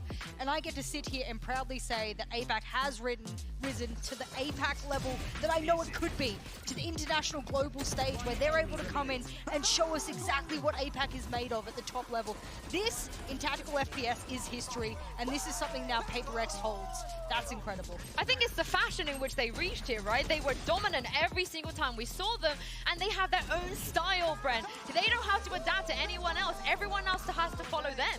They're an incredibly unique team. You can't emulate their style on a lot of these maps because they play it in such an aggressive way. And it's only part of the reason, I mean, why they get so much success is because of their support line behind them. Benkai, Divine, Mindfree, these players are always creating plays and supporting Jing and Forsaken to pop off. They are such a unique team. They are almost sometimes performing like they're playing like under a hive mind. They all know what they're going to do next. Yeah. And it's almost like just a strategic inting that you see just from the players. The heavy hitters will go in, but always with support, never alone. I like the fact that Benkai has some of the best reactive utility that I've seen of any supporting player in Valorant ever. I think that's something to really shout out. I mean, even when we saw him play the Sage, he's like, oh, I can wall here, and then he plays the breach, I can flash here, I can do this to help my teammates. It's like he always has a bird's eye view of what's going on in the entire field, and he completely understands where he needs to use his utility to best give the win condition in a round. I love that for the team. Well, a lot of them popped off today. We asked you guys before the break to vote for the in-zone player of the match, and the results are in. You guys at home have voted overwhelmingly here at Forsaken. I think that's pretty fair. He really had a hell of a game in front of that crowd today. He was going, honestly, pound for pound against Ye as well early on, where Ye was absolutely on a heater. He is the centerpiece of this entire team, and the reason they find so much success is because they've got a player like him they can entrust to put all the resources in, the flashes, the stuns, everything to supplement it.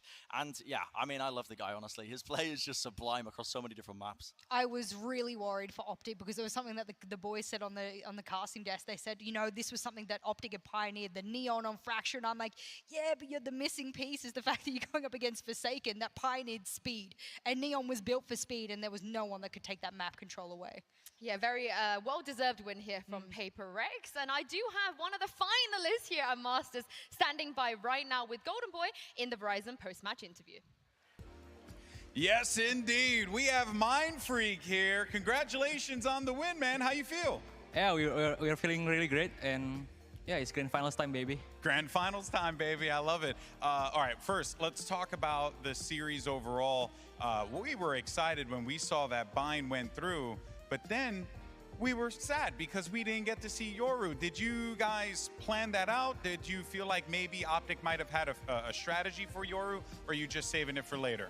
No, because like in every map, usually we have like 2 agents, so we can change and like, you know, that kind of stuff.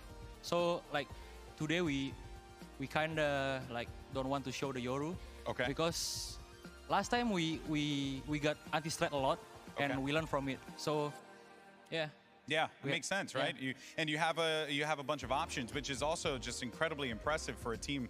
The way you guys play, it's as if you don't care about the scoreboard, you don't care about your own individual stats. You just full send it. Is that just the mentality of the whole team to just play out there like it's the last game you ever play? Yeah, actually, what you say is like really correct, because we've been building this mentality probably like a year.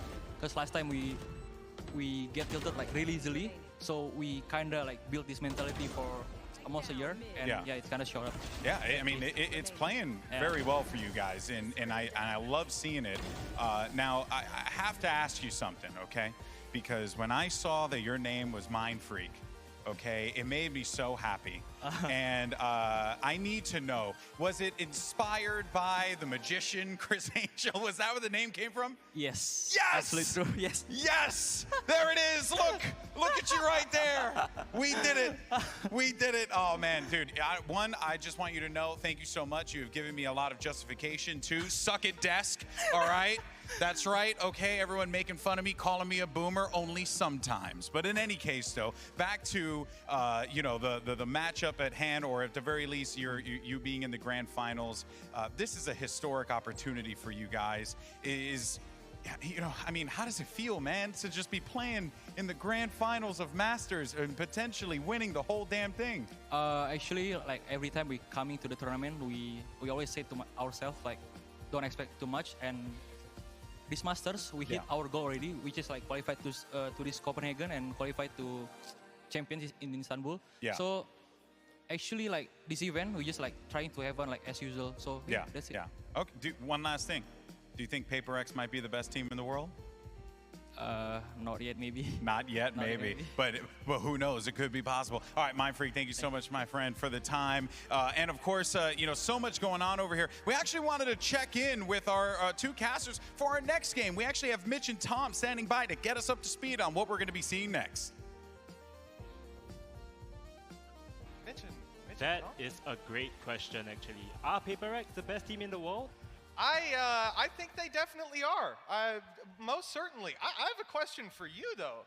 Yes. Where's Tom gone? He was supposed to be up here. You were playing a second ago. What's No, it what's wasn't. going on? That was Tom. I mean. Oh, that was Tom down there. Yeah. We let him go. Like we took him out. No, I'm sorry. Top of the scoreboard. That wasn't Tom. Okay, it was definitely him playing. I know yeah, what was happening. This is the guy. That's the guy. All right. No. You're supposed to be me. Tom, you want a hand there? You want to? Like, I don't know if I can get that off you right now. We'll get production down here. What's happening? Perfect. What's happening, Tom? I've just had a really bad day. Really. It looks like it. It looks like it's been a pretty rough one. You know what? We're gonna get this guy sorted out. My God, Tom. Let's toss it off to a break. We'll be back in a bit in game number 2.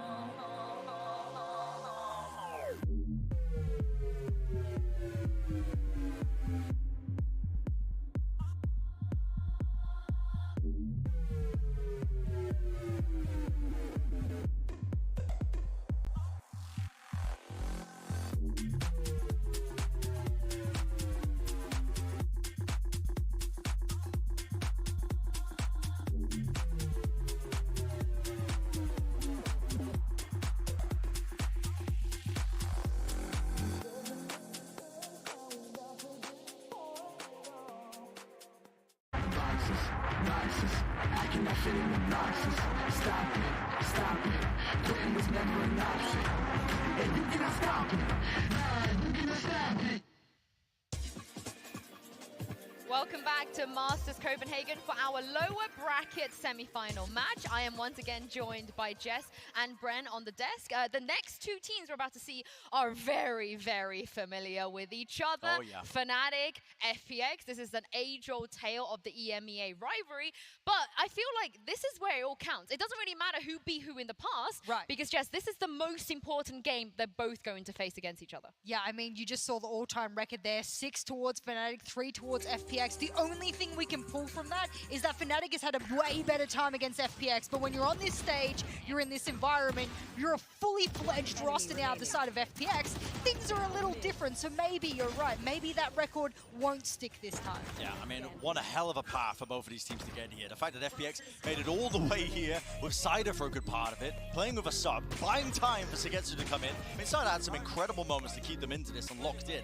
I eventually saw him packing his bags in the lobby, but both of these teams have had an insane run to even get to this point, and it's still an elimination game. It's still all on the line, and like you said, Sue, I mean, you've set it up. It doesn't matter how many times they beat each other in the past. It doesn't matter what the scoreline was, because this is the most important element coming into this one. This is the one that gets you into that lower finals. Yeah, and speaking of the journeys both teams have been on, you touched it on there already. Cider, the last time Fnatic played FPX, Sugetsu was not there. They had to play with a sub, but this time Sugetsu is here, and so far, Bren, on LAN, he's been fantastic. He has. He's been amazing. And I think as well, we are going to see a bit of a different look for FPX. They've been given more time than any other moment in this tournament to prepare for. Their last match, I believe, was on the 18th, and it's now the 22nd. So they've had a lot more time. They were complaining in the past. They were playing back-to-back-to-back matches, non-stop, essentially, with no time to rest. Well, now they are rested. They are recovered, and they're coming into this with their full strength. It's funny because Doombros said, this is the first time I've had to learn in this environment how to operate at such fast pace. Yep. He said he's never been here before. This is how quickly he's had to go. Wow. But there's a man in the server who I think has stepped up to the plate in terms of speed, and it's Artis. Look at the top 5 players remaining. I must say that this is the remaining players, and this is the ranking at the moment. Forsaken outdone by the likes of Artis. He's like been the sort of dark figure behind all of the big bright lights and the flashy players. He gets the job done. Yeah, and honestly, there hasn't been as much of a spotlight on this guy in terms of when we're talking about some of the best players at the event. But a real opportunity here for Artis, in my opinion, to grasp that title as maybe the best chamber player in the world, maybe even the best player in the world if he goes far enough. Listen, these guys have got their sights set in the far distance on that lower finals and beyond. They're not going to be content with going out here today. Yeah, and FPX, they've looked good. They've gotten better and better as the tournament have gone on. Fnatic, on the other hand, came into this tournament as one of the favorites. Everybody was looking towards this first seed from EMEA to do something. But Bren, it does feel like as the tournament has gone on, they've struggled more. There's cracks here. Absolutely, yeah. This is a bit of a weakened look. I mean, I definitely had them as one of the heavy favorites coming into the event, and so far it has been such an arduous task for them to be able to even compete and win out some of these maps. I mean, you think back to some of the moments they've had. So many of their maps have ended up going to OT. I don't have a stat offhand for you, but you can think back yourselves. I mean, we've all watched it. These guys have had such a difficult journey to even get to this point. I want to bring up something that their coach Mini, who I think is one of the greatest minds that Valorant has in the entire world. I literally took my headset off. This isn't the Enzo clutch. If you missed it, we will play that for you. It said I literally took my headset off and had my shoes on. I thought we lost. Not that I don't have faith in him, but that was a bleeping ridiculous clutch. There was an expletive in there as well. Was. So, I mean, this was one of the most iconic moments that I've ever witnessed in Valorant. Yeah. It was honestly insane that I couldn't believe that this guy was so calm and able to make this play in the moment when, look at the scoreline, man. I mean, this is to keep the team back into it. In a 2v3 retake on B, it just shouldn't be winnable. It should never be winnable. I mean, I feel like that every single thing that happened in that overtime, every single draw, every single piece of utility that they threw was just ridiculous. It was just craziness after craziness. But the problem is, Fnatic, they can't keep relying on these solo plays because at some point, it's going to run out. And as Angel said in the pre-show, in the pre-tape, he feels like they're just on a honeymoon phase, and that honeymoon phase is going to end at some point. Yeah, I think that's an important thing to bring out, is like how far can you push it before it's gone too far? You've used all of the fuel in the tank, and now you have to refill it. And what does the refueling look like for them? I don't know. Alpha coming onto the international stage had a bit of a blip in his kind of performance as well. I think each player has had a blip, but there's also been an uprising in performance for Fnatic and individual players as well. So it's kind of balancing out. Yeah, and as we said, this is an age-old rivalry. Fnatic versus FPX, they play each other, it feels like every other week. And when it comes to the maps where they played against each other, we've had Icebox and we've had Ascent times 4 times 5. And at this point, that's what I'm expecting. You know what, Yinsu, if we have to stand on the desk and call Icebox and Ascent one more time, I might cry between these two teams. I might very well cry. You just keep letting it through. It's FPX's best map versus Fnatic's best map, and either of them, well, they've changed things up, right? FPX have finally decided to ban out their Icebox, but I don't expect Fnatic to deviate from they've banned Breeze for how long? They don't like the sunny shores. They don't like the sunburn. I mean, this is very interesting as well, because now this implies as well that Fnatic think that Breeze, a map that they have banned for so long, they can just float it and they are okay with FPX potentially picking it. And who can blame them? I mean, who can blame them? They don't pick it. They don't pick it. Oh, they ended up going for split. Yeah, I mean, this is, I think, I can kind of understand the mentality of FPX here, because I think the Eurocomp that was carrying them for a lot of wins on Breeze has been clocked and figured out. I think out of all the teams that have clocked and figured out, Boaster spoke about it at length about being prepared for the Euros, so maybe you're right. Maybe that's not something you pick into. Split, good map for the side of FPX. Even back when they had the sub, there was many a times we saw them on Split really rocket on that map, and they managed to 13-0 the likes of Fnatic before, so it's not unworldly. It feels insane as well, but I mean, it feels like I haven't seen Split be played in this tournament in quite some time for some reason. I don't know, just a gap in my memory, but both of these teams, the last time they played it was against each other. Yeah, we're going to be here forever, by the way. It's Fnatic versus FPX on Split. I hope everyone in the audience has some drinks and snacks, because we're not leaving here today. We've got Split and then Bind, followed by Fnatic, which is interesting because there's no way that Breeze gets let through the second round of bans. No way. No. Shouldn't, in theory, but I mean, Fnatic got a little bit quote-unquote lucky by that, and the fact that FPX didn't want to repeat, you know, the predictabilities there, and they should be able to come in with that ban. I wouldn't be surprised if we get into Fracture again as the decider. I know we have this as the decider of series number 1. Fracture is a pretty good middle ground for both of these teams as well. It's one of those middle ground maps for a lot of teams these days. Yeah, and I think both teams are pretty comfortable and know each other's tendencies very well on a lot of the maps that we might end up seeing here. I mean, with Haven being taken out of the pool as well, I think we are just one step closer to potentially seeing that Fracture. But overall, I mean, just homing in on this one. There we go.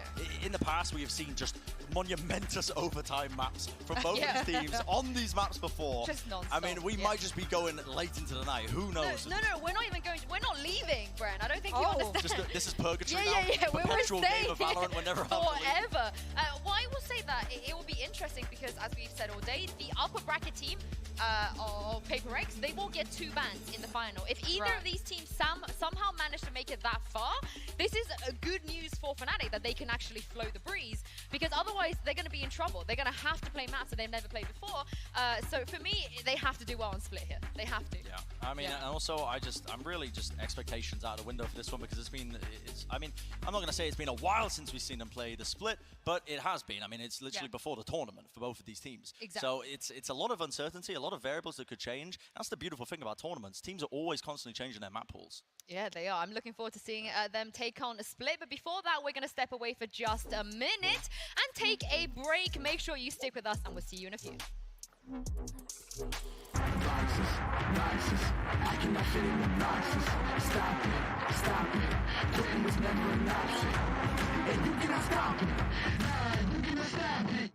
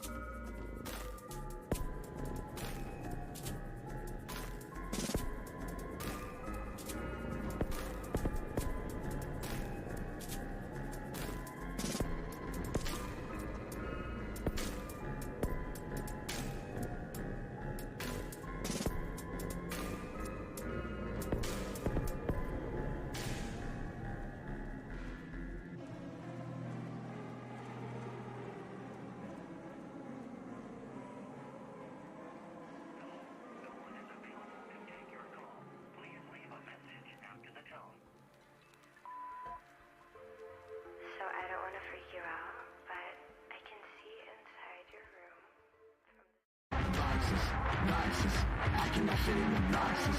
Stop it, stop it. Quitting was never an option. And you cannot stop me. Nah, you cannot stop me. Welcome back, everybody. The players are ready. We're also ready for our second match of the day. So let's meet our teams. This is the ultimate battle between EMEA of Fnatic and FPX.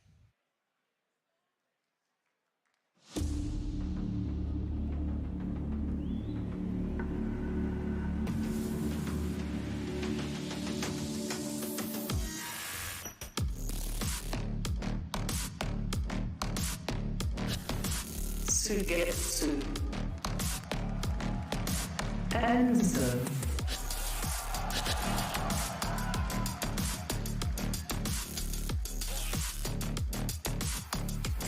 Ardis. Alpha Air.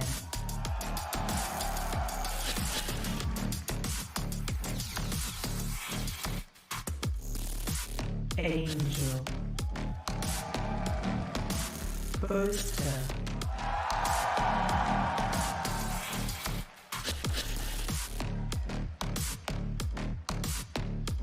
Shao. Dakar.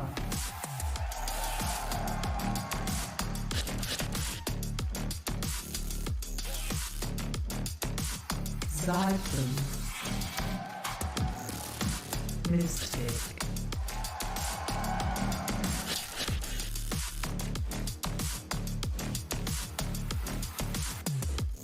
Different bros. Millie.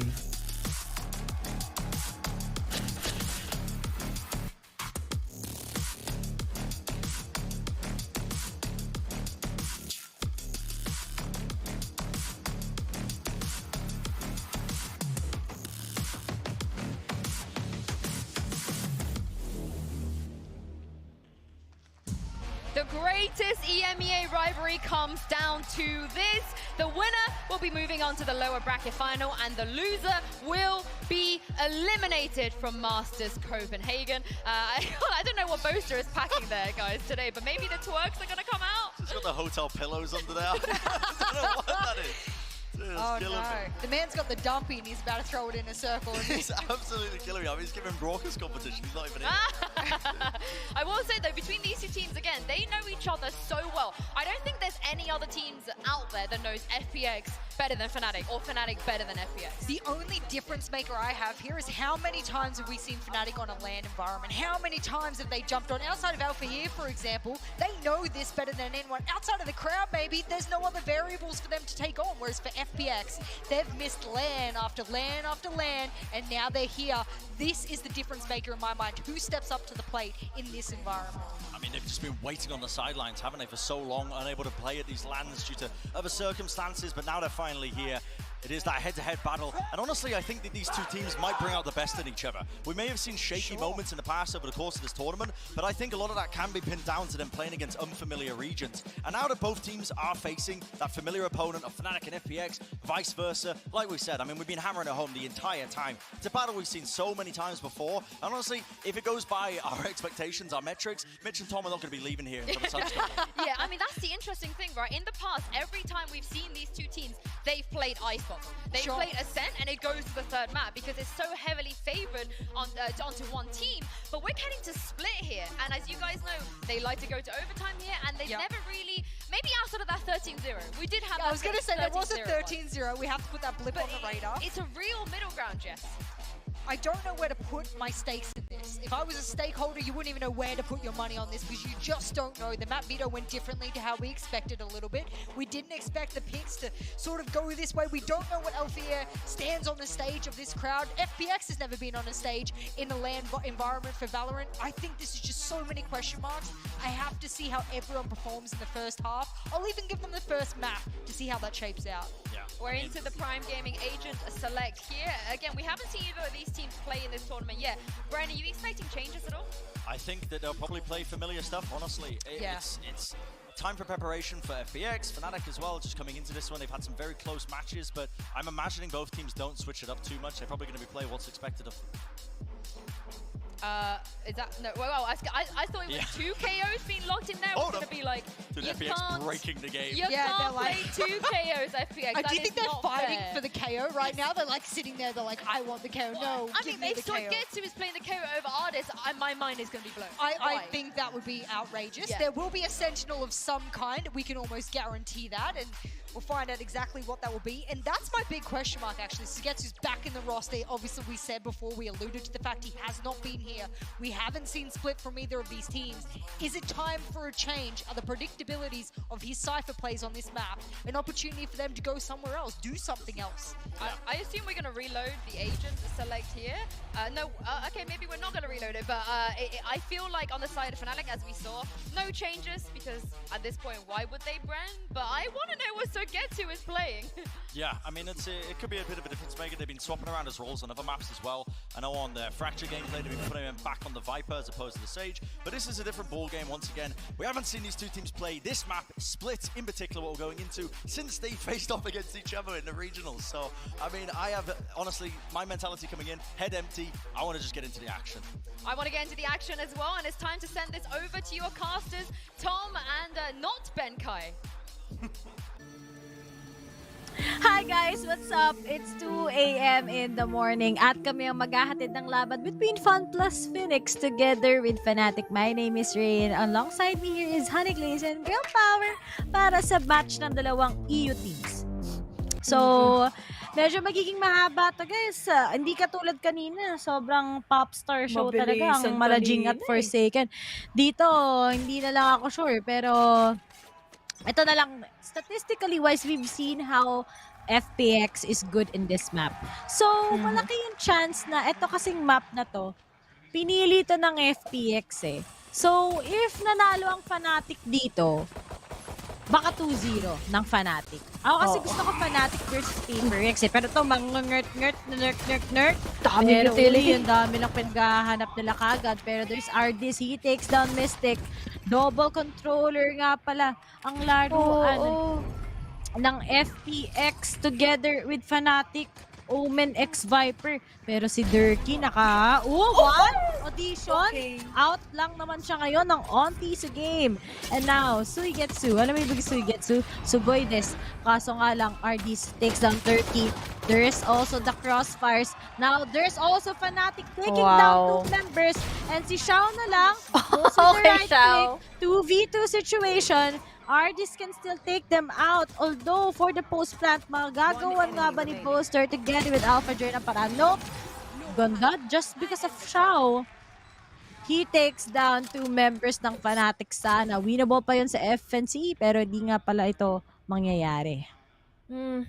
Ibang klase ang pinakita nila dito. Especially yung attacking ginawa nila dito all the way from mid to secure in their entry. Pagdating na nga dito sa vents and fully conquering in a site.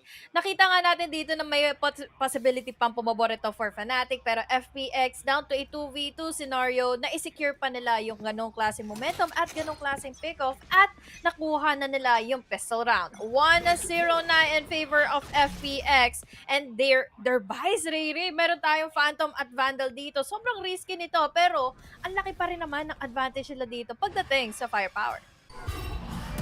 Biglang upgraded ang mga taga-FPX Ardis. Nakapag-igib na kagad ng Vandal together with an armor. Pero nga lang di sila bumili masyado ng utilities.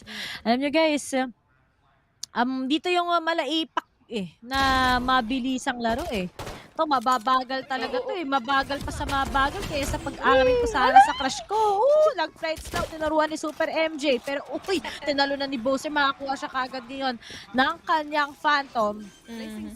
FPX nga lang on the other side. They go here in A.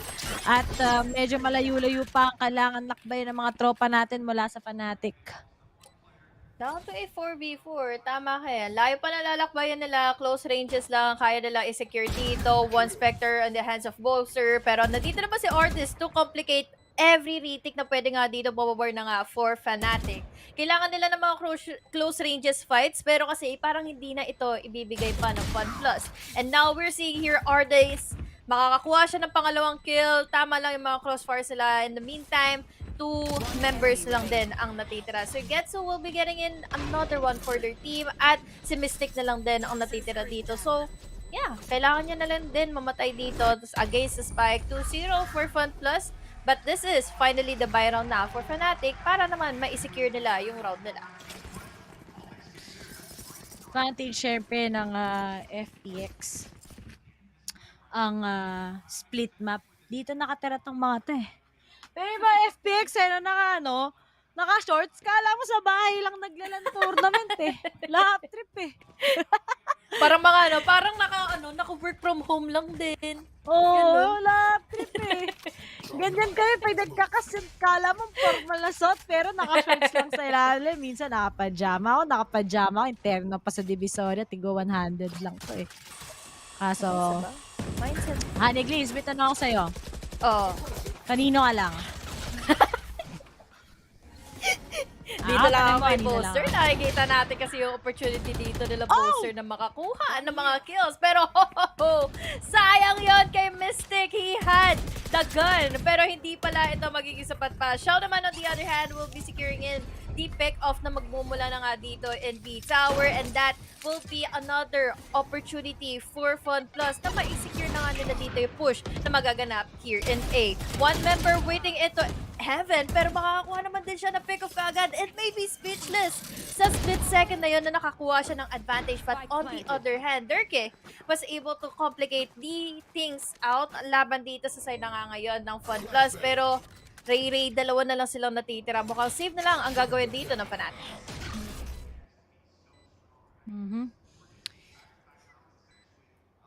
Bessie. Diyan ka pa, Bessie. Di kita naririnig eh. Ay ka pa? Ako ba? Hindi mo naririnig? Dito naririnig. Eto, narinig mo na ako. Yan. Narinig na ito ngayon. Pero to, wala na. Fnatic is gonna go for a save. Pero dito, nagtatanong, after na to, kung sino man matalo sa kanila, uuwi na. At kung sino yung mananalo, kakalabanan yung OpTic sa lower bracket finals. Bukas na kami ni Azor yung magkakas best of 5. Ayan, nabati kasi ni Tita Riri. Okay lang, kahit sino manalo, basta 2-0. Kahit sino, basta 2-0. Oo. Kasi ito guys, ang Fun Plus Phoenix, hindi din naman kasi sila basta-basta sa bind. Ang mga EU teams, malakas yan sa bind. Lahat EU sila. teams yan eh. Oo. Ayan, kaya see you. Ayan. So yeah, those are asking, they'll have to face OpTic. And the team who loses this has to go. See you in Champions, I guess. Ganda na ginagawa dito But ni ito si Angel. Lips of an Angel yan. Si Alpha. Si Alpha 1, nakaboga sa mukha. Si Mystic. 3 left na lang sa side ng Fnatic. At, may pag-asa. Winnable pa to. The flank is here. Durkee takes down 1. Nasaan yung paborito ko? Yan, si Durkee. Talagang mahilig yan pumunta sa Elio kasi pa-north papuntang Elio. Sabi ko na, may papasok. Talaga yan. Ng mga pa-note na lang na sobrang galing talaga ni Durkee. Sobrang sobrang idol ko yan si Durkee dahil talagang pa-north lang talaga sa mga angles niya. Tsaka gusto ko talaga i-note yung mga angulo niya. Oh, Enzo. Alam mo, paborito ko si Enzo eh. Every time it's Enzo, he always saves the day sa side ng Fnatic. This might be kind of a thrifty round. And now they can delay so much time. At isa na lang.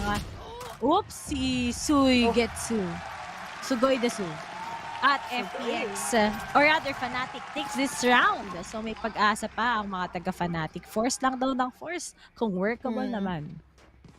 Gastos lang ng round na yun talaga. Pero a round is a round. Kailangan nilang ma-secure dito yung momentum na pwede nilang habulin pa sa Fun Plus. Fun Plus, they have been doing a lot of shenanigans dito para makakuha na nga ng mid-control. Nakita natin kanina yung mga utilities na lumalabas aggressively against the players of Fnatic. Dagdagan mo pa yung smoke placements nila. Lalagyan nila ng smoke dito in B tower dun sa stairs.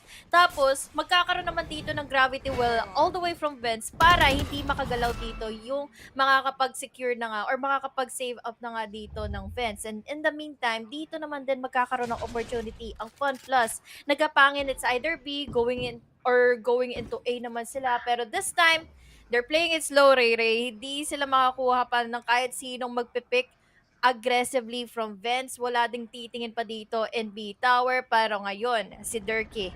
Si Durkee na favorite nating lahat.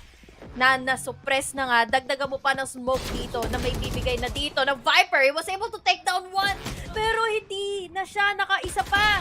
So Getsu was able to go in for the trade-off down to a 3v4 scenario dahil bubuhayin na muli dito sa Ardis. Boaster will be living as much. Dalawa na lang din ang natitira dito for Fnatic, but this is really hard, really. Hindi na natin alam kung ano pa yung pwede nalang gawin for the retake. Talagang mahirapan yung Fnatic sa round na to kasi nakapustit na kagad papuntang tower si Angel eh. Si Angel Oxin. Tapos si Zipan din. Maraming ginawa ngayon sa round na to ang Fun plus Phoenix. That was really a good hold kapag may Astra ka in Viper. Ako personally dito sa split, if I'll go for a double controller, I'd rather have that Astra together with Viper. I think, although bagay naman kasi sa Fnatic na si Boaster naka-omen kasi pwede nga siyang to come up with new creativity when it comes to his shrouded step. But I think it's just gonna be giving so much side sa Fun plus Phoenix to take care of their post-plant end kapag nasa defending sila. At ngayon, 4-1 in favor of FPX pa rin. Sabi sa inyo guys, napaka bagal maglaro ng mga to. Hindi to yung malajing Forsaken na mabilisan. Tapos sabi dito, wag daw papahawakin ng operator si Durkee. Sure win na. Di mo sure. Lakas ng Fun Plus eh. Para silang yung crew last time guys, na hindi nyo na-expect biglang magpa-pop off. Pero yung Fun Plus ngayon eh. Yan. Di ka nga nagkakamali doon, Ray. Kitang-kita natin ngayon for the side of Fun Plus na may inconsistency sila for the past few days. Pero this time, nakikita natin ngayon na mapang-mapa nila yung split. Tingnan mo, napa-call tuloy for a timeout of Fnatic dahil 4 na rounds ang nakakalipas dito ay lagi pumapower dito for Fun Plus. Dahil nga, na-mention mo na rin, Ray, yung double controller setup nila. Sobrang ganda ng utility usage nila dito. Isipin natin yung mga universal smokes dito ibibigay ng Astra. Tapos yung pang-deny naman dito ng mga flanks ang gagamitin ng Viper. So, ang laking bagay nito. Kaya ngayon, ang Fun Plus Phoenix, mukhang magpapatuloy yung kanilang momentum. Kailangan makahabol pa dito ng Fnatic dahil Ray, delikado to pagdating ng defender na ang side na ngayon ng Fun Plus. Paano pa kaya makakapasok dito Fnatic? Tingnan mo naman yung utility ng mga bawat agent dito meron for Fun Plus Phoenix. Talagang itong Fun Plus Phoenix. Sige na! Pero to si Durkee, matuturbo to. Galingan mo, Durkee! Panote na lang kagad ang mga angulo mo, ha? Pero, alam mo, ang ano yun, no? Ano kayo meaning ng mga oh, yun lang! Out siya si Durkee, expected siya. Lalabas na kagad ang lockdown. Malapit na ata muli mag-lockdown dito sa Pilipinas. Sinamahan nga lang din kagad ni Alpha Her. Pero Alpha Her versus Turret versus teammates. Biruin mo, sobrang galing mo mag-blaze. Pero kapag sa Turret, hindi mo alam kung bakit hindi nag-work. Pero nga lang si Boaster, bakit hindi nag-audition sa halapan ni Boaster? Eh, kakaldagan kayo niyan pag nanalo yung Fnatic. At ngayon, akala natin pabor na sa Fun Plus Phoenix to, pero bakit pumapabor pa sa Fnatic? Tignan mo, kita nila yung barrel ng baril. Ayun na! Oh my God! That was a good trade. Xiao na lang. Parang mirror mo depon lang eh. Xiao. At ngayon, Boaster together with Enzo. Meron na... pwede kuha ng infer. Pwede gamitin ni Boaster sana, pero saan ba siya magiging sure? Goes with that smoke. kapag siya Daming utility. inasa-isa ng Fnatic, mananalo. Oh, nice try. good. Buti na lang awareness sila kung nasaan pagkakita ni Boaster. And finally, Fnatic wins this round against FTX. Talaga na 350. E-codes. Malala, eco-matos ang nangyari. Kailangan nila talaga yung timeout na yun. Tingnan mo naman, kanina talaga pumabor na ito for Fun Plus. Sa numbers advantage sila, pagpatuloy nila dito makapasok na nga at makonquer yung mid. Sa puntong na pick off nila dito si Dirk, nakapasok na kaagad at na-dominate na kaagad nila dito yung A site, yung A tower. Kaya naman, we really hope na makakapasok kaagad sila. Although nakapasok nga, bawas na kaagad sila sa numbers, bawas na kaagad sila dito sa pang firepower nila dito against Fnatic. But Fnatic, good start for them. Dahil ngayon si Durkee may hawak ng operator ang hinihiling nating mga viewers natin ngayon for this game. Pero this time, sasaraduhan na muna dito ng Viper Spit ang B Tower. So, walang ibang magiging option dito ang Fun Plus, kundi ang A na lang ang i-secure nila para makapasok na kakaagad. At ma-dominate nila dito ang tatlong nag-aabang na here in heaven. Viper Spit na controller, sobrang under kasi ng Fnatic, nako-control sila ng mga jowa nila. Kaso nga lang. Ay, sorry. Shoutout nga pala kay Oliver. Alam mo ba, nung isang time na kinikwento sa akin yan ng mga tao, ano yan? Ano pinagsasabi ng mga tao to? Hindi ko nga alam yan eh. Wala akong pakialapit. Oh! Hindi pinayagan si Zipan. Oh my God. Magboga ng napakalaki. Pero nga lang si Uy! Enzo. Isa-isa ba? Enzo got talent. Oh my Si Enzo God. Manzano. Anak ni Edu. Xiao na lang ang natitira. Pero kapag si Xiao natitira, natatakot ako eh. Pwede pa to, Clutchable no? pa yan. Ganyan ang tunay na controller, main. May kailangan magaling mag-Astra. Pero nag-expire yung free trial. Kaso ngayon, 13 seconds wala na. Talo na Fantas Phoenix. Ay, hindi nga lang tumawa si Durkee. Papatamain mo naman. 8, Mapapatay ka pa, pre. 6. Okay. Ay, wala na. Uno nga na oras. Ba't na inuna yung kill? Pero kasi not that much of a choice eh. Kapag inuna niya yung plant, mamamatay siya. Kapag inuna niya yung kill, ganun din. Tapos sabi dito, I flash for Mystic. I twerk for Boaster. Sana may PH team dyan or may member, may mga naglalaro na ma-realize nila na dapat sabihan nila si Boaster na magkaldag. Magsabay sila ng isang streamer na kilala nating mahilig magkaldag. May pinanghuhugutan ka rin. Wala kang pinanghuhugutan. Wala kang jowa. Pag-huhugutan pa ba ako? Pero ang galing ni Enzo talaga mag-fade. Ang galing ni Fade mag-Enzo. Ganon kagaling si Enzo kapag Si Fade na yung gumagalaw kay Enzo. Oo. Tingnan mo. Ilan taon na kayo mga miyembro ng Fantas Phoenix? Para mga 30, ano na eh, no? Kasi mga ganong range, no? Eh. Kasi yung edad ni Tita Chris eh, ng SBE eh. Kasi edad ni Pro. Drop ng name. Guys, gusto mo malaman na lang taon na si Pro.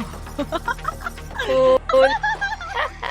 Wait lang, kung nanonood mo si Tita Pro. Tita Pro, alam mo naman eh.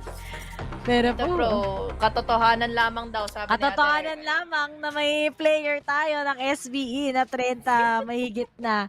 Sino panalo sa OpTic PaperX? PaperX 2-1. Galing nga ng PaperX eh. Nakaka-inlove na eh. Crush ko tuloy lalo si Forsaken, si Jason. Close kami. Si Susanto. Oh, close kami. Pero nakakatakot kasi si Forsaken, si letter J siya. So hard pa sa letter J. Red flag? Oh, red flag. Red flag. Pag J talaga. Damay talaga Yung alanganan na yung mga viewers kami nating mga J. letter R, faithful kami. Si Reggie. Si Rere. Faithful. Tingnan nyo. Tapos, ngayon. Naghihintay. Oh no, Durkee. Don't let Durkee have his operator rather. And that's a big factor. You take down Xiao. Sino pa ba ang makakapag...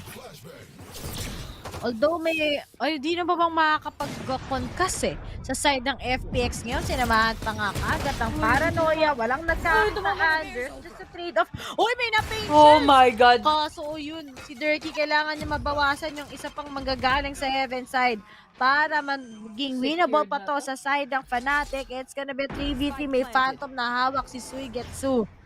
And now, gagamit sila ng Nightfall para makakuha ng information. Emo na Rolling Thunder para lang talagang kumakanta ng sad girl vibes ng Glimpse of Us by Joji. Yan ang ginagawa ng Fnatic against mga taga-FPX. Pero uy, time is ticking. There's the top. Gusto mo pero si Enzo! Enzo, gawin mo naman. Kailangan mo trabaho. 350 na naman. Diyos ko po, dapat 4-4. Naging talong pa. Sabi dito, Jeremy Bolster. Ay, grabe naman. Sana all. Uy, baliktad yung niya. Ray. Sabi ni Shiro Deville. Red flag. Ray na naka-red up here. Totoo naman. Kaya ako nagpapuli.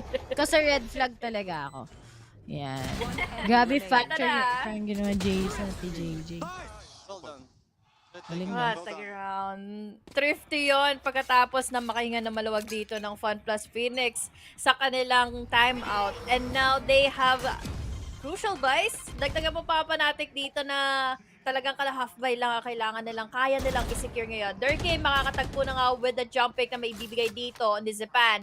There will be the backing away potential dito ng ating mga players, pero most likely parang paninindigan nila yung mga pwestuhan natin nila ngayon dahil may mga possibility pa rin naman kasi dito ang Fun Plus na pumasok agad ng B at makontrol nila yung mid. Pero at the meantime, Ray, we have your Mystic. May pambogo siya dito mga idol. Problema ito dahil kasama niya dito ngayon si Bowser na ready pagdating nga sa mga trade-offs. Pero Durkee, he needs to make sure na may mapapatay siya. But unfortunately, he did not win the duel dahil may kasama ng tropa pa dito yung killjoy na ito. So Getsu was able to secure in that pick-off at ngayon.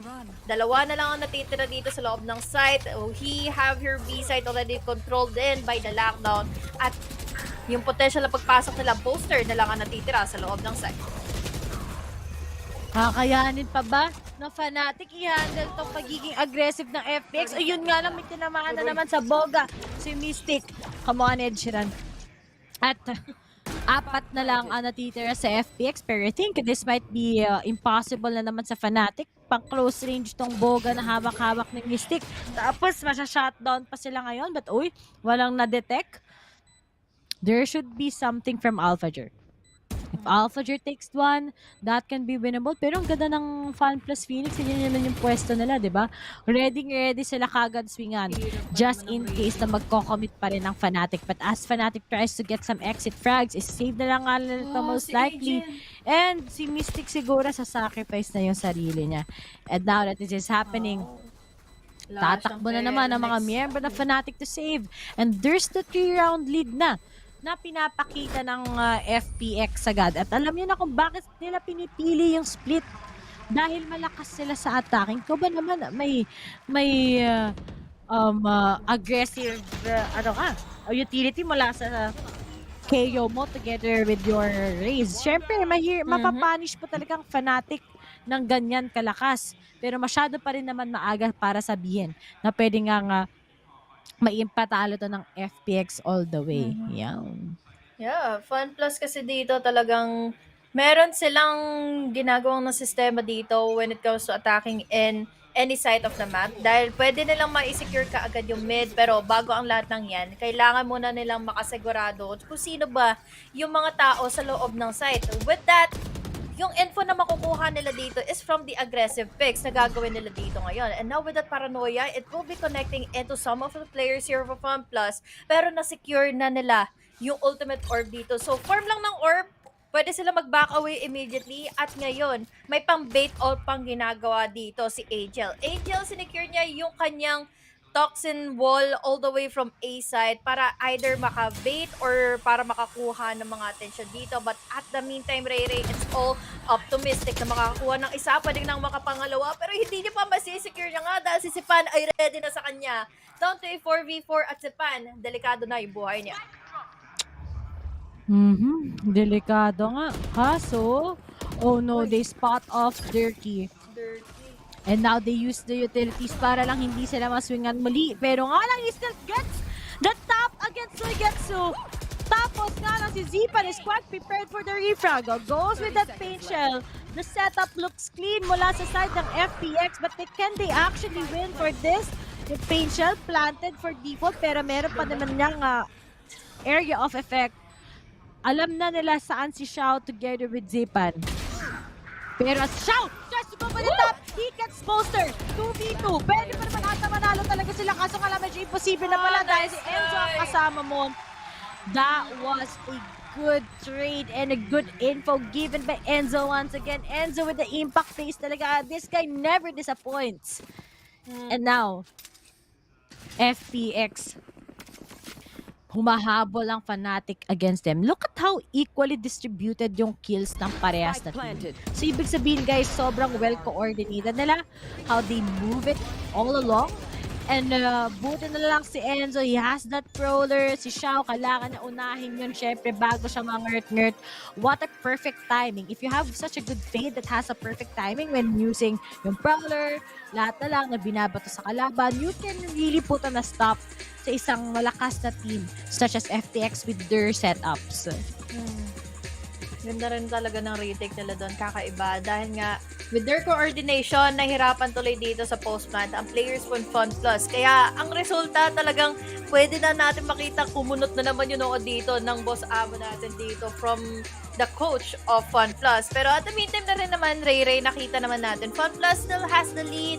2 rounds ang advantage nila dito against Fnatic. So, pwede nilang ma-close out ito. It's either at 8-4 or 7-5. Pero Fnatic dito, hindi rin naman kasi nalala yung pwede nilang ma-secure to a 6-6 scoreline. At pwede nakaban dito ang members ngayon for Fun Plus. Why? Dahil malaki ang advantage ng Fnatic dito when it comes to the attacker side. Pero at the meantime kasi, alalalayan pa rin naman nila. Kailangan yung mga sarili nila dito with the utilities na pwede nga ditong pumabor for Fun Plus pagdating sa defender side. And this time, another round after that timeout. Pero ang makikita pa rin natin dito, no, same push that may happen here for Fun Plus Phoenix. Talagang, oof! May onting ambahan lang. Look how sobrang disciplined talaga itong mga EU teams pag naglalaro sila. Dito kapag kinas mo mga Pinoy team dito sa split, nako, press W yan.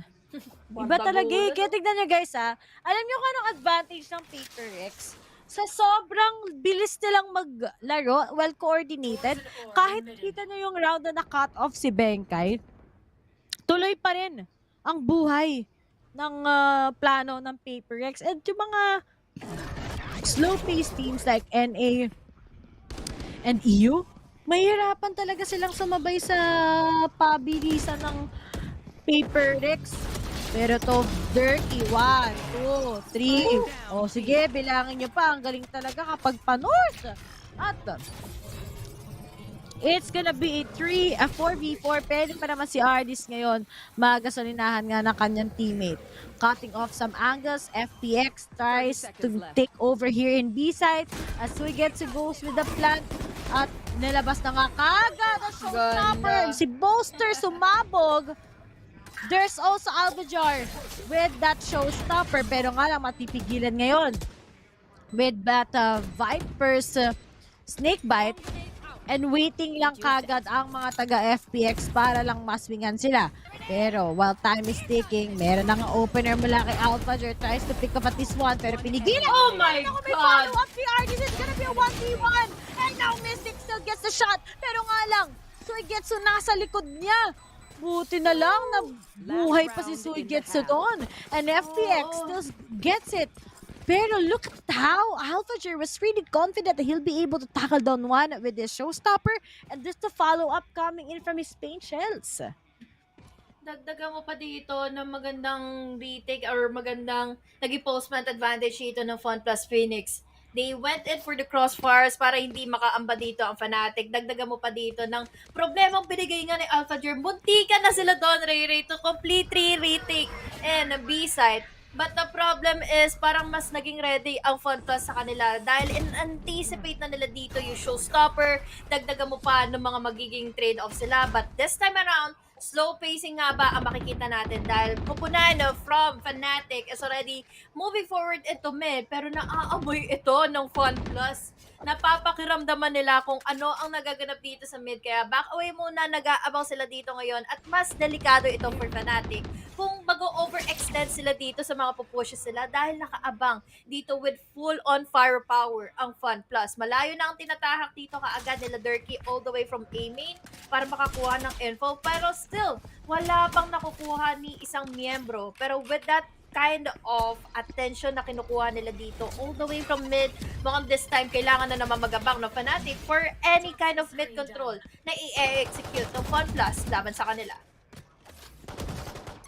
Maraming ang gustong i-execute ang Fnatic against FPX, but at least Angel was able to take down one. There's the follow-up na naman. Your Viper na duweris na. Ganyan kagulat talaga when it's Angel we're talking about. And now they are successful to clear out every time that they expect at least one. The biggest problem that they have to face here is that usually ang weakest link ngayon ng Fnatic is their heaven side. Plus, the fact that they already know how to put on a stop kay Durkee is the biggest problem. The fact that Durkee hasn't been popping off where he can just wait for the angles. Punish talaga siya eh. Pero to aasimin. So he gets what takes him. 8-4 it is. And what a first half mula sa side ng FPX against Fnatic in their map pick. But let's see, once we switch siya side, malay natin, itong si Fnatic, meron sila magiging agresibong strategy against Fun Plus. But I think Fun Plus is much better at the defending. But let's see kung ano man ang gustong sabihin syempre ng ating mga panelists, di ba? Kaso, may setup pa na. Ang ganda ng ano? Ang ganda ng stage. Ganda na nga, oo. Props sa props. Dami pang tao, no? Sino stage designer nito? Ang galing. Ibang klase yung half nila dito, Ray. Talagang mangamba na Fnatic pagdating ng second half natin. Pero this time around, pakinggan muna natin yung panel ko. Ano bang sasabihin nila sa first half na dominated by Fun Plus? Yeah, I mean, I think this guy has just been always in the right place at the right time. The trades have been impeccable. I mean, Jess, this is one round as well where you really started to see Sugetsu shine over and over again. With the disrespect in B main control, taking the space, but he's always here. Look, he's always ready. This isn't even one of the trade moments either. It's just him having a very keen understanding that he can play with his turret, almost like his little buddy there that he can use to be able to commit to that play. And he knows that he has power position over that B area. And this is where, really, I think FPX was shining on this map on their attack side. Over and over again, you heard Tom and Mitch talking about it as well. The control that FPX had over mid was always just a fight over it. Mystic being the first def, taking control, not even of just mid as well. The extremities, B main was being fought over all the goddamn time, and there wasn't really an answer for Fnatic. Their game plan was to play retake in a lot of these situations, and it just wasn't good enough for them. They were often playing them at like that 4v5, 3v5 scenario because they just couldn't quite trade it out effectively or survive long enough to play that full retake like they wanted. And it's funny because the extremities weren't being controlled by Fnatic because, for example, maybe he had Sugetsu over in B, but you also had Angel over towards A, poking and prodding and very aware of when that defensive aggression would hit. He controlled it perfectly. There are players on the FPX roster that aren't just monsters when it comes to their mechanical skill, but their smarts are just unbelievable. I think they're a very smart team, deserves way more praise than we've given them. Yeah, also Durka and Alpha, yeah, they need to step up on this second half. They're getting a little bit diffed as we head into... they are, I mean, I'm going to have to say how it is. We're going to throw this back to Tom and Mitch and see how Split is going to play out. Ito na ang pagbabalik natin into our second half kung saan mangamba na talaga ang Fnatic dito. Ray, we see here Fun Plus Phoenix with an 8-4 scoreline at meron silang madaming agents dito that can give a lot of pressure pagdating sa pag-e-entry dito ng Fnatic. Dahil dalawa ang controller sila pero ang laki kasi ng mga magiging crowd control nila dito dahil they have Xiao and they also have here Viper for Angel. Talagang itong defending kaya what will make Fnatic also better in their attacking side? Maybe if there's an Enzo, diba? Kaso kasi siguro kung nag-double initiator sila, Tapos Pwede nag-one pa, no? smoker lang sila. Kaya nila ma-counter yan eh. Kaso Kung with siguro only KO just rin yung one meron paranoia sila. as your flash, will they actually work against FPX? Kasi KO has so much productivity pagdating sa pag-handle ng flash. But there's the trade. Sabay na sabay. Biruin mo, sabay na sabay yung top, sabay na sabay yung trade-off. Malalaman nga nila kung nasaan si Suigetsu. Hindi nga lang siya ngert, but there's the paranoia to Boy make pa. his vision block. But he tries to take one. Lahat nakatingin na nga sa kanila. Kagad Durkee takes down Suigetsu. And Artist tries to take down the second one. But there's the trade-off. Xiao na lang together with Zipan. No stars kay Xiao. No utilities for Zipan anymore.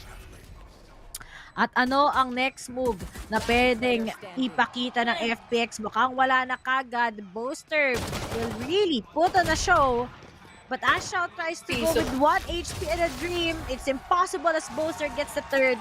At naghihiyawan ng mga tao. Pwede pa nga ata makambak to ng Fnatic.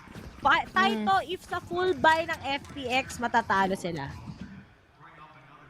8-5 Tatlo na lang din ang kailangan ditong habulin ng Fnatic. At kung ano man yung inaasahan natin dito for FAL plus Phoenix ay hindi lumaganap kanina dahil kulang sila sa mga utilities. Nakita natin Xiao and Zipan, they were very low on utility and they were very low on HP. Kaya hindi nila nagawang maisipan pa ng paraan dito. Dahil nga sa post-plant na ginawa dito ng Fnatic, they are really just ready for the trades, crossfires, para mahirapan pa dito ang FAL plus Phoenix pagdating na nga sa retake na yun. And now, Altair will be getting in that kill, almost going in for 2, and he will get in. That's okay. Makakapag-plant sila kaagad immediately ng spike. Dalawa na lang ang natitira. Shorty pa ang hawak dito ng isa. Pero this time, mukhang maibibigay na naman natin itong round na ito for the side of Fnatic. Parang nakita ko na to, pero sa side lang kanina ng FAL plus Phoenix. Nakita niyo na ba natin to? Oof! Wala pa. Tapunan lang. Pero I think hirap na magiging retake ng FPX dito. Fnatic just have to win this round and it's gonna be a big win maybe. Kasi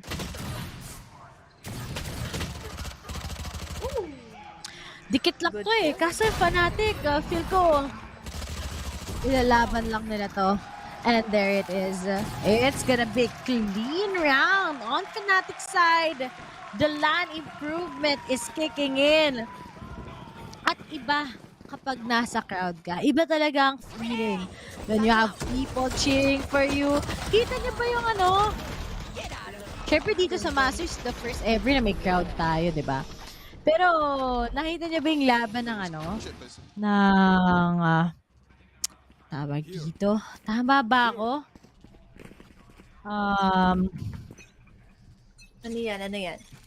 Sa CS. Yung, tama. So, nakita niyo ba yung FaZe Clan versus Navi? My God, ang ganda ng laban. I love both games. Pero nga lang, syempre, na-miss ko manood ng, Major.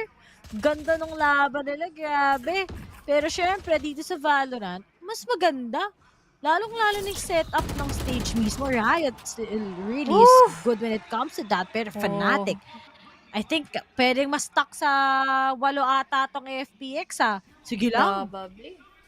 Kasi yung 8-4 sa split, kapag hindi maganda yung performance ng Fnatic sa unang half, posible pa rin yung win nila eh. Kasi di naman super down yung Fnatic sa statistics nila pagdating sa split. And I think nga, because you have Enzo with his fade, really gives Fnatic an upper hand when it comes to crowd control. Tignan nyo, hindi makagawa at all si Zipan to take the pickoffs. Si Xiao naman, naiiwasan din ng Fnatic. This is maybe gonna be a way that Fnatic wants to make this into an 8-8. Most probably, yun na nga talaga ang mangyayari dito dahil it's down to the buy round already for FAL plus Phoenix pero wala silang nagawa ni isa para mapigilan yung pag-entry ng Fnatic laban sa kanila. They just went in fully committing into a site. Wala na silang pagdadalawang isip pa kaya naman apat 4 pa ang natitira sa kanila at may free upgrades pa mula dito sa kalaban nila. And an 8-7 scoreline. Nagsimula tayo dito sa second half na ito ng 8-4 pero mukhang possible pa rin talaga dito for Fnatic to continue this kind of momentum dahil safe na naman dito ang Fun Plus. Let's look back into our replay kung saan nagkakaroon lang talaga ng misunderstandings when it comes to the utilities or even have the or even have here the opportunity pa ng Fun Plus Phoenix na may i-sustain or magkaroon ng composure pagdating sa kanilang aim. Pero with their aim, parang hindi nagiging sapat at hindi nila na ipapanalo yung mga duels nila at hindi nagkakaroon ng what-is effect yung mga nagiging crossfires nila. And this time, they need to up their game dahil aabot na tayo to ang 8-8 scoreline ng may buys pa rin dito, may pera pa rin ang Fnatic laban sa kanila. Talagang itong mga taga-Fnatic, kapag pag sila na thrifty ng FPX, ewan ko na lang my goodness gagalit ako. Pero to, uunahan na nga kagad dito ni Prowler kung meron siya may kita. Pero nga lang, the top out, there's the follow-up from Turkey. Starts to get real good nail with the shots. But now there's the trade-off. At isa na lang kagad na dito si Sugoydes. He gets the top pa nga. Pwede pang winnable pa yun. Pero buti na lang, there's just Fnatic 4 rounds straight. FPX hindi pag gumagalaw sa defending side ang team na to. That's the problem. When you can get the perfect timing, when there's the magic coming in, and Manderky is so confident about him hitting his shots. And nakita naman natin yung difference pagdating sa gunpowder, pero ito na yung malaking determining factor. FPX loses this, they're gonna go for a thrifty, 2-round advantage na yun kagad ang Fnatic. Fnatic nga lang on the other side, they're really prepared already for their, ultimate. Kaya pwede na nga nila to, may pag-asa nga talaga para makuha pa to against Fun Plus Phoenix. Pero they will need to take their time. May take naman sila man ngayon. Paiba-iba muna sila ng stuff. Mahirap na pag nasanay ang mga taga-FPX kung anong ginagawa ni Fnatic. Kasi sila naman talaga usually naglalaban sa sarili na lang scene dito sa inyo. Sabi nga ng panelist natin kanina, Rere, parang paulit-ulit na lang silang nagkakatapat, paulit-ulit na lang na may rivalry na nagaganap dito between our teams. At ngayon, paulit-ulit na naman tayo nakakakita dito ng mid-push from the side of Fnatic. Pero kasi nakikita naman natin na sobrang nagiging pabor ito sa kanila. But this time around, nakaabang na yung Paranoia will be getting in the advantage here against the players from the side of Fnatic are Fun Plus. Pero Surget, so dito makakakuha ka agad na clean 3K. Wala makakapasok na si Arnis, makakapang-blind. Makakakuha pa ng isa dito and cleaning up that round for another lead in their side. Ito na yung determining factor kung kanino ba talaga magkakaroon dito ang momentum. 9-8 pero may pera pa rin naman sa kabanampayan ang Fnatic. Grabe naman, Suigetsu. Nag-audition 1, 2, Wala nila, na-blind din siya Ipit sila Natapunan ng utils kaya naging advantage ng FPX Sayang yung mid-tick. Yan yung problema pag wala kayong flasher. Tapos hindi pa nakakuha ng info si Enzo. Medyo kulang pa nga ang Fnatic. Pero I think this can just be a trial and error. Mayaman pa rin naman sila. Mayaman pa rin naman si Boaster. Pero paano? Kaso ang round lead nasa kamay ng Fun Plus Phoenix. At ngayon, there's also Boaster. He tries to pick up at his one, pero sinabayan na nga lang din kagad ng lockdown. Walang maipit. Sige, press W. Commit tayo ngayon. Di naman tayo takot sa commitment Pero nga lang malaking pag-asa na pwede silang makuha. Pero si Boaster, Oy, boy, pala! Buti lang nakayalis na dun siya kagad. After that pinchel, okay, read tayo. We still commit here in A-side. Kaso nga lang, so you get to spot them out. There's Durkee for the trade. Pero nga lang si Amke. Tinignan lang sila kagad. At Durkee together with Mystic, kaya na daw na nga, no way. For Fnatic to win this. I think much better nung nalumipat na lang sila after that lockdown kasi ipit sila Ipit sila Dati hindi na nila pinilit May mga bagay na hindi pinipilit. Kapag hindi ka gusto, wag mo na pilitin. 30 seconds left. Oo, pag gumugusto, talaga pinagbibigyan at ano magiging resulta, hindi ka aya-aya. Kaya ngayon, isa na lang sa kanila ang natitira at alam pa ni Angel kung saan siya manggagaling na 3K for this guy, double digit for their team. Parang gusto nilang mapako pa ngayon ang Fnatic sa 8. Hindi nakabuelo kaagad ng Fnatic dito dahil sinecure talaga or trinay talaga eh. Hindi na sila nagdalawang isip pumasok ng A. Pero kasi sa mga utilities na binato dito ng Fun Plus, isipin mo to, Rere, meron ng mga swarm grenades doon sa entry pa mismo. Dagdagan mo pa ng gravity well at dagdagan mo pa dito ng lockdown na magmumula pa in A heaven. So nahirapan sila makakapag-compose to get inside of the site. Hindi sila naka-help pa masyado dito kay Bolster to at least get away from any casualty. At ngayon, mahirap na to dahil unti-unti nang nababawasan yung eco nila. Down to the sheriffs na lang ang tropa natin ngayon from the side of Fnatic. Talagang may pag-asa na nga ba kagad ang Fnatic or wala? Dahil Shout! pwede pa ngang pag-asa nga to ng FTX. Talagang gusto na nalang ipanalo to. Kasi advantage sa Burrell, it's on their hands against Fnatic. Fnatic, 4 rounds lang, pinasarap lang, gusto pang manalo. Kailangan lang naman pala is mag-adjust ng Fun Plus Phoenix on their defending side. Nakalimutan daw nila maging defender for the 4 rounds on the second half itself. Pero once that finally maximizing the timing that their double controller has, plus those counter flashes and Sugetsu anchoring a certain site, Fnatic talaga is really struggling on how they'll be able to come up once again with the things that they need to do in order to take down FTX. At ngayon, papasok na sila sa mismong A-Tower. Kasi si Zipan, meron ba siyang mapipick up? Oh no! Got it! Uy, no time sila! And now, yung time is taking na po! Cut off na! Pero still, Mystic goes for a plan. Kukumit pa rin na to, but now it's all up to them one by one. Not gonna work. Dalawa na lang before Fun Plus Phoenix takes this. And Fnatic, naipako na sila sa 8.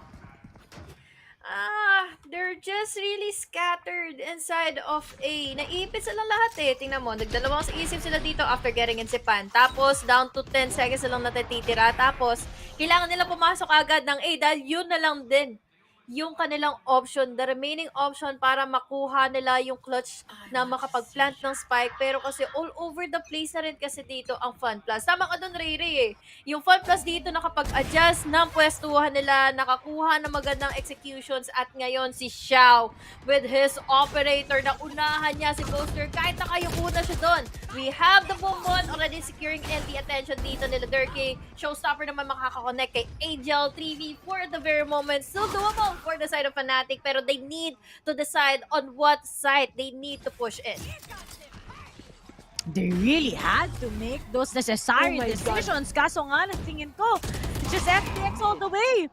Oh no, Alpha na lang together with Enzo. Kaya pa ba nila itong mapanalo? Sa tingin ko, medyo mahirap. Pero nga lang si Enzo has a Nightfall Pwede nang tong i-use to his big advantage against the guys of FTX. Pero meron si Xiao na dinidelay sila. Hindi nga lang tumatama. Tries to go in with the classic habang naghihintay siya sa may default. At ngayon, yun lang. Umuga ng konti. Nag-iba pa nga ang ihip ng hangin. And there's just the delay. 37 seconds pa lang naman. Pwede lang maghintay ang mga taga-FPX. Alpha Jerk goes for a plant. Pero how will Sui get together with Ardis take this? Meron pang turret, meron pang flash. Kasi Enzo! That was a 2v4 yet Fnatic gets it! Hindi pa pala tapos to. Pag-asa pa atang mag-11-11 Sailor, 11-11 Make-A-Wish. Dito na natin napapakiramdaman, Rayray, yung sinasabi mo mula kanina pa. Yung clutch potential pagdating sa mga stats ay pumapabor nga for the side of Fnatic. And look at those plays. They were down to numbers advantage. na nasa side na nga ng Fnatic or rather ng FPX mula kanina pa doon sa round na yun. Pero pagdating sa flick, sa timing, sa pagkakataon na kailangan nila mag-pop off, doon na nila binuga yung potential nila ma-secure na nga yung isa pang round para makasurvive pa in this game number 1 for this series. And looking back, it's down to an 11-9 at mahihirapan sila dito kung mag-match point na kaagad ang FPX sa susunod pa nating round. Talaga nga itong FPX. Di pa tapos. Kaso Fnatic, ito na naman ang those 2v4s. Bakit? Nagiging wild na naman ang Fnatic. Kapag crucial rounds, napapanalo nila eh. Yun na naman yung clutch potential ng team na to. Their individual styles are really something. But now, let's see pa. Baka naman kailangan lang nila ngayon na maging mapaghintay. At subukan na naman muli kung ano pang next na lang try. Pero as for FPX, dapat hindi nila hinahayaan tong Fnatic kasi it might be a big change of pace that we gotta find. But let's see pa. Abangan pa natin yan dahil ngayon, scattered sila sa buong mapa, sa mga entryways dahil yung wall dito ni Viper, ang laking sagabal sa pagpasok na nga dito ng members from the side of Fnatic here in mid. We have the utilities being thrown out, Rere, at mukhang wala pa rin talaga nagaganap dito. Nice decision made by Angel na mag-disengage lang din muna. Pero sa mukhang possibility mag-push nito at sa pwesto ng Spike, mas gugustuhin yata muna dito makakuha ng pick-off ng Fnatic before they fully engage into B.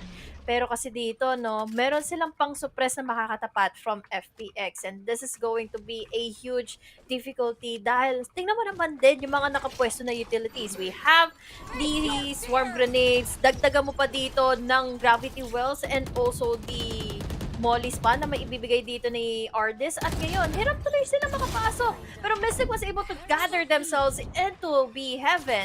Sugetsu naman dito may ipit na nga in this spot. Nandito naman din yung, yung turret niya. Pero in the meantime, Sugetsu going in for 4.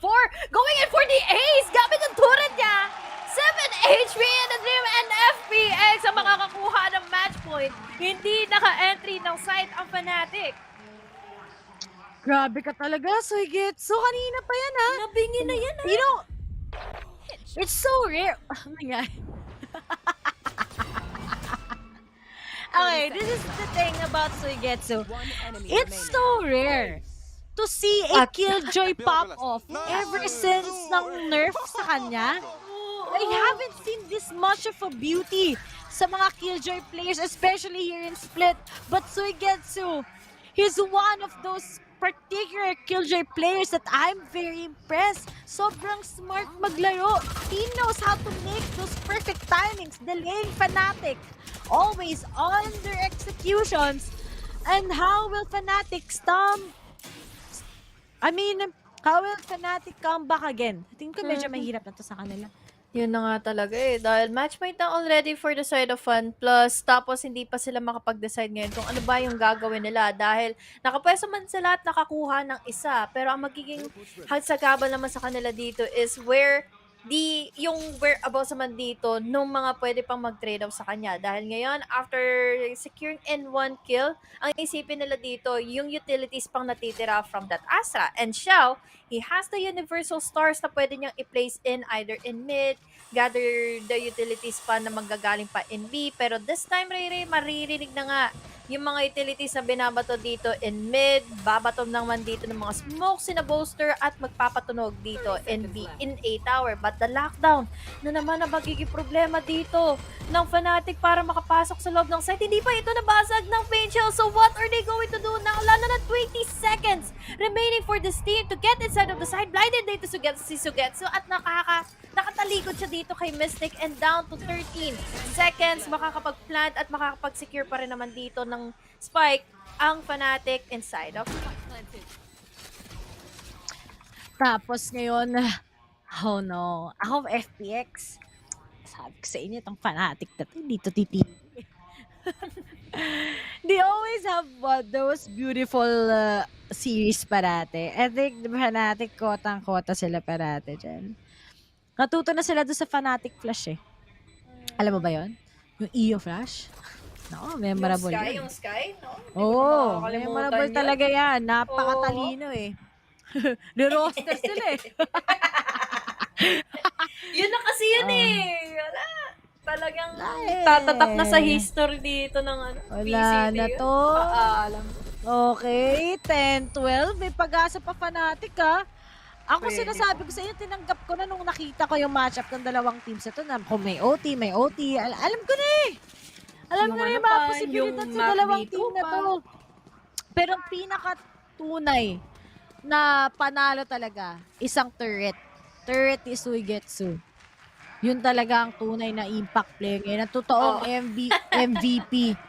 Oo. Yan yun. Hindi niya makukuha Pero yung I think ace I'm quite shocked dahil dun sa Pokemon niya. Quite shocked ako na yung fan plus Phoenix, hindi man lang nila matapos to. Dapat kayo pa Isa nila na tapos lang to eh. Oo. Ito talaga, mabagal na mga players dahil ang kailangan nila dito muna is info before they fully engage. Tapos, syempre, yung pag-cancel nila dito na mga pwede mag-lurks at mag-flanks dito from the defender's side. Dalawa yung nag-aabang, dalawa yung nagpo-push all the way from mid. Pero kailangan mag-ingat dito ni Boaster dahil pwede siya mag-dalawang pick dito ng mga players from FPX at close na pala sa kanya dito. Nako, dalawa kagad ang napatay ni Zipan. This is all the down to the 3 remaining players ngayon from the side of Fnatic and Durkee popping off with Izuki. Makakapasok pa sila ng A-side and it's down to 50 seconds na lang para makapasok na loob ng side. Pero si Sugetsu ang nakaabang. There's the alarm bot to get an info. There's also the gravity well para makapag-delay. Pero down to a 2v3 scenario. Nakalamang pa sa numero dito, sa mga numbers advantage dito ang Fnatic. Oh gosh! Nag-whiff pa si Suigetsu doon? Okay. Magpo-force out na si Mystic. Ay! Bakit ganon? Ayun nga lang. OT to. OT to 14-12 to Fnatic sure naka 100% Furfur. OT pa to. Unless ay, medyo mahirap to ah. Will Shao? I can't watch this. No time. Fnatic. Hello? This! Kung merong this G, alam mo tawag dito sa Fnatic, this Fnatic team. Sobrang sa patong obs na to eh, oh. Ganda rin kasi ng ginawa dito ni Durkee, no? Dito sa pagpasok ng A-Tower. Ibang klase yun. Dagdagan mo pa ni Enzo na nakakuha ng close of an angle na nakuha niyang pick-off kay Sugetsu. Oo, nagaling siyang heaven dun eh. Hindi, si Enzo yung flick na nakita mo? Sabi na eh. Flick yan eh. Expected niya na yun, no? Nakagad yun. Tap. Wala sa kanya. This guy is so good. Sobrang galing na Enzo. Grabe ka. Nung every time that natatalo yung Fnatic, he's really carrying. But I think we gotta recognize how Fnatic also is well coordinated. Imagine this is a 12-9 yet natatalo yung Fun plus Phoenix ngayon. Durkee. Huwag mo yung chamber niya, duelist na. Ganyan ang gawain ng Fnatic. Gagamitin talaga nila si Durkee as much as possible with that chamber. Pero nga lang, there he is with the 2d4s. But will Durkee finally able to get that good impact? Nag-hit naman din yung mga shots dito ni Durkee. So, in the meantime, makakakuha naman kaagad sila ng opening kill dito. All the way from B. Dagdagan mo pa ni Mystic dito for another kill. Si Boaster na lang natitira dito to get in another. And he will! Mabubuhay pa talaga dito yung overtime na pwede ngang i-secure dito ng Fnatic. And it's all down to one remaining member. Shao na lang na magagaling pa yung B-side. Anong ginagawa mo dyan, sir? Ang lahat ng natitira pang players dito from Fnatic ay gumagapang pumapasok na ngayon ng A-site, makakapag-plant in ng spike, and very unfortunate dito for Fun Plus dahil ang laki na nung naging lamang nila pero nahabol pa talaga sila dito ng Fnatic. 11-12 down to 8-12 kung magkakaroon ba dito ng potential nga na ma-secure pa ni Xiao, but unfortunately again parang ang hirap na rin talaga dahil they are already all over the place. Overtime for our game number 1 in this last series. First game out yan. Crush ko ba si Enzo? Hindi ko kasi Enzo. Sobrang amazed lang ako. Panoorin nyo nga yung mga laro ng Fnatic. Lalo na doon sa bind. Kasi Enzo yung nag-salba ng araw na yun. Dapat out na tong Fnatic na to eh. Kundi lang dahil kay Enzo eh. Anyway, tanggap na natin na may OT talaga. I think that 12-9, that round itself na natalo pa yung Fnatic, ay si FPX ng 2v4 with the Enzo together with the Alpha. Wala na, alam mo nang magiging 14-12 to eh. Unless we're gonna go again for an overtime. Fnatic loses this, they might be losing this, or if they lose this, we gotta go for the second OT. And here it goes. FPX gonna play aggressive, but will Durkee finally figure out kung nasaan pa ba kung meron ba siyang mapipick off ngayon. Onting parinigan lang! Durkee! Malakas na impact yun. No Zipa, no aggressive utilities na pwede nalang gawin para lang ma-eradicate yung mga angles na hinihintay sa kanila ng Fnatic. My God, what just happened? Quick reaction time. That flick though. 4 members na lang dito ang natitira ngayon for FunPlus at Ray, you are right na wala na magiging aggressive dito, makakapasok na ng site FunPlus, so they need to play it slow. Ang makakatapat na lang nila dito ay syempre yung mga utilities dito ng kabilang team. We have the trademark na nakaabang sa kanila at sa loob ng site dito nag-play in sina Alpha here, there's also Mystic, or there's also Enzo, and now speaking of those two, magkakabatuhan na ng mga utilities dito, and ang tanong na lang din talaga is makakapasok na ba ng site dito ang FPX. We have those mollies, there's this slow push, at 17 seconds na lang ang natitira sa kanila at wala silang ka-idea kung sino ba ang nasa loob ng site. We have your Argus to eliminate in Mystic. Bulaga naman ang sabi dito ng Alphager. There is Enzo to eliminate in fully the potential of FPX na makapasok ng site. 3K for this guy. 13-12. Kanina match point na ng FunPlus Phoenix, and now it's Fnatic making wonders para mabuhay pa sa kanilang tournament lives ngayon at makukuha nila yung match point. 10 seconds left. Talagang ang nangyayari. Wow! Enzo! Palong-palong! This guy is so good! Grabe na land buff bigla! Sabi sa inyo eh. I don't know what just happened. Enzo! Nag-wall bang siya doon, Ray? Inexpect niya na. Tapos na-detect pa ng hunt. Ang talino niya, boy. What a game. Oh my God. I think Parang it's ito just pa yung really mas, one of the players na ang galing mag-next to the buy. Or I think like he's the current player that is really maximizing the fade comp. Gamit na gamit eh. Gamit na gamit. Lahat na kay Enzo. Galing niya maglaro talaga. Ang galing mag-Enzo ni Fade. Galing Oo, galing mag-Enzo. Sobrang galing. Nag-merge na silang dalawa dahil ngayon 13-12. Kanina 8-4 bago tayo pumasok in our second half. Then pumasok tayo ng overtime close to a match point na, or nag-match point na talaga dito ang FPX, pero nahabol pa sila ng Fnatic dito. Consecutive wins pagdating nga sa read at adjustments dito ng FPX from their defender side. At nakita natin yung defender side nila kanina, hindi ito naging lagana for them. Ang naging advantage lang nila kanina kasi is malamang mas malaki yung lamang nila kanina against the side of Fnatic, but this time umaarangkada na talaga ang Fnatic dito. Si Durkee has been hitting his shots. Nagdaga mo pa ni Enzo dito with his clutches at momentum na nabuo na dito ng Fnatic to gather themselves this match point. Magkakaroon ba tayo ng overtime ulit or talagang ito na yung pang-close off ng Fnatic at magpapaalam tayo dito sa game number 1 ng FPX in this series? Talagang itong Fnatic, I think, sabi ko nga, basta yung 12-9 na yan, yung 4v2, wala na. Panalo na itong Fnatic kahit anong mangyari. 14-12 to. Unless, ewan ko na lang sa Fnatic, I mean, this is a good decision.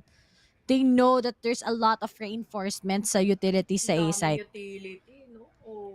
Pagkakama ka sila, oh no, nice. Kaso nga lang, okay. Na-open pero nga lang, there's just Molly. Angel with that Molly to delay them. Tatlo pa ang mid-take.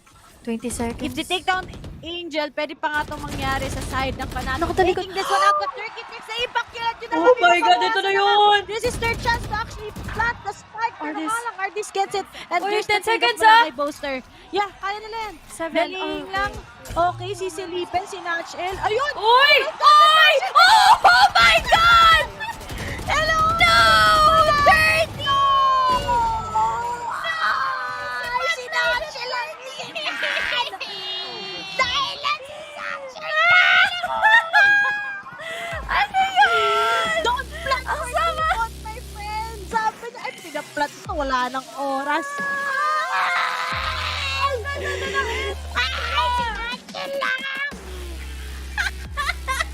Oh my gosh!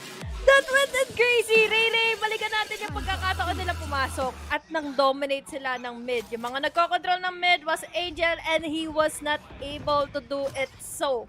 Pero ang naging laganap naman dito is na-delay nila yung round na yan for Fnatic to get inside of the site. At si Ardis pa dito, ang laki ng impact niya doon sa loob.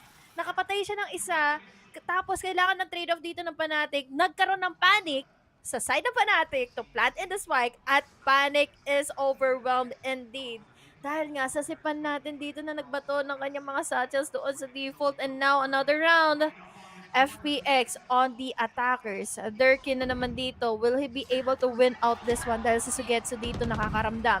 May magbe-mid take na nga dito. Pero Durkee na naman makakakuha ng isa. Makakatipid pa nga the timing! He's still alive! And now to a 4v5 situation. Si Pan wala sa makita ni Isa at Enzo. Makakalamang pa. Dahil nakatalikod na yon. Isang player sa kanya. Nakatalikod din siya laban dito kay Savan. Alfeder as well for the trade-off. And now, the duel just really goes in favor of Durkee. Another match point for Fnatic. And this game number 1. When will it end? Oh, ito na eh, Satchel. Satchel versus the world. Satchel! Buti na lang si Enzo. Siligtas na naman. Pero Grabe si magkakakala. Sakit mo, Lods. Iba talaga pag Sakit yun. pa-north. Go all the way. Ginawa rin. Oo nga, ginawa rin ito nakaraan ng Fan Plus Phoenix. Sorry, tawang-tawa talaga ako sa Satchel na yan. Binongkbong eh. Dalawa pa yun, no? Akala ko isa na lang yun. Nako. So, ano pa bang gusto ibigay ng Fnatic ngayon against FPX? Fnatic match mo yun, maano na naman sila, masatchel na naman kayo Ewan. Patayin niya na kagad si Sipan. Satchel ang tunay na trauma, guys. Ngayon ko lang na-realize. Yung satchel, katakot yan. Sabi ni Zipan, no? Ay, pa-plant pa pala na mga to. Bugoing, tinapon 2 beses. Wala nang choice eh. Tawag-tawa ko, sorry guys, it's the little things eh. Cute kasi na sound na satchel. Tapos, hindi man lang nagamit. Crucial round pa yun. So, okay lang guys, I'm having fun naman mag-cast na to eh. Cute nila maglaro eh. So, may nasip-sip na naman, may malulusaw ata. Ipapa-5 na retake na lang ng Fan Plus Phoenix to. Nakakatakot kasi syempre kompleto pa parehas ng mga teams natin eh. Ngayon, post plant.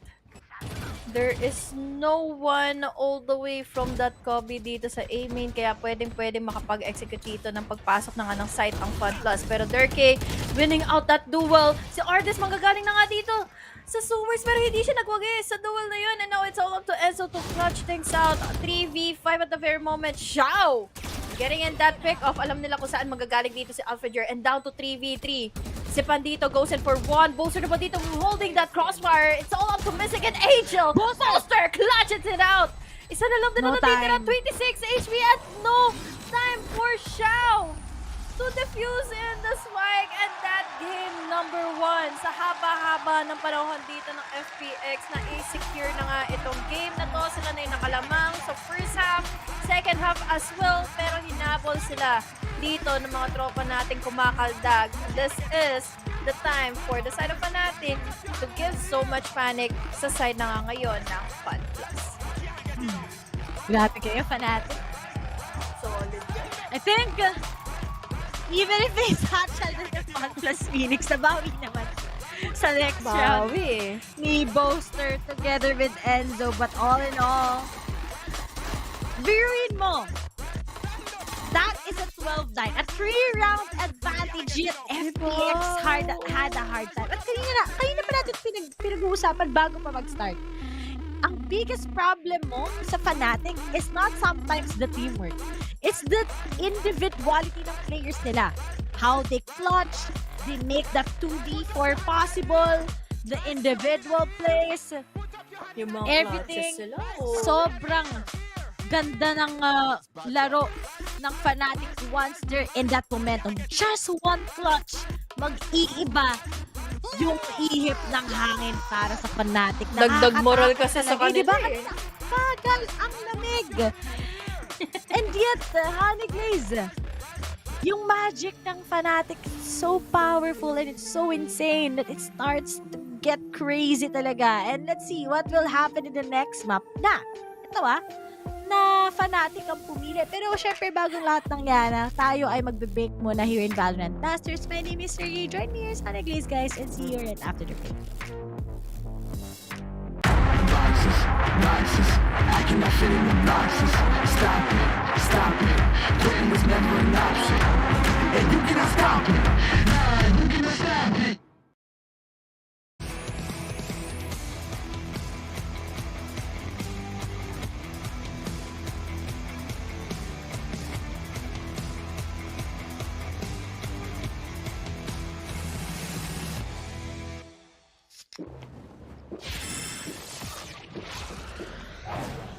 Red Bull gives you wings.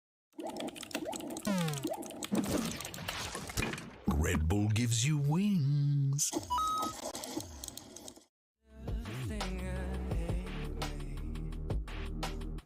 I feel ashamed when you don't hurt me. How could I give this all to someone else when I don't love myself? Why you always waiting on me when I don't deserve it? Why the fuck you waiting on me when I can't?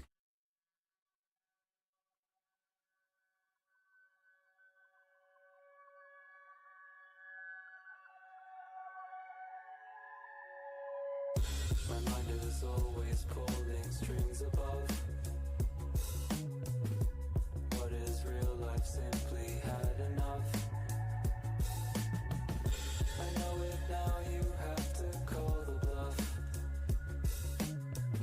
Just close your eyes and let it be. Am I wrong to let my mind be free? So it takes a new reality. You can leave, just don't forget the key.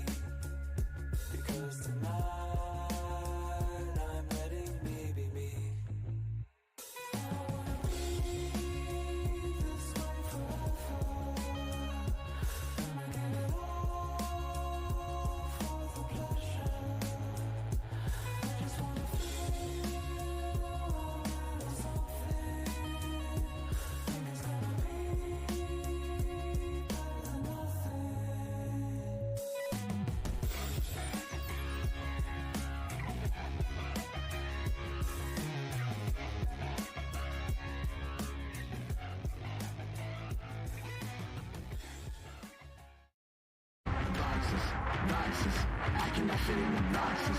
Stop it, stop it. Quitting was never an option. And you cannot stop it. Nah, you cannot stop it. Fnatic, they had us in the first half, but they managed to close things out in another exhilarating overtime. I'm Yingsu. I'm back on the desk with Jess and Bren. I know we were memeing it, but we all knew that it was going to go to overtime. When it was like 11-9, I was like, no, it's going to overtime. There was something in the air, wasn't it? I mean, could we have it any other way? Of course, I mean, Yeah. it was a 13-0 in the past, but literally, would I have it any other way when it goes to OT? It needs to be one or the other. That's the balance. Yeah. That's the perfect balance. It's either a 13-0 or where you go into multiple overtimes. That's the only way you can ever have a split between FPX and FNC. Yeah, I mean, honestly, just outlandish stuff that was occurring. Trust Fnatic as well to deliver some of the most entertaining OT rounds that we've seen this tournament, and honestly, possibly in Valorant history as well. I mean, it's just been ridiculous from start to finish. I don't know why they always leave it to overtime, because they could have closed that map out a lot earlier if they weren't just trolling in those rounds. But, Bren, there were so many huge individual moments in this map. I mean, honestly, you had Boaster securing rounds with these high-impact 2Ks. Alpha as well, just shutting down so many huge moments. Enzo being pressured in heaven by 4 players and somehow just walking away with a ton of kills, the multi-kills going his way. It was absurd from start to finish. And in this opening as well, Boaster died of an operator in this round at the beginning. And Alpha and Enzo still come through with an unreal scenes.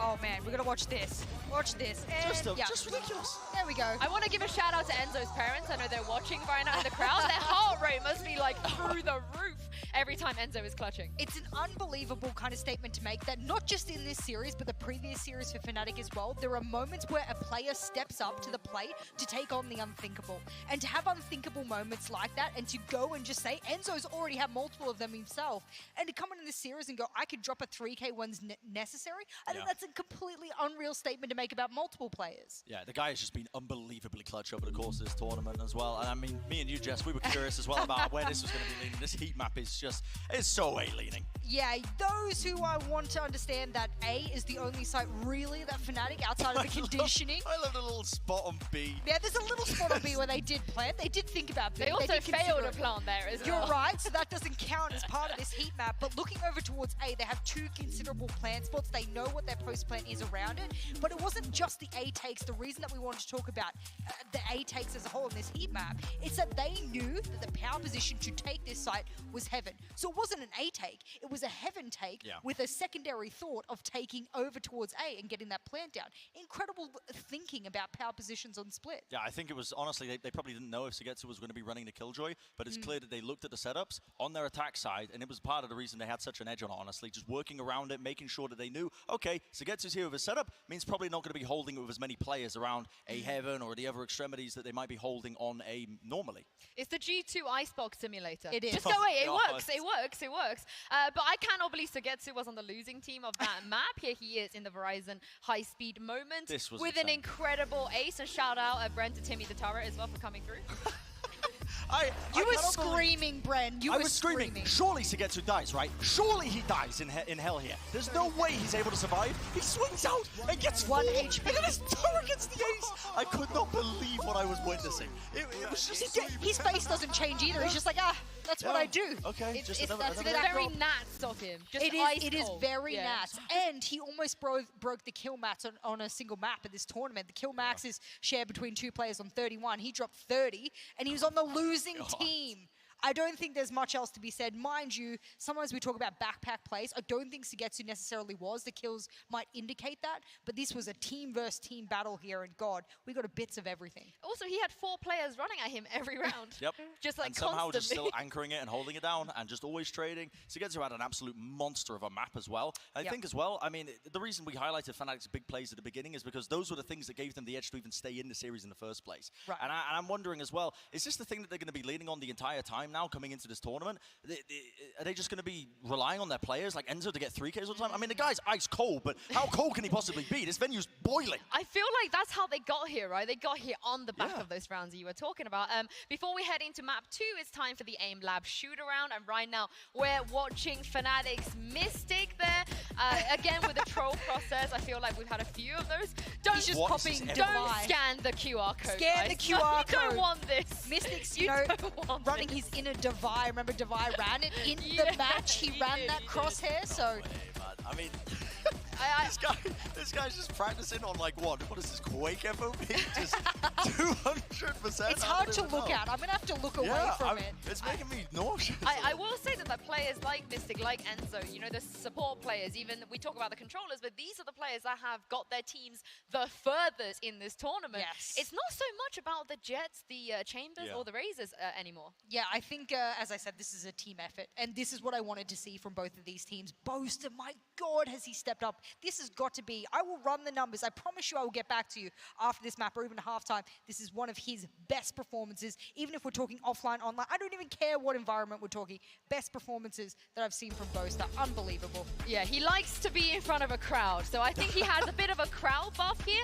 We are heading into Bind, and the last time we saw Fnatic play Bind, I think, Bren, you had a heart attack for all of overtime when you were casting that match. Do you expect FPX to be able to challenge them the way that Leviathan did? I don't think any team is going to be able to challenge them like Leviathan did, just because the nature of that game was so all over the place. It was back and forth. I mean, Fnatic had to pull out so many clutches over and over and over again to even like stand a chance of even bringing it back. There were incredible moments, but I think it comes back to what I was talking about prior, which is that these are two familiar opponents that know each other really well. They're regional opponents. They're kind of almost domestic rivals in terms of the way that they play each other. And so I think it doesn't lead to as many of those overheat moments. Although I say that last month that we just witnessed would beg to differ. Yeah, exactly right. And I think also you can look at the guild match that FPX had and you go, well, that was such a dominant win. Isn't that something we should move forward with? Again, please wipe the slate clean here when we're talking about these two teams in this map pool. There's not much we can go back on other than the fact that they have repeated history on map number 1. Well, we're into the Prime Gaming Agent Select here. Both of these teams, they've played Bind already in this tournament. Both have been somewhat pretty successful, FPX more so than Fnatic here, and it looks like there's going to be no changes agent-wise going on to this one. They're going to be playing pretty familiar stuff, I think, coming into this. And with the exception, of course, of like the double controller that they somehow swindled, triple controller, I should say. No, that's going to be incorrect. But the comps that they're playing are the exact same as what they played prior to this. So again, it's just comfort for both of these teams. Both of them playing exactly what they know. There's no change-ups, no switch-ups with the time that they've had to prep for this match. Yeah, here we go. Just to show you guys once again the agents they're going to pick. And Jess, I know he said Zipan's was Brimstone on that big screen, but I'm pretty sure he's going to be locking the Raze here. Yeah, I quoted him being one of the best Razers in the world. So I still stand by that. I think when he's at the top of his game, he is one of the best Raze players in the world. Bind is a map where you must be able to traverse at incredible speeds. We've seen Guild, they've been able to use it. That was something that they were able to weather the storm with. He needs to be that lead player. Last time Fnatic ended up playing Bind, Durka had a bit of an underperformance, I think, comparative to where we expected him. This map right here, I want to see him have a big finish to try and close the series out. Yeah, let's hope for some defuses, right? And stick the spike. Yeah, plant the spike, that was Enzo. That was Enzo. Yeah, let's just like do some normal stuff. You know, I want to see some normal stuff. Yeah, you've cursed it now, Yinsu. Congratulations, you played yourself. I reckon Mystic's gonna get an ace on the AWP. That's my hot take. I hope Boaster brings another AWP over towards Showers and absolutely rings them clean. I mean, I feel like you can only do that once, right? FPX, they know he might do that, so they're probably going to be a little bit more vigilant on this. I mean, that is the circumstance of which he brought. I can't remember what it was. It was like 14 something, 16 or something in the OT. And I mean, for him to have the cojones to do that in the first place is ridiculous. It's just absurd. No one's doing that. I mean, he shouldn't have got away with it. Well, I'm excited to see what both of these teams can do on Bind, and it's time to throw this over to your casters, Tom and Mitch. Welcome back guys! Nandito na tayo muli sa pagbabalik ng last series of the day kung saan one more game dito for Fnatic to win at magpapaalam na tayo sa Fun Plus Phoenix. Ako nga pala si Honey Glaze, kasama ko ngayon si Ray Ray at dito na natin makikita kung magiging 2-0 na nga ba ito or magkakaroon pa ng breathing time ang Fun Plus para mahabol ang game number 3. Utang na loob na satchel na yan. Sorry, laugh trip talaga. Sorry. Sobrang timing din nung ano na yun nung satchel na yun. Hindi Oo, natin nasa na-expect satchel yun. ang tunay na trauma. Pero okay lang, at least na-redeem nga naman nila sa next round. Okay na, sige mag-move on na tayo. Kailangan natin mag-move on. Mahirapan tayo mag-move on. Alam nyo ba guys na bukas sa Kastamina Nursery, last cast ko na yun. Kita-kits na lang ulit. Ito nga rin yung last cast ko eh. Oo, mananahimik mo na yung buhay namin. Gulo niya. Oo. Gulo nyo eh. Patulogin nyo naman kami ng gabi, di ba? Oo, magpatulog Huwag ng umaga, daw, yung may puyat na ako araw. Ooh, Zipan. Against Mystic. Ay, oo, natatalo ng pistol round talaga tong Fnatic. Mamaya pa to iinit eh. Oo. Pero, basang-basa na, no? Biset ng FPX. Uy! KO pala. Nag-double initiate. With a KO? Oh, interesting. Against that double controller ng Fnatic.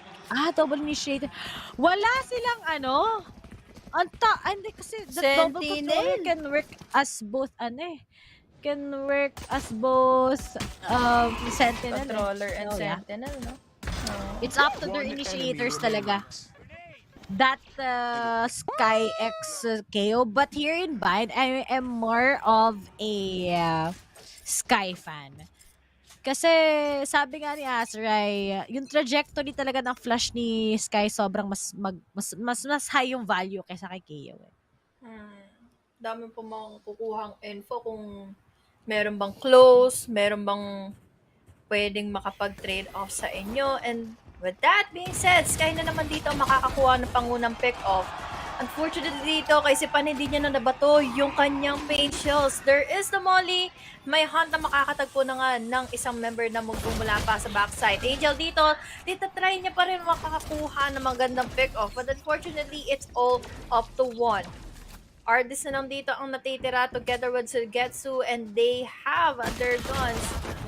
Pero magiging sako na lang talaga dito is the numbers advantage. 1v1 the great one. Mystic dito maggagaling pa in garden. At walang kaalam-alam si Ardis kung saan siya manggagaling. So now, hanapan na lang dito. Dahil yung spike, hindi pa rin naman napaplant at magiging problema ito kay Mystic. Dahil syempre, with that opportunity for Ardis to make sure na magkakaroon ng sobrang daming pagdadalawang isip si Mystic, hindi muna siya magpaparinig dito kung saan man. Kasi kita niya kung saan manggagaling yung spike. Kita niya na. Talagang, okay.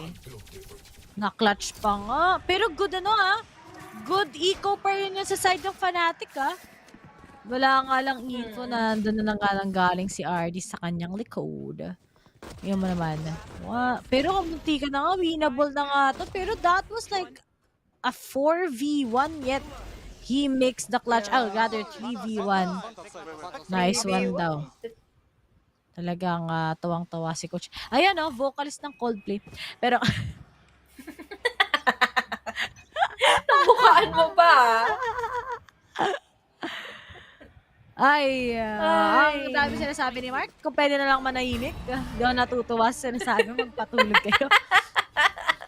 Alam mo, ako chillax lang ako Kasi ayoko ma-stress dahil ayoko na din mag-expect ng mga bagay-bagay. Mahirap talaga pag nag-expect ka, di ba?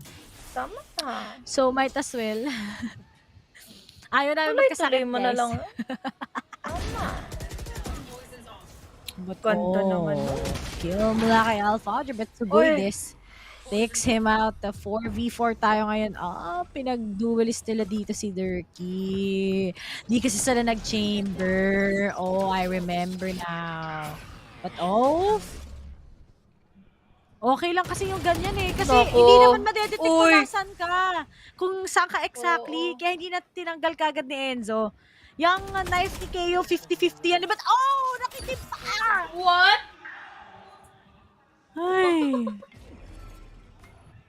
Ang bilis naman ng pangyayari doon.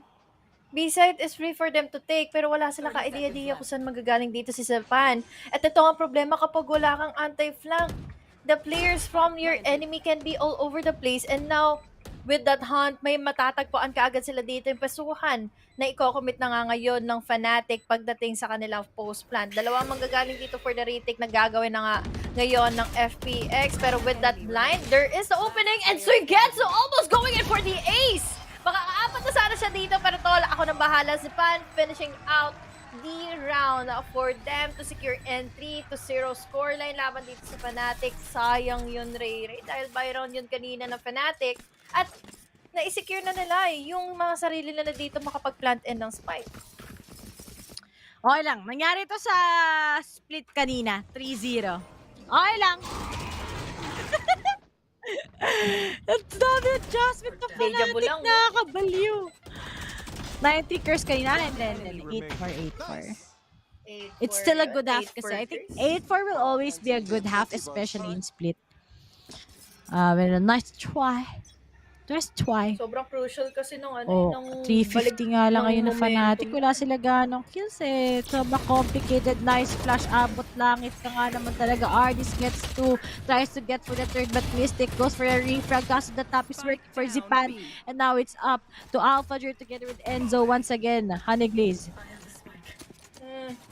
5 na lang ang natitira dito for Alphager. Pero this time around, mukhang kailangan na dito muna nilang makasecure muna ng info before they go and push sa mga players ngayon na natitira pa for the side of FPX. Pero with that sprays, mukhang hindi na muna sila dito magtatry pang sugurin na nga dito yung hookah. Pero there's also another one na makapag-secure na dito na pwedeng pag-ikutan ngayon ng Fnatic. It's the same as what happened earlier in our first game na mabagal talaga yung mga plays dito ng Fnatic. Parang parang nanlalamig sila sa mga unang round sila dito, sa mga unang plays sila dito before they have their momentum. Pero ngayon Sergetsu, he needs to pick off at least one or kahit yung dalawa na nga dito and he will. 2K for this guy, 4-0 na for FPX. Magandang panimula ito kung gugustuhin pa na lang makasurvive into our lower bracket. Guys, semifinals na ito from our lower bracket. At talagang kailangan natin magpaalam dito sa sa team natin ngayon from this series. Kasi talagang di pa daw oras ngayon ng Fun Plus. Umabot sila parati sa second map eh. Pero, here it goes. Full buy na nga mula sa side ng Fnatic. Kung magmamap 3, okay lang. Basta mabilis yung laro sa bind. Please lang. Pabili lang daw na scout. Yung tipong Mark, 13-0. Ganun. Walang asisihan. Pero, ngayon, FPX. Oh no, Ardis. Nasayang ng onte. Fnatic Enzo takes down one. Nai-stress si Direk ko. Shoutout nga pala kay Direk Reggie. Pumasok po ba yung Sentinel? Wala na. Sa LCQ pa sila. Kung di sila pasok ng LCQ, wala na.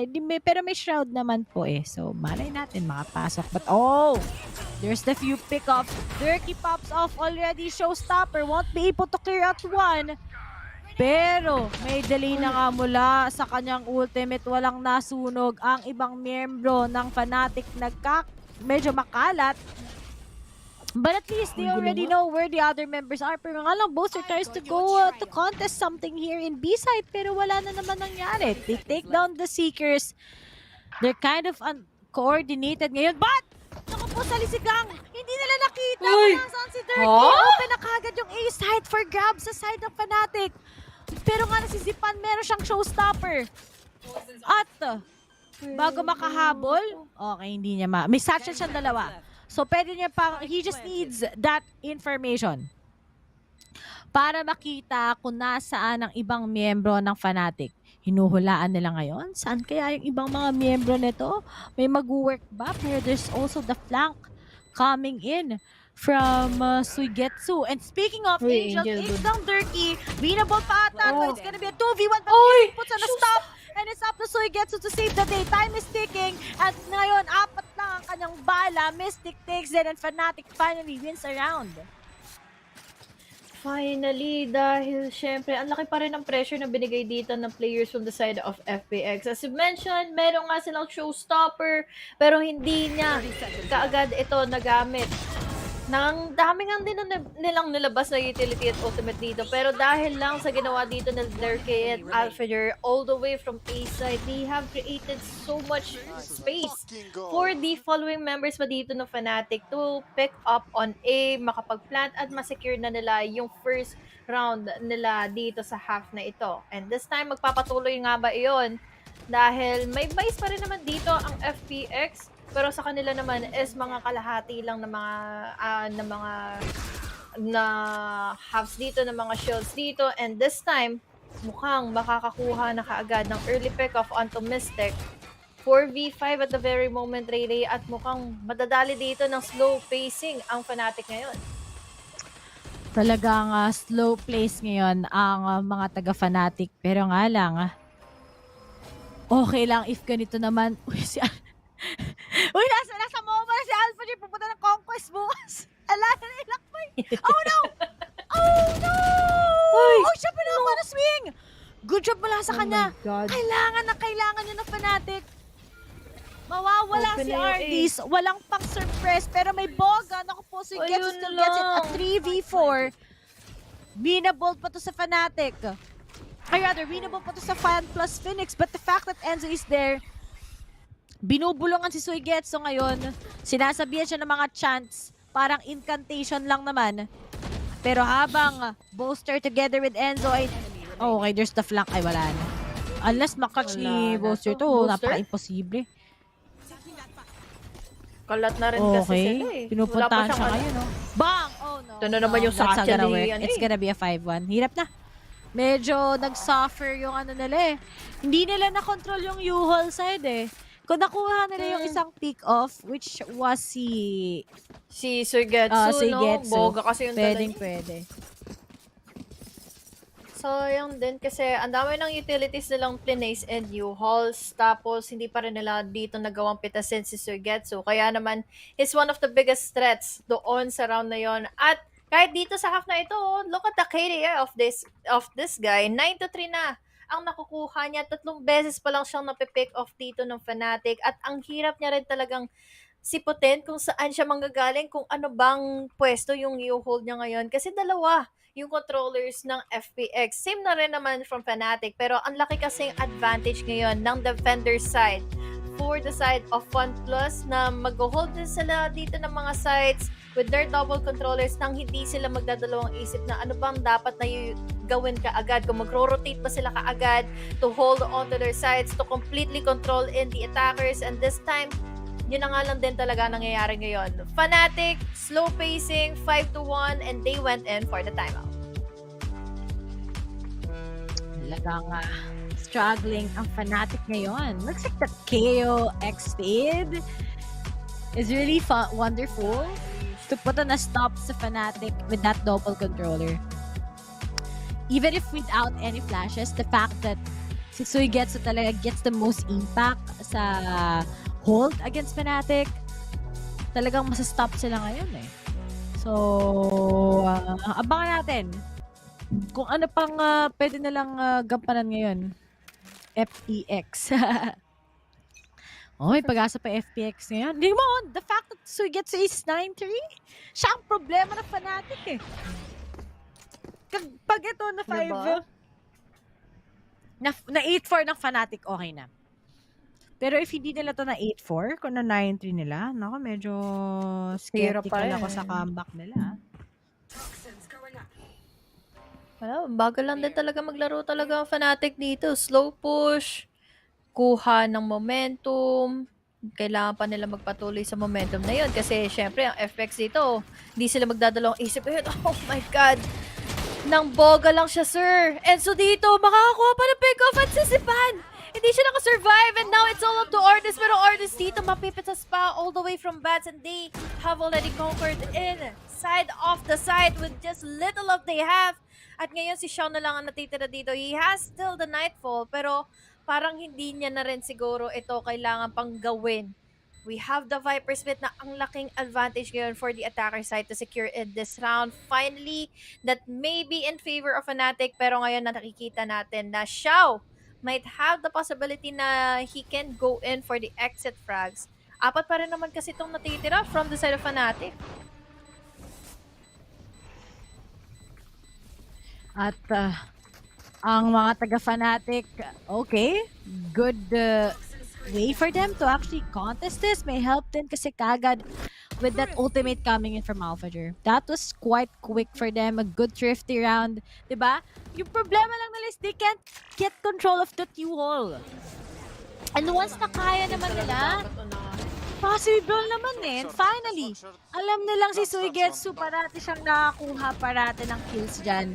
It never ends. Then one flank. Yun lang. they pick up flank, they pick up that Viper, it's over.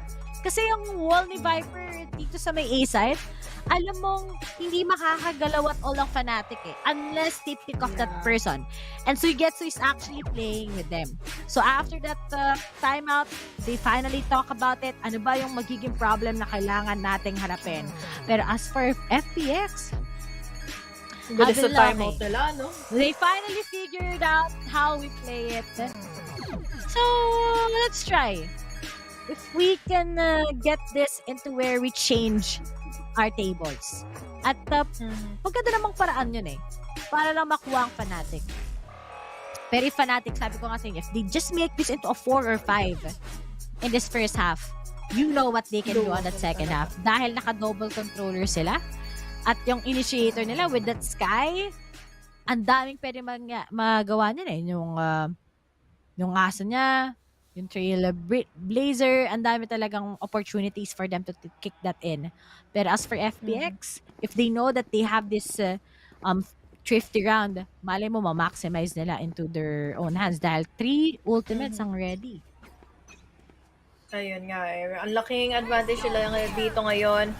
But at the meantime, may matatag-in ka agad dito ng Nightfall. Pero Zipan was able to trade him off. Hindi sila nakakapasok dito ng U-Host dahil nga alam nilang ito ang dapat nilang puwersahin ngayon against the side of FEX.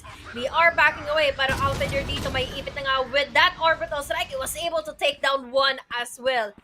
He was traded off, unfortunately, down to a 3v4 scenario. Pero still doable pa rin naman ito for the side of Fnatic. Pero they need to make sure na mapatay at ma-clear out nila dito yung hookah before they commit fully into B. Nako po, winnable pa FX. Sabi sa inyo, dangerous. This is so dangerous. Pero gusto ko lang pala batiin yung aso ko. Si Gohan ng happy birthday. 1-year-old na siya ngayon. Happy birthday, ang laki na aso, 1-year-old na siya. 1-year-old siya nung pinanganak ka. Pero yung nakuha namin siya sa family, September 8. Kaso to, Xiao takes down Enzo. Maybe it's over. For Fnatic? Oh no, medyo sabi niya, sige, huliin ko nga kung nasan isa. Pero si Bossy naglalakbay. Papuntang conquest na rin to. Alam niya kung nasaan. Alam niya kung nasaan. And that's it. He takes down 1-2. He knows that there's gonna be coming from behind. Pero the shots won't connect. Delayed na din lahat. Si Mystic, kawawa naman si Mystic. Si Mystic tahimik lang. Pero hindi yata siya makakapag-clutch as he tries to go for a plant.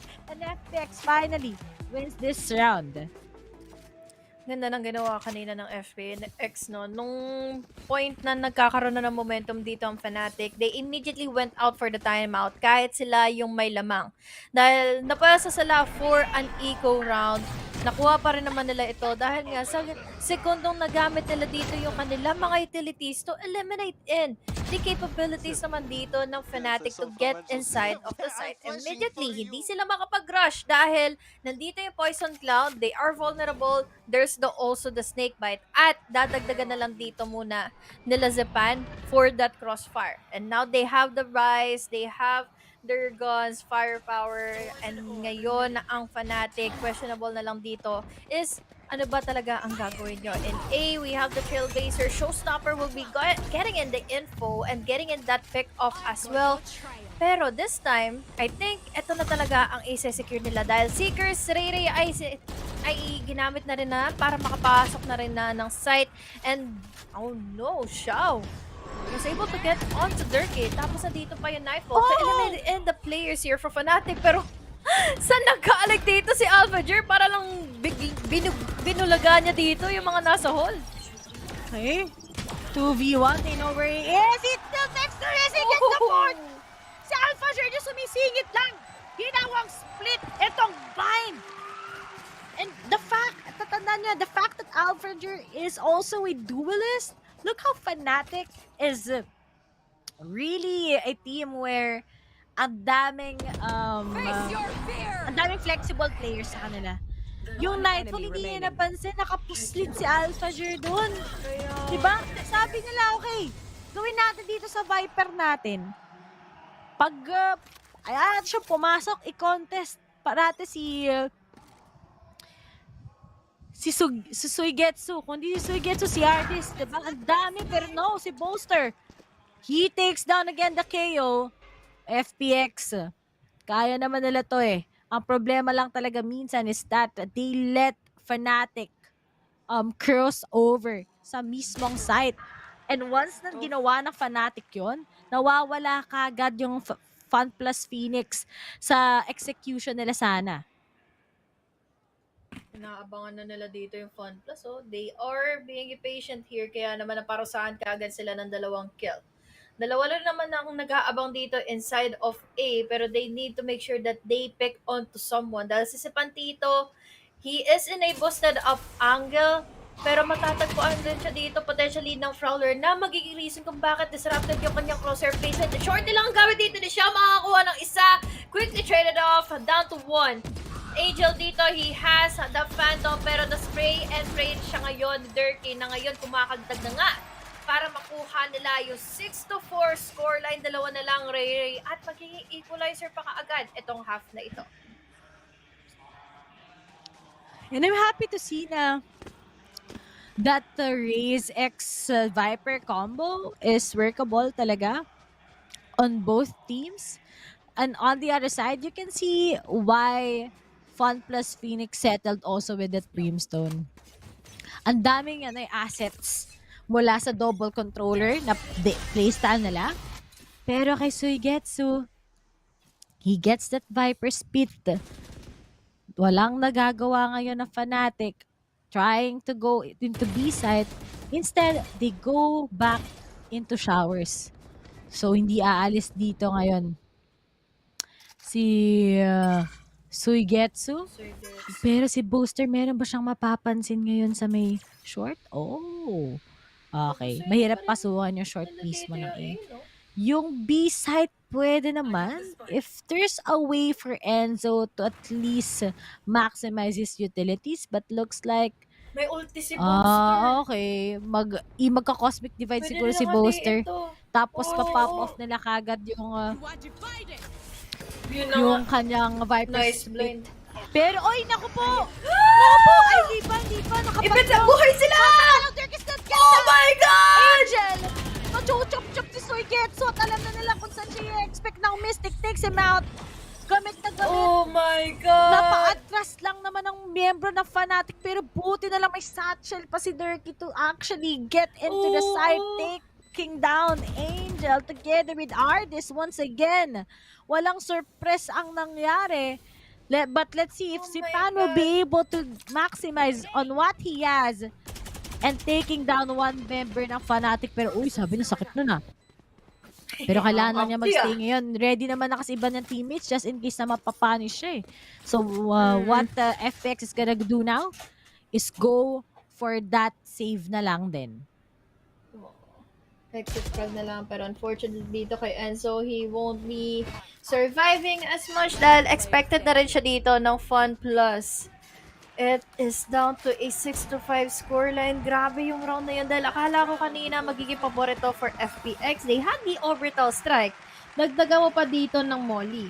Pero ang tumapat kasi dito for the following members of Fun Plus is the Cosmic Divide at yung blind pa ditong on time na on time. Here comes the replay kung saan nawalan kasi ng bala dito si Angel. Wala nang vision dito na pwede mapanghawakan si Durkee. But at that very moment, parang naging pabor lang talaga sa kanya dito yung odds na swinerte siya pagdating sa mga bala na natitira na lang dito against Angel. And now Angel, speaking of, he is aggressively pushing here in B long pero wala siya makikita muna dahil ang kupunan natin ngayon for Fnatic is trying to go in for the slow pace. Dito, pwedeng either hookah or either go in long. Talagang advantage yan na Fnatic to if they make this into 6-all. Pero FPX on the other side, pwede din kasi sila mag-play aggressive mamaya with those flashes plus that fade. Pero kala Angel still gets 30. Pero kala may nang-earth net. Meron din kagad ngayon na Repolyo, na Petchay, na Sinigang ngayon. Ang dami, walang nakikita. Ang dami, walang nakita yung sa site yung Fnatic. Ako, mati 350 na naman sila ngayon. No dirty first flag. No point for Fnatic. Okay, may may mangangat-ngat pa si Patigasan Alpager. pala Wala ng siyang mukha, mangangat ngayon, pero may nakatingin sa taas. Para sa phasmophobia lang no? Pag tumitingin sa taas, yun yung ginagawa ni Zipan eh. Abang-abang siya Sa Ang loob hirap kasi siya paglaro ng ng smoke phasmophobia na ngayon. Oo. Pero mas mahirap ang pagpasok dito ngayon ng Fnatic. They need to get so much of a good timing, pero that is a good timing na makukuha na ngayon ni Boaster. Ma-assist niya pa fully yung mga players niya ngayon na makapasok ng loob ng site. The stars already placed in at makakapag-plant na sila ng spike. The crossbars are already happening, pero siya dito makakakuha na kaagad ang dalawa. Is all the way from backside, pero to the rescue ang ginagawa ngayon ni Artist. 1v1 with the Great One at ang hawak kasi dito ni Xiao is Phantom. 7-5 is our scoreline. Denied ang 6-6. Fun Plus still doing it at may lead sila ngayon, pero Ray, ang nakita natin kanina, sila ang may lamang for the first half. At parang same na lang din ang nangyayari ngayon. So what is happening already sa side ngayon ng Fnatic? Masama loob ng crowd. Parala na yun, Fnatic, ba't pa? Ay, naku. Sabi, ba't ganun nangyari? What is happening, my G? Pero anyway, it's still a good half sa side ng Fnatic, I think. But then FPX, they need to capitalize on this advantage na meron sila. Pero let's see, sa panel ko nang sasabihin. FPX leading, they take the 4 rounds right off the bat. Fnatic, fortunately, they get back into it. But are you guys worried at all? This pattern of them just absolutely getting decimated in the beginning of the map? It's a significant pattern. And honestly, the reason they've been staying in has been those huge moments from individuals on Fnatic as well. But I mean, when we were building this halftime as well, we were looking, it was all FPX focused in terms of just the dominance that they've been showing. A big part of that being Sagetsu, from just the way that this guy was playing early on to set them up. Because he was having a monstrous time as well. Playing Viper, I mean, I think it was mentioned at least once or twice in terms of just comparing his performance to players like Nats, which is what we know historically, like these Viper players popping off. Same on the other side for Alpha here, but this play here, Jess, was just absurd. The guy has just been so integral for them being able to hold down these sites. And it's important as well to note that Fnatic is clearly trying to target him as well. Obviously, as the role of the Viper, the controller player, you're playing power positions throughout the map as well, so that's going to be a secondary to your snakebite and whatnot. But Fnatic realized that, and they said if we can hunt him down, especially when we're looking at the second quarter, we shut down one of the biggest pieces of FPX's defense, then we could do a lot here, and they did, and that's where the comeback started to come in. So I think Fnatic read it. Yes, it took until the second quarter, but that first quarter of play from Sagetsu really showed us that unimpeded, he is one of the best players in the roster. I want to talk about Durka as well, because this guy, we say that he has to show up, and Brent, he is showing up. I think he's had some incredibly high impact kills to get his team back into this, and honestly, you could say the same about a previous map as well. Durka has been absolutely popping off, a lot of lurk plays where he shouldn't have got value. There was one instance where he had the double satchel out of an orbital strike and still got a kill. I mean, you just can't make this up. I don't know how he's managing to do that, but he is a core reason as why this match and this map here is so close right now between both of these teams. It would be looking way more one-sided if it wasn't for Dirk. It's funny as well because I can bring up Angel and his ability to have control on the other side. Bring up Alpha, for example, who's having another pop-off game. This is what we need in this matchup here. If FPX wants to make it to map 3, everyone has to step up. And if Fnatic want to take this 2-0, every single piece of the motor needs to be moving at the same speed. I feel they're getting there. And I understand that lacking of the flank control in that first half or the first quarter was something they plugged the hole with Boaster. We pointed that out. But now it's their chance to see what it can do on the attack. Well, FPX, they got 7 rounds here. It wasn't enough for Leviathan, but Tom and Mitch, let's see if that is going to be enough for them here. Maraming potential ang Fnatic daw sa defending side. Pero kasi the fact that it's Xiao and Zipan popping off sa side ng Fun plus Phoenix is gonna be a problem then. But if Fnatic wins the pistol, this is gonna be a tie. And there's the crossfire. Pero mukhang playing around in circles muna ang FPX because they don't want to get to be gotten rather ng mga taga Fnatic. Syempre mahirap na no kung na-info. Pero kala si Boaster no po, na-trade off lang siya kagad. Nawalan ng duelist at nawalan ng taga-Ecoms ngayon ang Fnatic. So he gets to takes down at least one. There's no, na wallbang. Nako po! Naku po talaga, Ray. Awit. Gege. 3v4. Okay, may nagpa-flank kasi nakapasok Mystic niya, flankerist na. Si Enzo. Hey Enzo, galingan mo, babe. Nababad trip na ako sa'yo. Ayusin mo yan. Oy, pero, yun lang. Ayun. Classic pa more. Mahirap talaga yan. Okay, may flash. Flash nag-oddload. So yun, yung Alpha Jer, nakapasok na sa site, pero baka ma-wallbang pa ng dalawang nakatingin. Goes for a tap. Goes for a defuse. Hello? Excuse me? Oh no! Pero nga na, it's all optimistic. Wala na siyang oras. Dalawa nakatingin sa kanya dito ni isa eh. Hindi naman siya mawawalbang dyan. Okay, paglaruan. Naku, walang mangyayari. And now, FPX wins the pistol against Fnatic. Naku po, baka nangangamoy map 3. Awit direct. Awit direct. Shoutout ka pa sa direct namin ng panafan ng Fnatic. Is our scoreline right now, ang naging problema lang talaga dito ng Fnatic is sobrang scrambled sila ngayon kung ano ba yung uunahin nila. Nagkaroon ng salisi dito, may nag-travel na nga all the way from Hookah, may pumasok na nga naman dito from Bilong, at ito ang naging problema na dito talaga ng FPX, no? Or rather na Fnatic, kung ano ba yung uunahin nila. Dahil high risk, high reward play yung ginawa nila dito against FPX, that they went in for the TP at they left B site vulnerable para dito sa FPX na masecure, at yun na lang din talaga yung nangyari. Hindi nagwagi yung push na ginawa nila Durkee and also Enzo from the TP. So yun ang naging punishment. Eto na ang eco round once again for Fnatic, pero they are playing it close. Ang problem na nga lang dito is isa lang naman ang makakatapat nila, pero a kill is a kill. Tatlo ang magpo-push, isa ang tutumba. Na dito naman yung Vandal makakatagpo na nga ang mga players from the side of Fnatic, and they are backing away dahil kontento na sila sa isa. Puro kailangan na ng Fnatic ngayon disiplina sa defending. Oh no! So Getsu still got that against Turkey? Expected na tuloy sila ngayon. Mystic na lang in Enzo. They try to get him. Pero pwede na lang siya paglaruan ngayon kasi nandito na kagad ang kanyang mga teammates. Really hard okay lang, pero it started off good dahil na bulaga naman nila yung isang player dito, pero ang problema na lang nila is apat pa ang natitira. At classic lang ang hawak-hawak dito ni Enzo.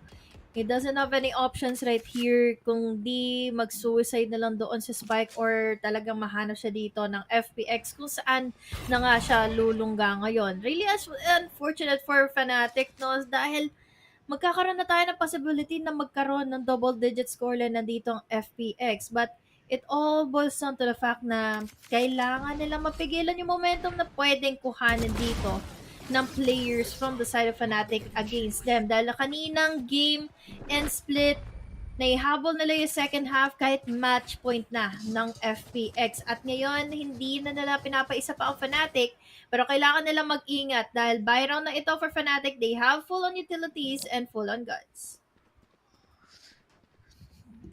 Sorry, nakita ko lang yung tweet ng ng nanay ni ni Jing. Congrats to my baby. Mom is always with you. Napakatamis talaga ng nanay niya, ni Jing. Alagang yan ang tunay na manager buff eh. At ngayon, ang mga taga Fnatic, ano na kaya ang movement nila ngayon? Dahil nga, FPX just keeps on winning rounds and they need to make bawi sa apat na rounds na to para lang matay, just like what happened earlier in split, because it's not impossible for them to take that. And speaking of si Durkee, finally takes the movement against Xiao, pero nga lang, sa likod, behind the scenes, there's just Bolster taking down Zipan, at naku po, they're all whiffing. It's up to Enzo to make the clutch. Naku po, na-wall Oh my God. at double-digit scoreline ng Fall plus Phoenix. Baka nga waving ang ang fracture. Game number 3 talaga to. Nagiging impatient na dito ang Fnatic, oh. Kanina, parang sobrang doable na kaagad para sa kanila ma-clutch out yung mga rounds dahil they have their individual plays na kaya nilang i-secure dito laban sa FPX. Pero this time, sobrang ganda ng mga pressure plays dito na ginagawa ngayon ng Fun Plus Phoenix. It all boils down to the fact na kaya nila dito panindigan yung kanilang lineup. They don't have any sentinels, so walang info tuloy na magagather dito ang Fnatic kung ano ba yung pwepwestuhin ngayon ng FPX against them. This is already another timeout for them to secure and have their composure. Magkaroon sila ng finally the breather that they really just needed. Dahil ngayon, timeout for Fnatic and sobrang crucial ito, Ray. Dahil syempre, double digit na ngayon ang FPX. Struggling na ang Fnatic ngayon. Nasa defending nila.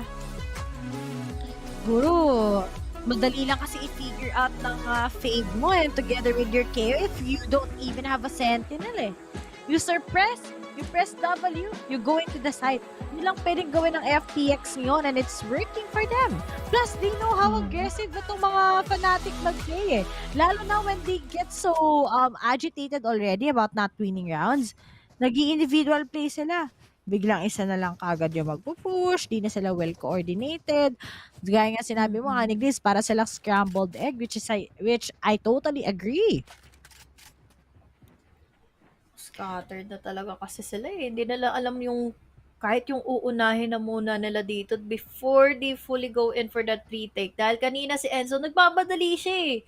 Nagmamadali siya pumasok ng hookah at naririnig na tuloy siya dito ng FPX. Yes, the time is already ticking, pero syempre, you need to make so much sense sa mga pushes sa kailangan mong gawin dito. Kung hindi, punish lang din talaga ang mangyayari sa iyo. We have the smokes. No one suppressed. Walang info na makukuha kung sino ba ang nasa loob ng site. So, ang idea na lang dito or ang anticipation na lang dito na gagawin ng FPX is nagsistay sa hookah yung dalawa or any player na pwede ngang mag-hold dito in B side. And now, Fnatic, they are in a thrifty or in an eco round. They want to play in close ranges. Kaya ang dami ng mga echoes itong nilalabas na ng mga players natin ngayon, especially si Boaster. Maraming ang echoes kaso kahit maraming echoes, figured out na. Wala na to, wala to. Pag nakatak mo ng Fnatic, magbibigay ako ng battle pass. Sige. Pero wala eh. Mahirap yan. Di na to kaya mo comeback na Fnatic. Go fracture talaga sila. Neon talaga. Neon Guerrero talaga. Neon to. Hindi ko na ipabuff to. Wala talagang mangyayari. Hirap din talaga sabihin kung ano yung pwede nilang gawin dito dahil ultimo yung mga shots na ino-hold dito ng FPX tumatama. Yung composure nila dito para makapasok ng loob ng site. Even though na nabubulaga sila dito ng mga sudden pushes ng Fnatic, alam nila kung paano ito ka-counterin at alam nila kung paano nila i-adjust yung ganong klaseng na disadvantage to an advantage for them to secure in another round on their team. And now 11-5. Hello daw my friend, sabi dito ni Dirkie. Was able to pick onto Angel, 1 down na pagdating sa kanilang controller. But still, doable pa rin naman ito for the side of FPX. Ang magiging problema na nila is yung pagpasok ng site, which is 3 ang nakaabang sa kanila. Pwede pa tong manalo ang Fnatic ha. Malay nyo, miraculously, they can still make habol for those 6 rounds. Ayun lang, nag-whiff. Ayun lang. Diba? Ang ligaw. Naliligaw sila. Ang kakapal ng mukha ng mga gahaman dito sa Facebook, oh. Kayo, gusto nyo ng bundle? Magtrabaho kayo. Hindi pwedeng nabibigay lahat ng libre. Pagtrabahuan nyo. Kaso,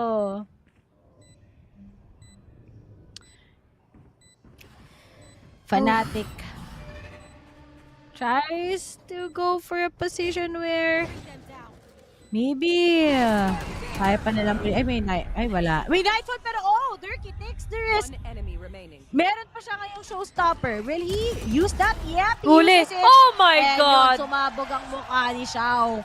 At mukhang binabalik na ng Fnatic ang pagiging maligalig. At kita mo naman kagad ang nangyayari ngayon. Pwede pa atang makambak ng Fnatic pa. Naku po! Mabuhay lang talaga ang dugo dito ng Fnatic to win out some rounds. Wala silang narinig dito with that showstopper or rather nung pagdating na nga ng Nightfall. Pero Durkin just needed to know and to see kung saan na nga bang manggagaling dito yung Nightfall. At doon niya na mismo talagang hindi din nagdalawang isip gamitin yung kanyang showstopper. 5 pa ang kailangan nilang habulin ngayon, Ray. At hirap na hirap pa rin naman ipuwersa pa yung eco nila dahil FPX has been winning a lot of rounds since this half started. So, ang dami pa nilang firepower, ang dami pa nila ditong eco, ang dami pa nila ditong utility. And with that being said, parang kailangan na nila din na mag-ingat dahil unti-unti nang nakakabuo ng momentum dito ang Fnatic.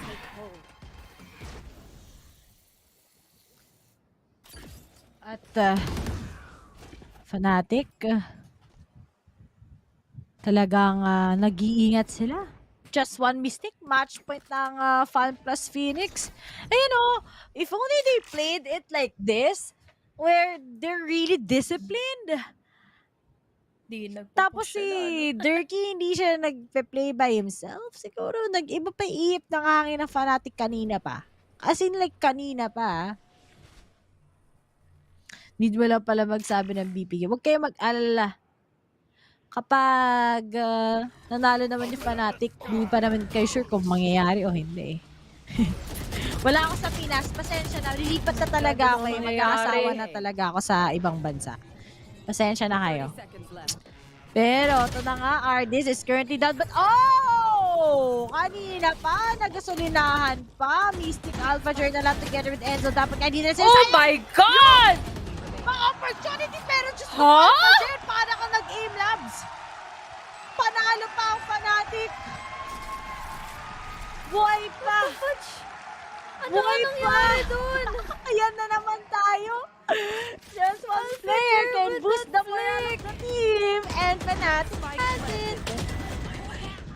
Alam niya kung ano yung gagawin niya dito ngayon. Hindi katulad ng nangyari kanina in our previous round kung saan hindi niya alam kung ano ang gagawin. Yung mga pushes na kaya nilang i-secure at kainin na spasyo dito against FPX. And finally down the drain is their guns, is their vandals, is their eco. Sheriffs na lamang panghawakan dito ng Fun plus Phoenix pero hindi ako magtataka kung pwede pa nila itong matrifty. Magkakaroon na nga ng mga utilities ditong umuulan inside of A. There's the Poison Cloud and the Toxin Screens. Pero this time kasi, we have your Alfredger na makaka-receive ng naman din ng headshot or ng dink ng pagpasok na nga dito inside of hookah ng mga players natin from the side of FPX. But FPX, dadalawang isip pa sila dahil, again, they only have the Sheriffs. Talagang ang Fnatic, alam nila yung advantage nila sa barrel. Kaya talagang once again, balik tayo sa basics. Paano tayo naglalaro sa Bind? Hindi dapat natin i-continue pa yung mga fights na tatatalo tayo. But as for FPX, baka nga may pag-asa pang ma-50 pero no ultimate available kay Zipan. If he takes one frag, baka posible pa sa kanila para mapatalo tayo. Speaking of, naku po! Si Durky parati siya masusulit ni Angel sa ganyan. Sheriff versus Vandal. Wala na, di na natapos. Okay. Alam na nila sa manggagaling, wala pang plant. Susup-sup pa. Pinadali lang naman nila ng konti. And oh my God, I think that's just it sa Fnatic. Talo na ata sila dito. Okay, GG. Talagang match point na ang mangyayari. 'Di ba? Sabi sa inyo eh. May pag-asa pang mga 350 tang Fnatic eh. Mga Sheriff lang. And Fan plus Phoenix takes down the members of Fnatic into a match point na. Overconfident na nakikita ko dito ngayon sa Fnatic that they have their individual plays pero talagang we have Valorant as a team coordinated game kung saan kailangan mo talaga dito na magandang usage of their utilities. They need to make sure that their timing is well coordinated. Samahan mo pa dito ng exact comms to make things happen for them. And now, match point na already for the side of Fun plus Phoenix. Fnatic, they are just really playing it slow. Sometimes, nagkakaroon naman dito ng punishment yung mga aggressive pushes sila. And there we have it. Another punishment. Pero maganda naman din dito is nagkaroon naman ng immediate trade. They are backing away. But this time, kasi namumukol na ang tensyon dito sa hookah. There's the poison cloud. May magkakabatuhan na nga dito ng mga mollies. There's the blinds. And Alfred, he's just sticking onto it. Dahil syempre, meron siyang shotgun. Meron siyang judge. So once na lumabas dito, outside of the poison cloud, ang members from the side of Fun plus Phoenix, it will be over for them. But this time, Cosmic Divide. Pero kasi wala silang idea dito, Ray, kung saan na nakapwesto ang Fun plus. Oh no, nanlalaban na nga. Hindi na napigil na Alpha. I think this is a GG already. Underman ng Fnatic. Wala na rin. Meron pa namang si Enzo, pero they're just gonna be going down one by one. He gets the wall bang. Bolster. Manggagaling sa flank. And now, looking at it, ano pa ba ang pwedeng mangyari sa Fnatic? Wala na to. We're gonna go to Fracture, guys. Map 3 is waving. At yun, Derek, wait. Panalo pang Fun plus Phoenix. The crowd is quite shocking. Dahil nga, could have been a Fnatic. Pero baka ito talaga ang map pickers. Pinili ng Fnatic pero hindi sila nagwagi dito to have their momentum na nanggaling na nga in split, going into bind dahil mas nabasa sila dito ng Fun plus Phoenix kung ano ba ang dapat na unahin laban sa kanila. They have truly been scattered all over the place dahil hindi nila alam kung ano ang uunahin. Dagdagan mo pa ng mga sudden exchanges na hindi nila kayang i-penetrate yung A site dahil lang sa mga nag-hold in holes or in lamps. At unfortunately, ito na tayo, game number 3, 1-1 do or die match. Talaga makikita natin kung sino ba talagang undeserving dahil dito sa series na ito ay isang team ang mamamaalam for going into another round dito sa ating playoffs. Sa makakatapat nila dito is either it's going to be OpTic Gaming.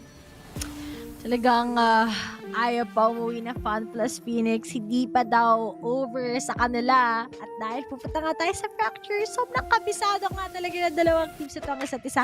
They finally figure out the weakness, how to put a stop kay Enzo here in this map, how to put down nga ang mga miyembro ng Fnatic. Pero may kita pa nga natin ang laro ng dalawang team na ito after na short break. When we come back, we'll see nga ang Fracture map. Ako si Ray, kasama ko si Honey Grace, guys.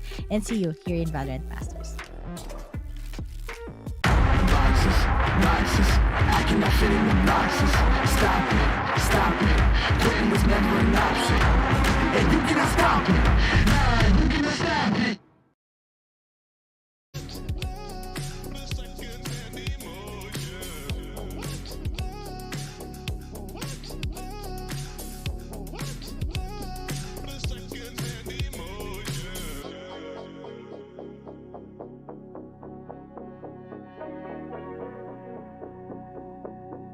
Orders, please.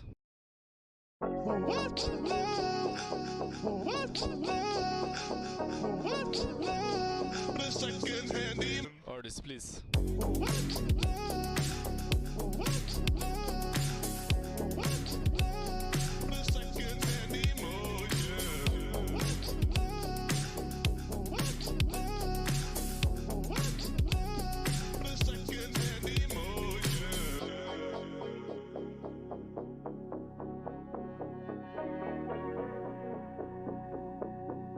Orders, please.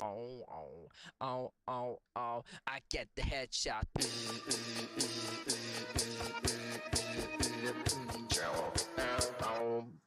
Can you hear that? Headshot.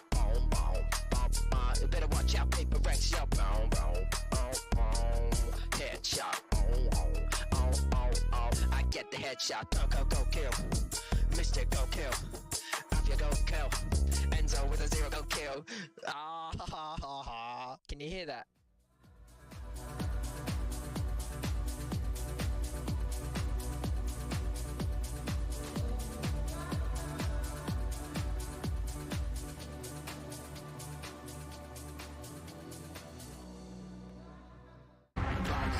Vices, I cannot fit in the boxes.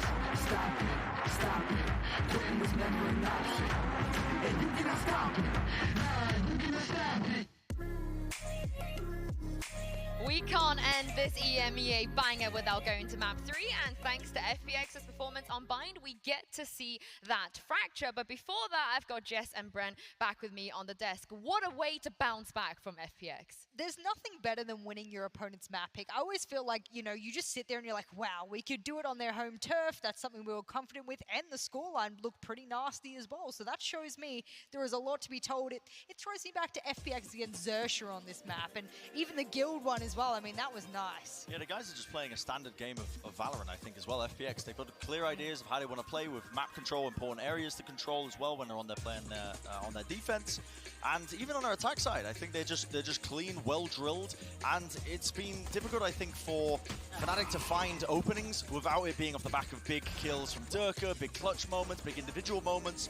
That was really missing, I think, from Fnatic in this map, was trying to find that discipline and that kind of understanding of how to play the map really well, which, you know, I come to expect from Fnatic. I really do think of them as one of the best buying teams in the world, but something is missing right now on the big stage for them, and FPX were able to capitalize. I love the fact that FPX brought back that whole split, we're trading off of each other really well. That really elevated their ability to be able to have the numbers in advantage or just keep it clean throughout the round. They didn't let themselves get overwhelmed a lot of the time, and in those rounds, especially when we're thinking about, you know, the first half with retakes, it's like, I think FPX played probably just a pretty standard and fundamental game of Valorant. And Fnatic, I think at times they tried to overplay their hand. I also think it's just a great preparation on the side of Angel and Doombros. They clearly watched, they had a lot of rounds to watch on that Leviathan game, and they've clearly used that prep to come into this. And speaking of Angel, coming into this tournament, we had really high hopes on what he could do with this team. I guess before Sugeta came into this, he kind of underperformed statistically. Sure.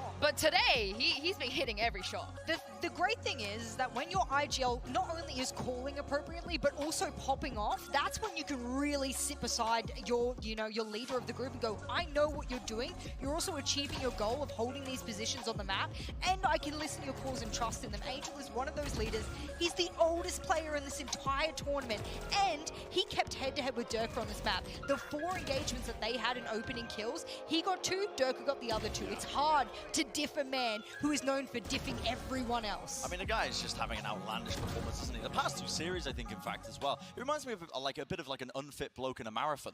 And he started up, he's jogging, I mean, he's falling behind everybody else. But at the final stretch of this tournament, he has actually put up the numbers. Like, he was far on the inting scale early, don't get me wrong. He was inting hard. But he has stepped it up where it matters most, right here in this elimination match as they're heading into this lower finals, potentially.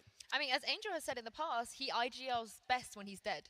So, his words, not mine. His words, not mine. He played. It was just intentional. He just played the CCTV role. He played Phoenix once on Haven, and it wasn't the greatest. But he was like, "Hey, I can IGL better when I'm dead." So, I mean, I think it makes sense. But moving on to map 3, this is Fracture.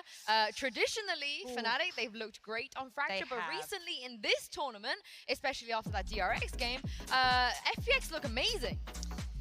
One little blip, and that's at the very beginning against DRX. They got their revenge, and I'm glad that they did, because it proved to us it wasn't necessarily going to be that kind of loss that they can take and they just repeat. I don't know how I feel about FPX on this map, considering how many iterations we've had of FPX. How many times are they going to remake themselves, re-identify themselves on this map? Have they found what the answer is now after that DRX match? They've definitely been swapping around their comps a lot as well, because they've been playing, Sugetsu just plays everything for this team. He went from playing the Raze, the Sage, and also going back to the Viper and everything else. And they're kind of leaning into that double controller style as well. But the overarching narrative so far over the course of the series for me is that Fnatic just haven't been playing as clean as a game that I'm used to. When I'm coming into this tournament, I'm doing my preparation on them. I'm expecting them to be incredibly well drilled, really, really clean in terms of the trades and their overall strategies and stuff. And so far, the only ins they've been able to find in the last 2 series has been these big, overwhelming moments from star players like Enzo and Durka. And it's just, I don't think it's going to be enough to overcome a team like FPX when they are coming into this one really disciplined, really drilled. Great ideas of how they want to play their compositions as well. It's a tall order for them now heading into map 3. I would have said before this series, and I did say that I thought Fnatic would have that edge, that competitive edge, that experience edge. Everything sort of led me towards Fnatic. Map number 3, after them having learned, or what I thought was learning their lesson on Bind against Leviathan, I thought they also would, learn their lesson against Leviathan on this map as well. Yeah. I don't know if I can really trust in that the same way that I thought they could on Bind. It was not good enough on Bind, and as a result, this is where we stand. We're standing, all of the analysts there, I'm not sure about you, Yinsu, but we're turning around and we're saying, look, FPX are probably going to win this series if they keep this up. Yeah, they look like the better team, especially on Bind. Again, we speak about the big players that have to step up on the side of Fnatic. Enzo, he's been stepping up today. We actually got a chance to speak to him a little bit earlier, and here is what he had to say. I was actually quite calm, just focused on what I have to do. So I was just ready today. I was just ready for this game. During the clutch, I played out of instinct, really. Wasn't thinking about anything specific. It's going to take a lot of work. We have to work on some specific aspects of the game, small details that, we need to improve on. And if we do that properly, we are going to win. Boaster is an incredible IGL. It's great to work with him. It's like he's making everything clear at all times. And I am feeding Boaster with information and ideas to help him take the best decisions during the game. But how can he do it with just the operator? The double swing. Enzo! You can't be doing this, son. A 1v2. Swaps the weaponry around. The players are low. A single bullet on either of them. It might be enough. It could be enough. The horn dropped. Positioning gained. And now the defuse stuck down to half. He knows where the opposition is. He's sticking it. What an insane play from Enzo. Ice cold. Every time we met each other again against FPX, they brought something new, they brought some new ideas, and we were able to adapt on the fly. So if we can keep doing that, I believe we will win.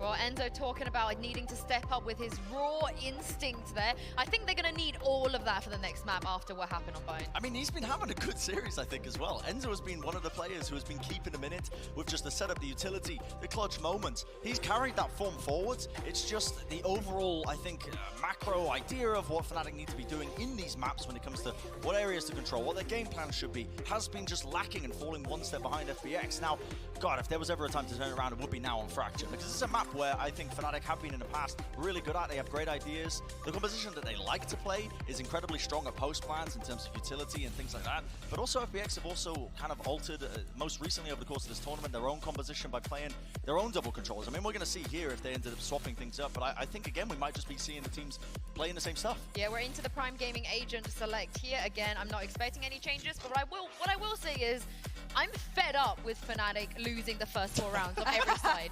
Like, they need to cut that out, because if they do that here, that's 8 rounds they're giving away every map. They're going to be losing. Yeah, the first quarter seems to be a bit of a kryptonite there for the side of Fnatic, but one thing I want to say is while we have this Prime Gaming agent select up, is that on the side of FPX, all of those agents are strong, almost one of their best agents for every single player on the roster, outside of Sugetsu, who's had a huge play on Cypher, for example.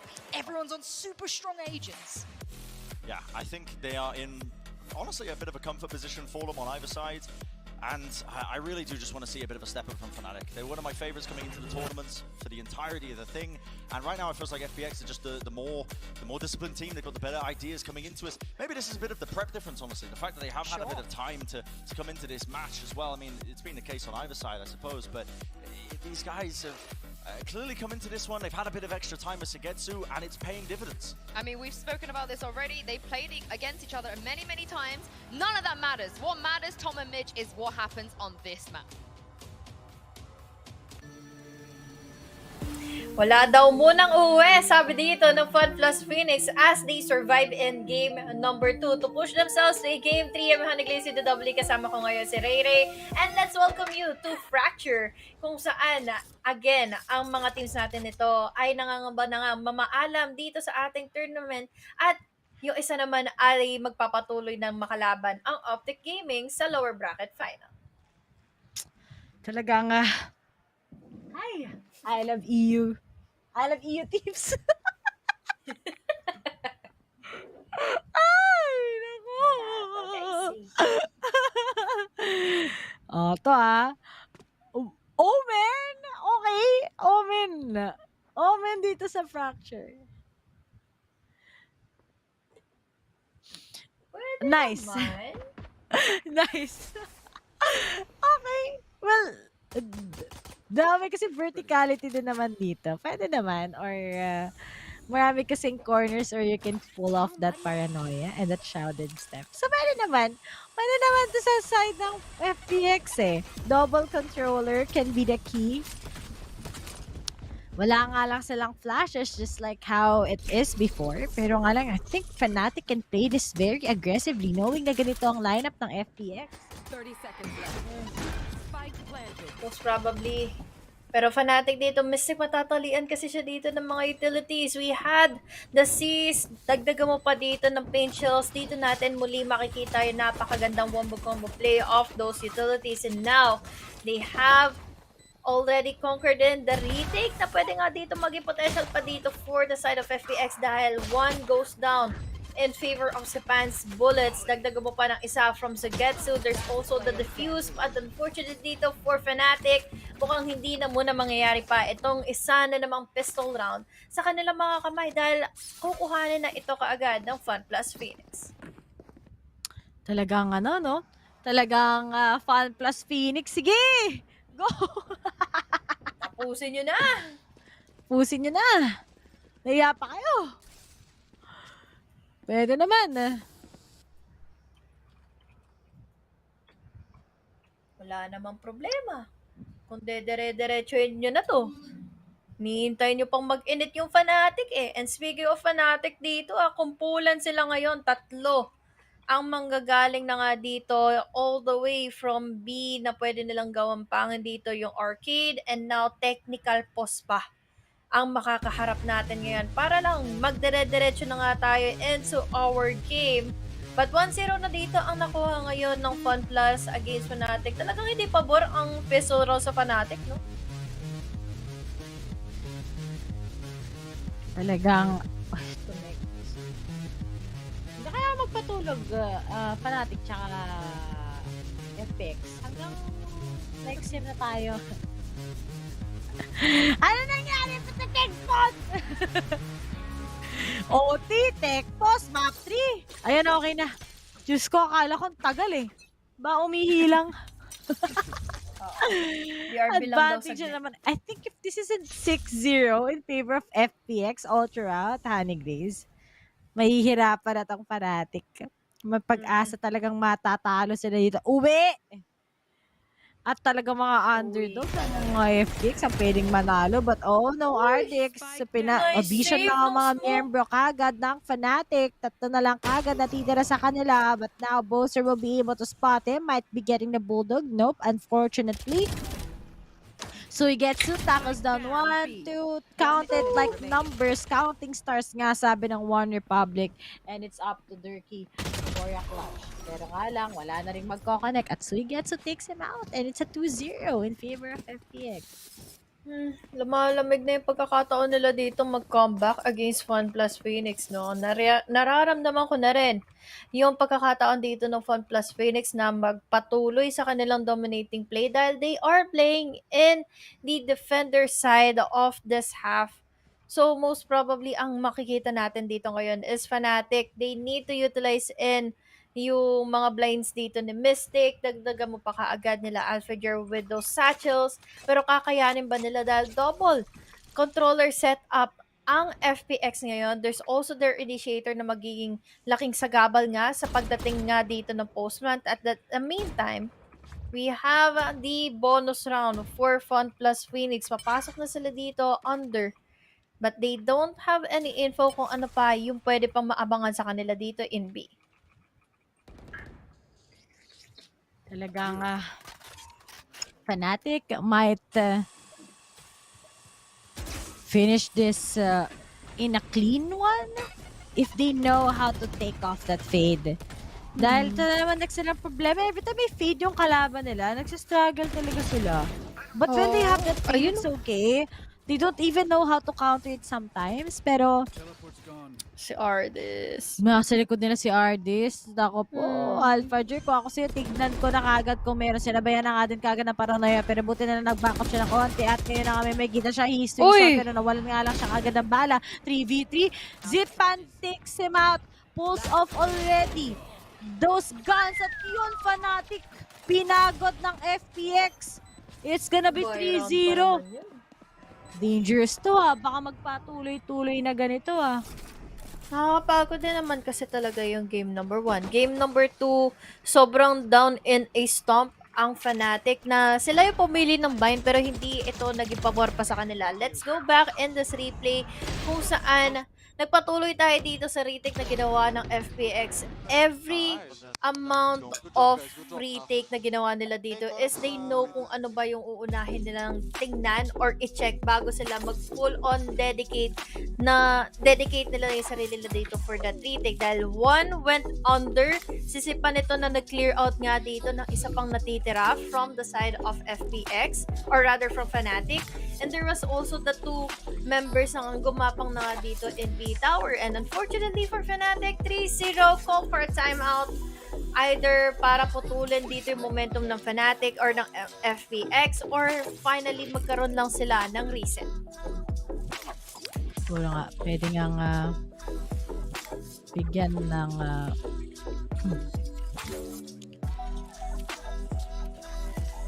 reset ang katulad ng Fun Plus. But I think Fnatic, kanina sa bind talaga, it's something that we didn't expect much at all. Talagang we all thought that bind might be a good finisher for them. But Fun Plus Phoenix, they just know how to get that groove sa kanilang defending. And I think this is just one of the few moments. I think this is the first time na I've casted an Omen comp. And it's pretty important. You have that paranoia nga na sobrang timing, especially it's Angel we're talking about. So talagang baka ito yung kailangan nilang susi to cut off how Mystic gets his flashes, kung saan ba nila i-expect si Alphager. Pero kung ang Fnatic nasa attacking sila, this should have been a big advantage kaysa sa FPX But here in Fracture kasi, if underman talagang Fnatic every time, they struggle too much on getting those capabilities against FPX. But next, ang Fnatic trying to make some noise. Isip nila, saan ba tayo ngayon papasok? Magko-commit sila kagad. They will be trying to go for a concuss. Other 2 will be coming in from sa halls mismo. And there it is. Pumasok na sila ng site. No one to tackle about. Alphager forces the plant. Kahit lahat ba, nasa labas pa ang kanyang teammates. Pero masyadong maaga for them to go with the plant. May nakaabang pang mga miyembro ng FPX against them. 4 na lang muli ang natitira sa Fnatic. This is just a thrifty round sa kanila. Yet the spike is open up for grabs para lang tignan ngayon ng FPX. At kita nyo naman na isa-isang miyembro ng Fnatic. Bumabagsak na nga sila kagad. No way for them to bail out of it. And no time na for Fnatic to plant. And Could have been a good one. Kasi nakapasok na ng side dito sa Alphager. Ang naging pangyayari lang dito is the following members of Fnatic wasn't able to go in for the follow-up at hindi na ito napanindigan pa kaagad ng Fnatic to plant. Close na siya, ma-plant yung spike. Pero ang nangyari lang din talaga, look at that! Segundo na lang din, 0.1 millisecond na lang din ang kailangan niya dito to completely plant in the spike dahil yun na lang din yung isa sa mga options dito ng Fnatic or objective nila para at least, dagdag eco, dagdag creds na rin yun on their economy. And now, unfortunately, umabot tayo na 4-0. Another buy round for them. And they need to secure in this one kung gugustuhin pa nilang makuha nga dito yung ating game number 3 against the side of FPX. Pero kasi ang nakita ko dito, Ray, simulat na nanalo sila ng game number 2. Tuloy-tuloy na yung momentum nila. And look at that. Angel and Zipan gets into 3v3 na tayo ngayon for this round number 5. Sabi ko sa inyo, 6-0 to ng FPX against Fnatic. Mukhang mamamaalam talaga ang Fnatic na naman. Meron sila lower bracketers. every time na isa na lang, they can go to the lower bracket finals. Parati silang nagaganto. And it's Fun plus Phoenix we're talking about. But maybe the biggest problem that they face is when their opponent is reading them like a book, they lose control. They do those individual plays na dapat hindi naman nila ginagawa. Dapat mas well-coordinated nga sila, knowing that Fracture is kind of a big map nga din at the same time. Plus, Sui Gets is just really good in anchoring. This might be the time na kailangan na talaga nila mag-step up. Pero after that one, at least si Durkee nakakuha na nga kagad siya ng kill ngayon.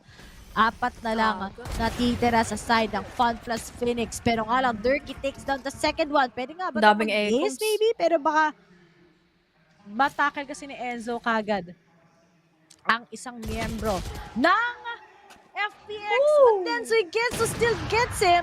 But then Durkee goes for the follow-up. 3 kills na nga para sa kanya. Zipan has his showstopper. Facials connected to Mystic, pero si Shao na lang kagad ang natitira all by himself. Pero 2v1, winnable pa to. Once he gets the information, nasaan ang dalawang miyembro kagad ang Fnatic magagaling. Speaking of, he can oh my God! Oh my God! The clutch! 3 kill na nga! Wala kay Shao. 3 kills to finish it rather. And FPX gets it with a clean 6-0. Kahit naka-3 kills si Durkee, ano ba naman yun sa kasagutan sa kanya ni Shao at nagbadali ng Fnatic just to get that round. It could have been a round finally for Fnatic, pero kasi dito nagsimula yung pagkakataon niya makakuha ng pick-off. Hindi nagkaroon ng pag-aanilangan to clutch out that one. At tingnan mo naman yung itsura niyo, parang nagtataka pa siya. Ano ang nangyari? Just another normal day for them to secure that clutch. No round or no points pa dito ang Fnatic. Ray, they are in a slump. Dahil ngayon, talagang it's just FPX winning the duels, connecting in their shots, yung coordination pa nila dito pagdating sa retake. And now, Orbital Strike, Nightfall naman dito para makaganti. Magpapasukan na ba dito ng site ang players from Fnatic even though that they already target at wala silang marinig ni isang footstep? But this time, makakakuha pa rin naman dito si Angel ng isa. There is a follow-up of Suigetsu. Nagkaroon din naman ng magandang trade-off. Seas will be a reason kung bakit sila na-delay to get inside. But the showstopper is already here, activated, pero wala naman dito makakonektan. Ang dami mga utilities dito hindi pa nakakapasok tuloy ng site ang Fnatic.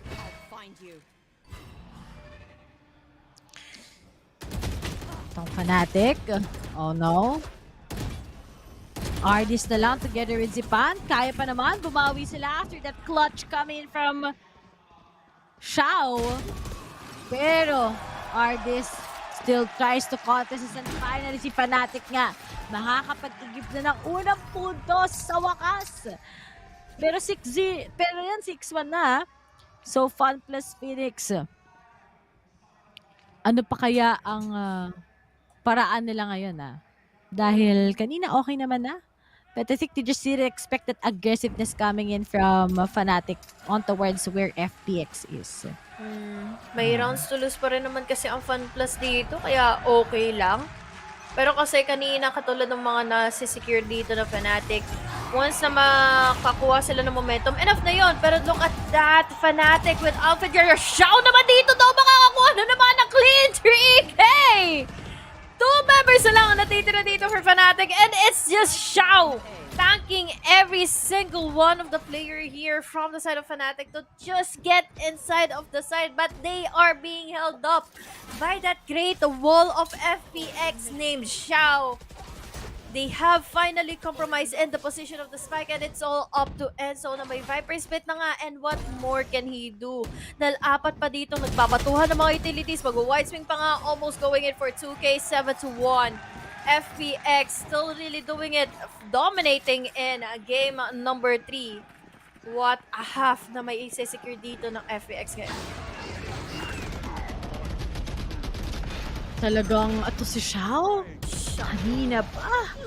Problema din to ng mga nakakalaban ng Fun plus Phoenix Kapag confident na si Shao into contesting every time, alam na niya sino yung una niya i-secure ng first kill, it's over sa nakakalaban nila. And maybe there's a time nga for Fnatic to talk it over. They need to fix this because it's not working so far. Nasisira yung mentalidad ng Fnatic as of now. Sabi nga natin, di ba, sobrang crowd-based ng Fnatic. They love the crowd here in this setup. But then how will they be able to love and enjoy the crowd at the same time? Kapag medyo nagsastruggle nga sila sa Fun plus Phoenix on how composed this team is sa kanilang defending side.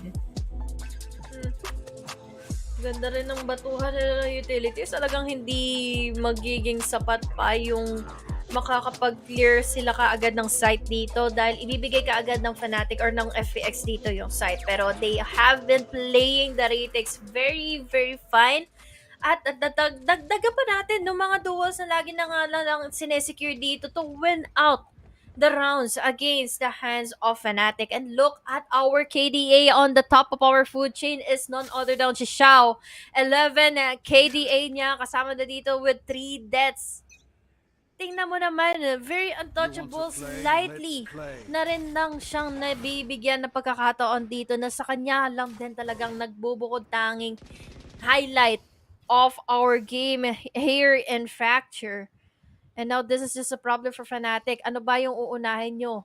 Hanapin nyo ba kung saan nakapwesto dito si Xiao? Or try nyo na makapasok sa loob ng site dahil with those moves, one of the biggest reason kung bakit hindi sila makapag-adjust in fully dahil may nambubulaga sa kanila. We have another dual push na manggagaling na nga dito in arcade. Go crossfire with Angel and Zepan will be happening.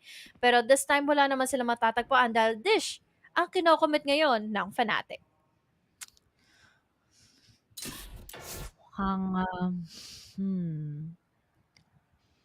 Pwedeng maging worth it to unless Xiao once again punishing them kapag nag-drop sila. Pero nga lang may dalawa na kagad sa likod. It's gonna be Zepan. There's the trade-off. Pero nga lang si Angel, inaabangan sila. Hindi nga lang magkoconnect, but there's the follow-through mula kay AlphaJer. Winnable pa to sa side ng Fnatic still, but then Suigetsu takes down Dirty. Enzo na lang trying to contest this one. Paano kaya kung nag-feed din yung Fnatic, no? Like, not a double controller one. Maybe it could have been different. I mean, you give Enzo his fade, it's gonna be so perfect.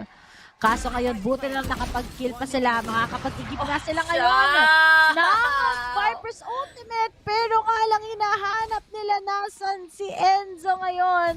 Will he be able to get that clutch kicking as the spike is planted for default? Alam na in-expect siya. Oh, he still gets it. Pero nga lang sa kanyang nag-iikutan sila. Ay, nakatalikod si Arnis. Good manipulation of the Viper's ultimate. Enzo gets the clutch. Mabubuhay yata ngayon ang Fnatic sa kanilang mindset ba? Para lang maipanalo or make this into a 7-5. Even though it's still in favor of FPX, it's still gonna be a good half for them. Really is.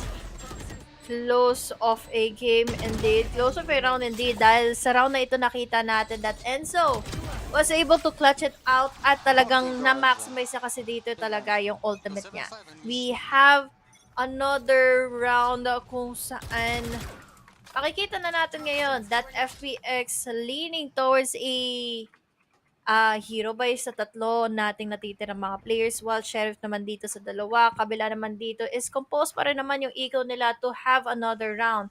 At parang hindi na nga din dito nalalayo pwede silang makahabol to a 7-5 at kabahan na ang FPX kapag nag 7-5 ito dahil kanina 8-4 hindi naging masama for Fnatic na habulin yung mga rounds kahit naka-match point na sila. Pero na-figure out nga ng Fnatic that maybe they'll try to pull off that Viper's ultimate. Pero si Angge, si Angel, nakapasok na siya kagad. Nandito lang siya naghihintay sa mga miyembro rather ng Fnatic. Nasayang lang medyo yung Paranoia, pero buti lang na-delay. Pero there's just a trade coming from Poster. And now Durkee takes down Zipan. Tatlo na lang agad ang natitira sa FPX side. Si Suigetsu, ang layo pa niya sa panggagalingan, but Alphager will finally cut him off. Ngayon sa may canteen side. And now Shao, together with Ardis on that retake. Oh no, walang quick scope na mangyayari. Pero si Shao, kailangan matakot. It's Shao we're talking about. Pero mukhang may pressure na din mula sa Pain Shells. And now Fnatic is slowly but surely climbing towards this first half. At buti na lang yung mga 2 rounds so far. It's all just made up of those necessary clutches na kailangan nila i-manifest. And maybe ito na nga yung magiging source of strength mula sa team na to para lang mag-last out kahit na nahihirapan sila sa FAL plus Phoenix sa defending side. The defending side, it will be a crucial half indeed for the side of Fnatic para ma-secure na nila yung second half na ito. Pero kasi dito sa first half pa lang, no, mukhang kailangan na muna ditong maging confident pa maigi dito or wag masyado maging overconfident dito ang FPX. Tama lang din yung call nila for a timeout even though that they are leading the rounds. It doesn't mean na hindi mahahabol ito ng Fnatic dahil Fnatic kanina sobrang legit lang din ang mga nakita nating mga aim duels na sinisecure nila, yung mga clutches that gives a lot of morale and momentum for their team para magpatuloy nga sa kanilang mga rounds na kailangan nilang habulin. 7-3. Hindi nalalayong 8-4 or 7-5, maybe in favor of FPX. Nasa kanila pa rin naman yung lead dito, pero wala sa kanila yung pera. Sheriff's only at hand. Shao once again with the Judge and Fnatic. Kailangan na nilang ma-7-5 ito para naman hindi na sila mahirapan dito sa habol na gagawin nila in the second half. Nakita ko yung tweet ni Vansily. Enzo trying to drive Fnatic across the finish line. TBH! Si Enzo lang talagang maligalig. Enzo is trying, guys. He wants to win.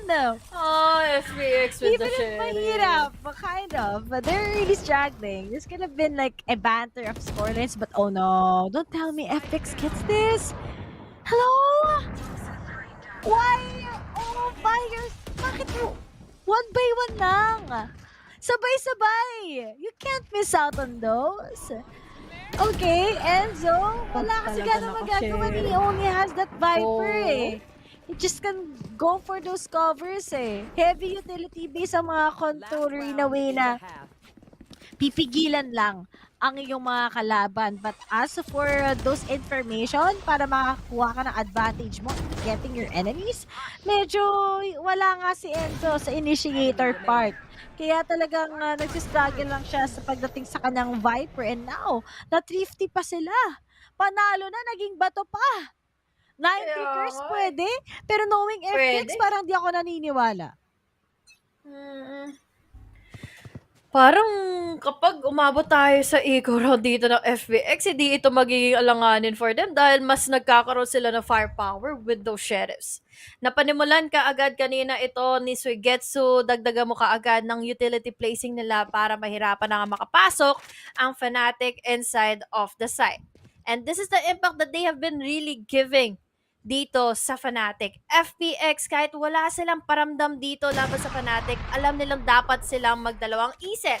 With that, we have the operator pick off na ginawa dito ni Ardis. Dirk ang nawala ka agad sa mapa. Pero in the meantime, nakikita natin slow pace ang gagawin na ngayon ng Fnatic just to get inside of A. They are all over the place, pero kasi apat na nakaabang sa kanila ngayon. They have the showstopper, pero dito ngayon for the side of Fnatic, creating so much space for them, but unfortunately, it won't be connecting. Shao and the showstopper will not be finding in anyone.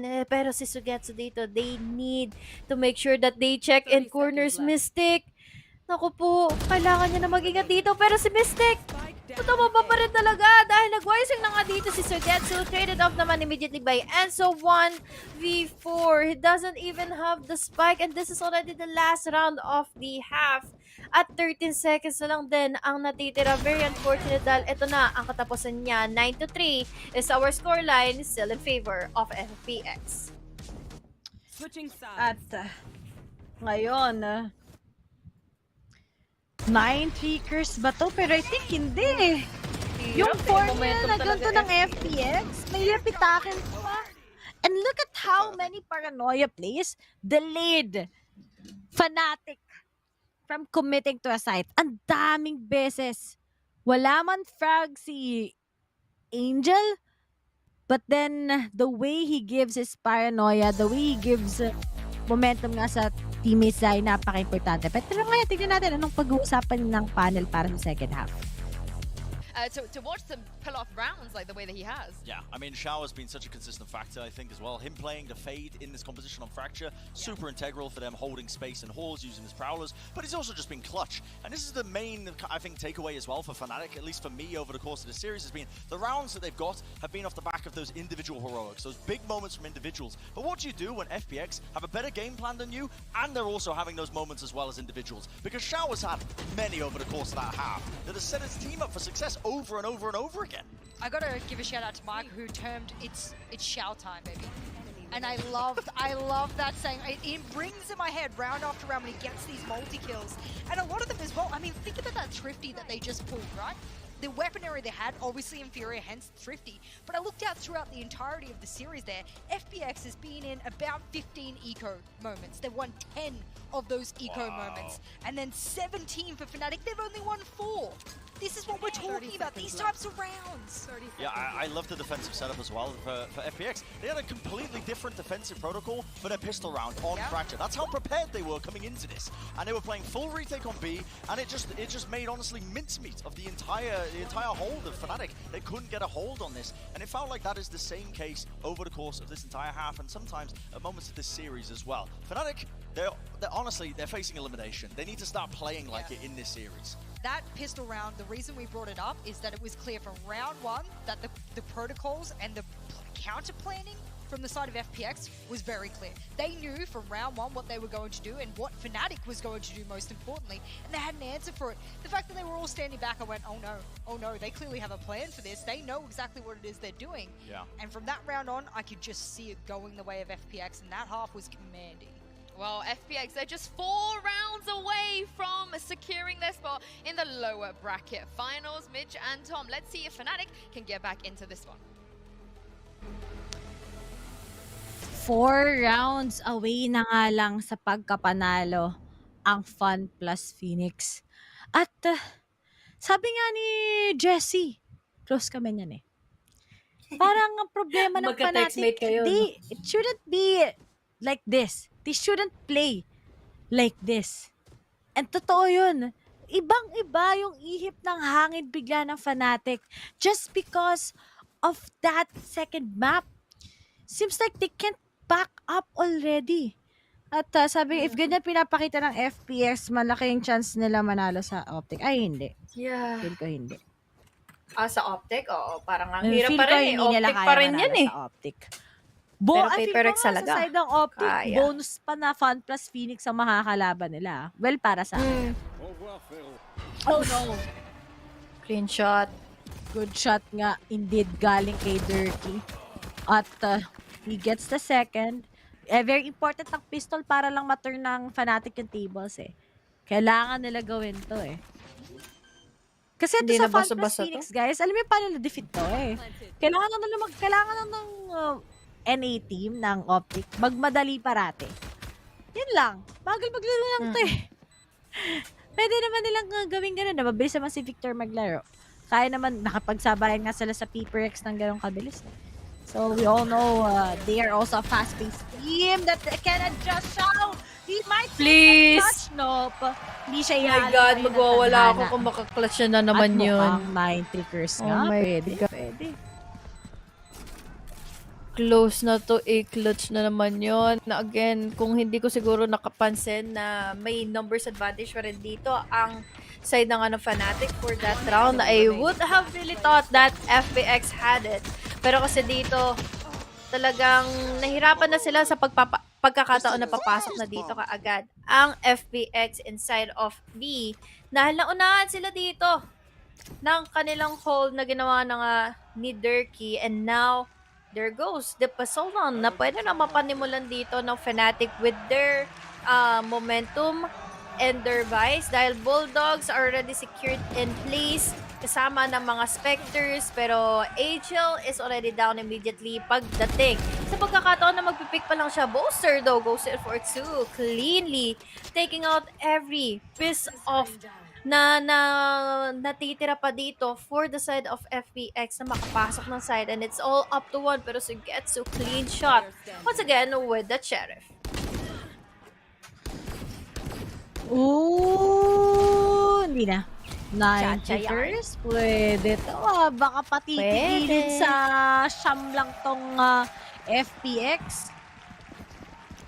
If ganyan ang ipapakita na performance ng FPX, may chance talaga na ma-meet ko via video call si Lodi Honeyglaze. Pala, desisyon ka naman, tol. Sa tingin mo ba sasagutin ko yung video call mo? Dami sinasabi, ha? Huwag mo wala na ka pala ngayon. Alas 5 na, hindi pa tayo tapos. Pero di nila kayang tapatan ng Jason and JJ. Di nila kaya. Nasasado ng dalawang yun. Totoo. Gwapo pa. Nung Forsaken. Crush ko yun si Jason Susanto. Pero, oops! Fnatic. Ay, naku po.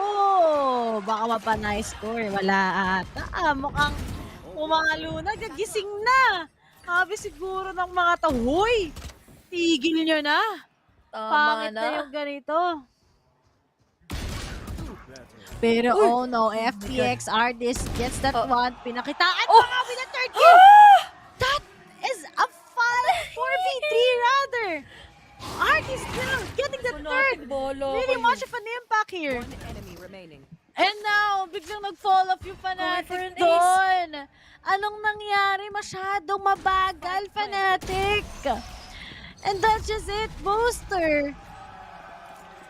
It's just gonna go down, and FPX 3 left for them to grab this title going into lower bracket against OpTic.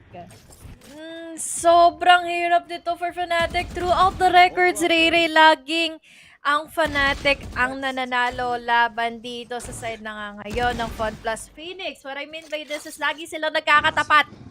Lahat ng mga VCT na dinagdaanan ng mga teams na ito, Fnatic lagi ang nananalo pagdating sa kanilang mga series.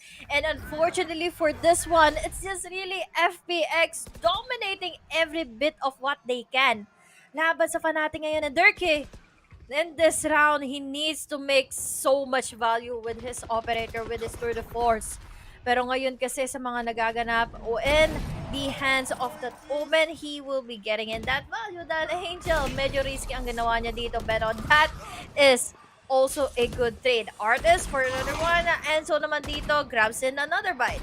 And 3v3 na lang dito ang magiging numbers lead natin and open up for grabs na dito ang B-side for them to plant the spike.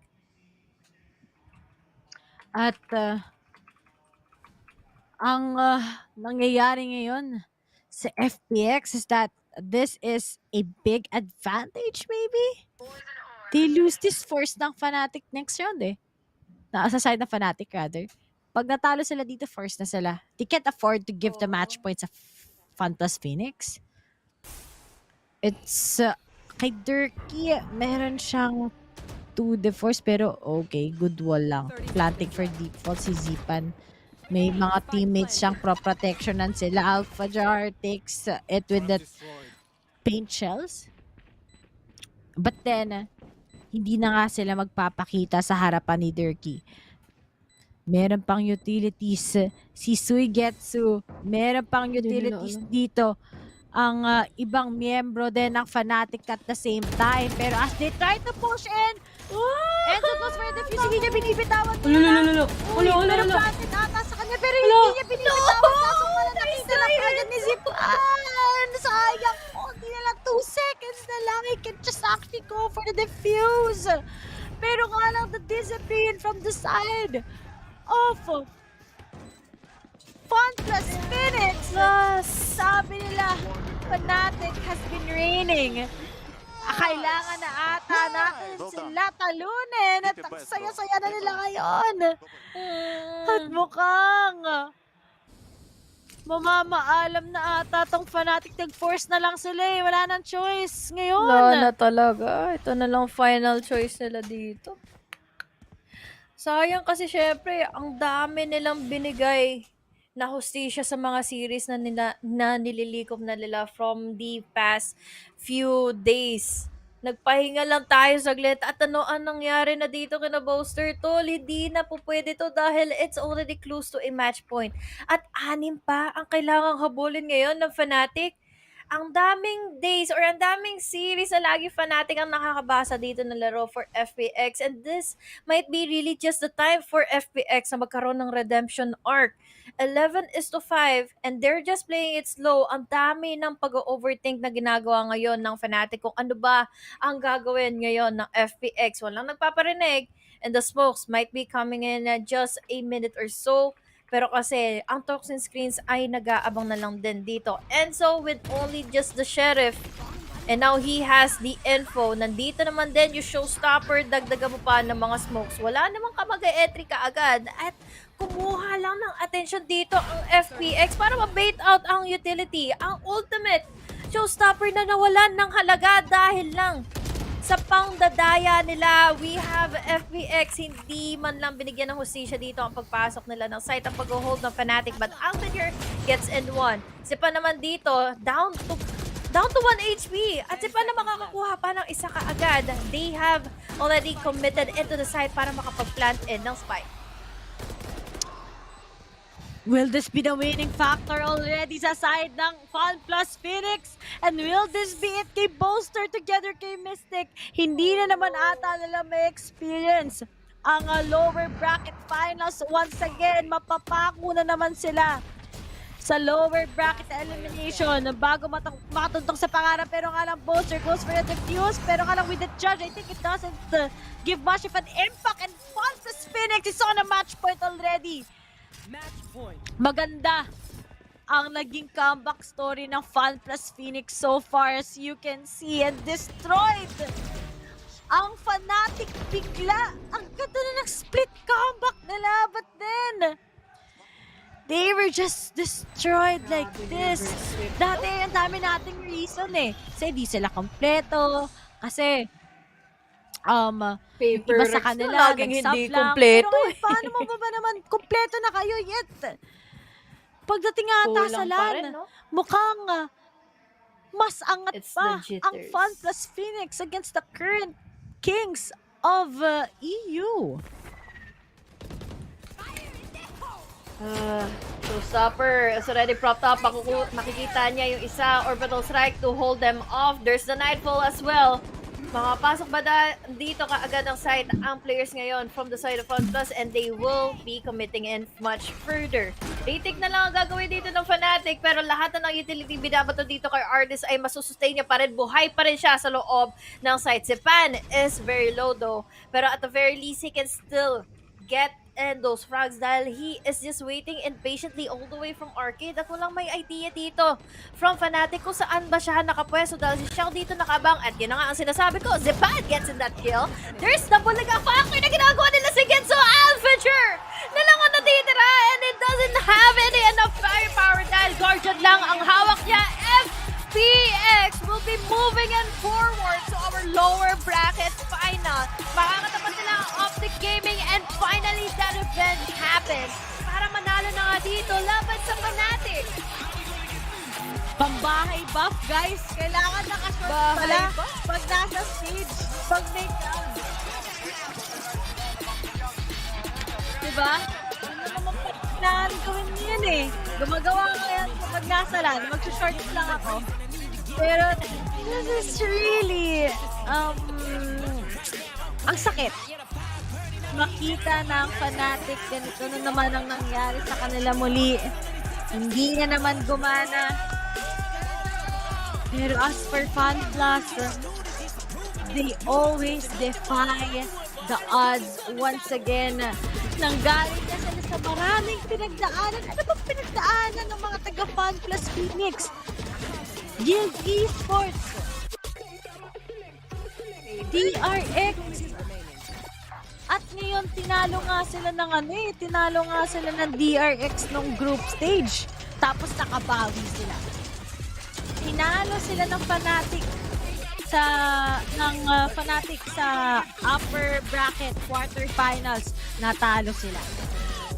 Tapos si DRX, tinalo nila. Si Guild Esports, tinalo nila.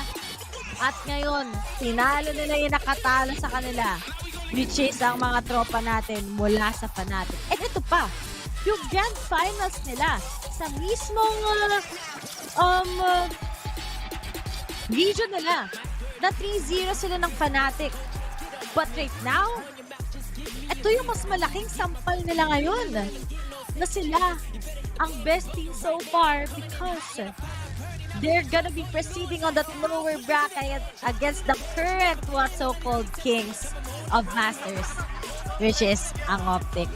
But I think they'll really struggle against OpTic tomorrow. OpTic is a different team, and EU teams, they play very slow. And OpTic, you know also how to adjust. It's just that earlier, we really can say that PaperX is just too flawless and too good. But GG sa FPX, guys. You guys are a monster in the shadows. Mga hindi mo ina-expect na mga teams na mag-pop off last year. It was Crew, last Masters. I think we can agree that it's loud. At ngayon, sa Masters na to, it's Fun plus Phoenix naman. Deserve nila yung slot na to. Going into the grand final ng ating lower bracket. Ang haba-haba ng mga pagkakataon nila ditong mahabol dito ang Fun Plus Phoenix, but it doesn't have enough firepower. It doesn't have any kind of momentum para magpatuloy pa laban sa FPX. At talagang araw nila ito, Ray. They will be moving forward at makakatapat nila ang OpTic Gaming tomorrow in a best of 5. Tama ako, diba? Best of 5 bago sila pumasok to a grand final slot. Pero in the meantime, ayun na nga po ang top 4 teams na magkakatapat-kapat na nga, or top 3 teams na magkakaantayan na nga kung sino-sino pa ang makapasok dito in our grand final dahil nag-aabang na ang best in APAC team, which is PaperX in the grand finals dito ng ating Masters Copenhagen. Talagang what a night for us. Pero bukas ay ang lower bracket finals at madedetermine natin sino ang kakalabanan ng PaperX this coming Sunday. Pero guys, ngayon ay mag-rest na kami. Mamaya pupunta pa kami ng conquest ni Honeyglaze sa SMX. Once again, we are your shoutcasters, Ray, Honeyglaze, guys. And see you on tomorrow's match here in VALORANT Masters Copenhagen. Good night.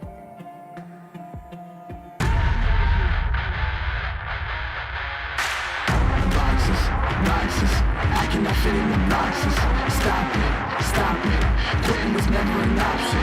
Exhausted, this passion is never exhausted. And you cannot stop me, nah, you cannot stop me.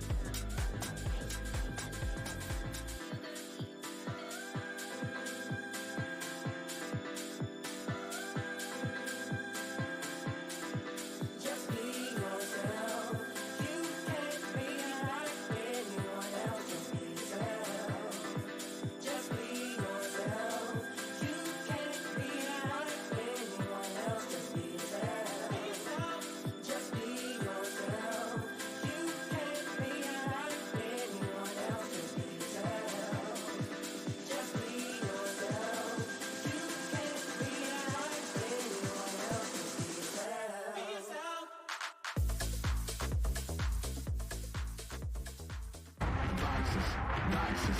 I cannot fit in the boxes. Stop it, stop it. Quitting was never an option. And you cannot stop me. Nah, you cannot stop me.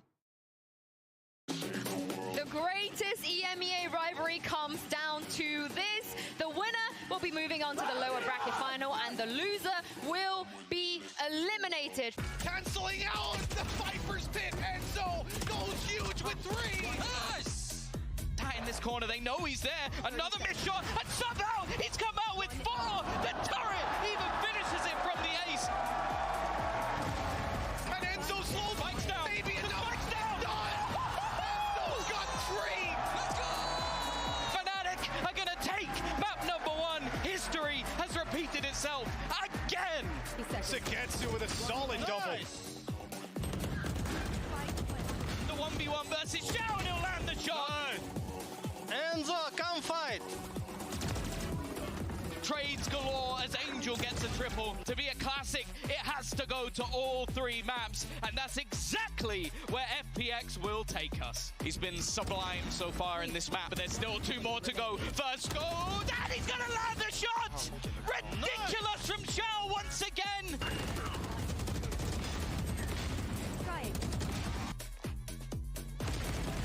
Come on, boys, let's go. I'm believing. I'm dreaming.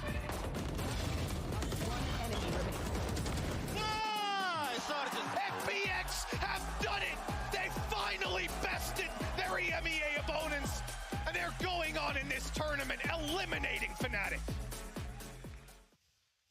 And that was the Prime Gaming post-match highlights. I'm back here with Jess and Bren. Like we said, these 2 teams have faced each other so many times, but none of that matters because tonight, FPX, they take down the one team they couldn't take down, Bren, to make top 3 here at Denmark. Yeah, absolutely. I mean, a phenomenal performance from FPX. They came into this with preparation. They came into this really, honestly, I think, driven on an individual basis to really take it all the way. I mean, an absolute masterclass performance. There's no other way to put it. When you look at one-sided performances like this, you know, sometimes they're not that entertaining, but I think what we've got out of this is that the FPX are a team that are going to be carrying the title of EMEA further into that lower bracket, and they are looking scary.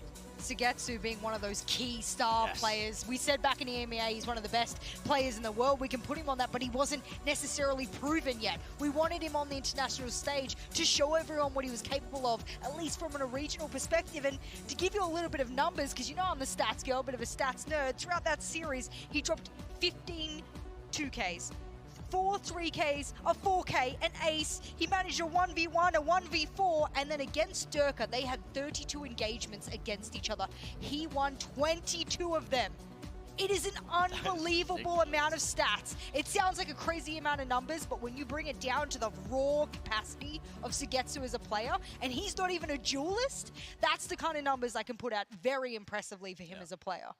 I mean, this was the guy that we were excited for at EMEA, and he's proving it now, Brian, on the international stage. I'm really glad that he managed to honestly play here as well. That we see full strength of FPX, because EMEA as well. I mean, aside from the whole, you know, the banter that we've got between our regions that we cover it and everything else, I just want to see good Valorant, and I want to see good teams perform at the very highest level. And we are seeing it right here, right now with FPX. They have earned their spot into this lower finals, and honestly, with the momentum that they've got, they look like they are ready and primed to take it all away. OpTic do not have good records against EMEA teams. I'll just a casual reminder. Are you really going to put that seed? You're planting that seed right now. I'm going to plant the seed. I'm going to sow the seeds in these narratives for sure. But yeah, I mean, that match tomorrow is going to absolutely pop off. Yeah, and speaking of good Valorant, we have one of the top performing players here at VCT Masters, of course. It is Artis, and he is standing by right now with Golden Boy for the Verizon post-match interview.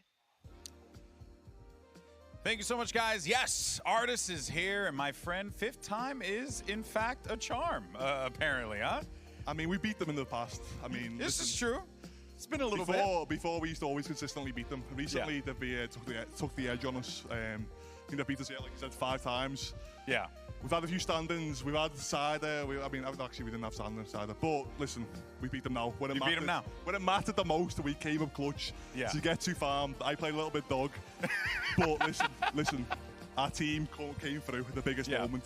Like so far the team's moment, like as a team, this is our biggest moment, and we've all came up huge. So something that, you know, caught us all off guard was that you guys just decided to get rid of Icebox. Finally, it seemed like it was a thorn on your side.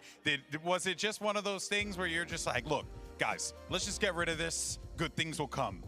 What it is I said to Angel, and listen, Angel, if you don't fucking ban Icebox, I am gonna have to scrap it, okay? I said, listen, we've played them 7 times. Yeah. Every time we play them on Icebox, Angel goes, listen, I've got the meta, I've got this comp, I've got the read, He's got the read. Yoru's got the play. We're gonna copy their comp and we're gonna do better. Yeah. We've tried everything in the book. I'm telling you right now, we've tried Yoru comp, we've had Killjoy, we've done everything in the book, we still lose. I said, please, Angel. If you're listening to me, Angel, please, let's just ban Icebox. Came in clutch, he gets banned, we ban it and we win. So I'm happy. Look at that. You made the call. You know what I mean?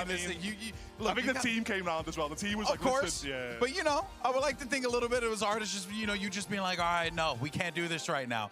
A long time ago, you actually said a phrase that is stuck with us ever since. And even though you feel like you didn't play to your potential today, we all know that man walks on water over here. So we actually did have a little bit of a Photoshop of you walking on water. I honestly respect it. Listen, if someone can send me that on Twitter, that's my new Twitter header right there. That's his new Twitter header. You hear this, guys? Someone send me that in my ear, and I'll be using that as my Twitter header. We Because did I it. am walking. With the Dolphins, too. It's too good. All right, so you got OpTic coming up next, man.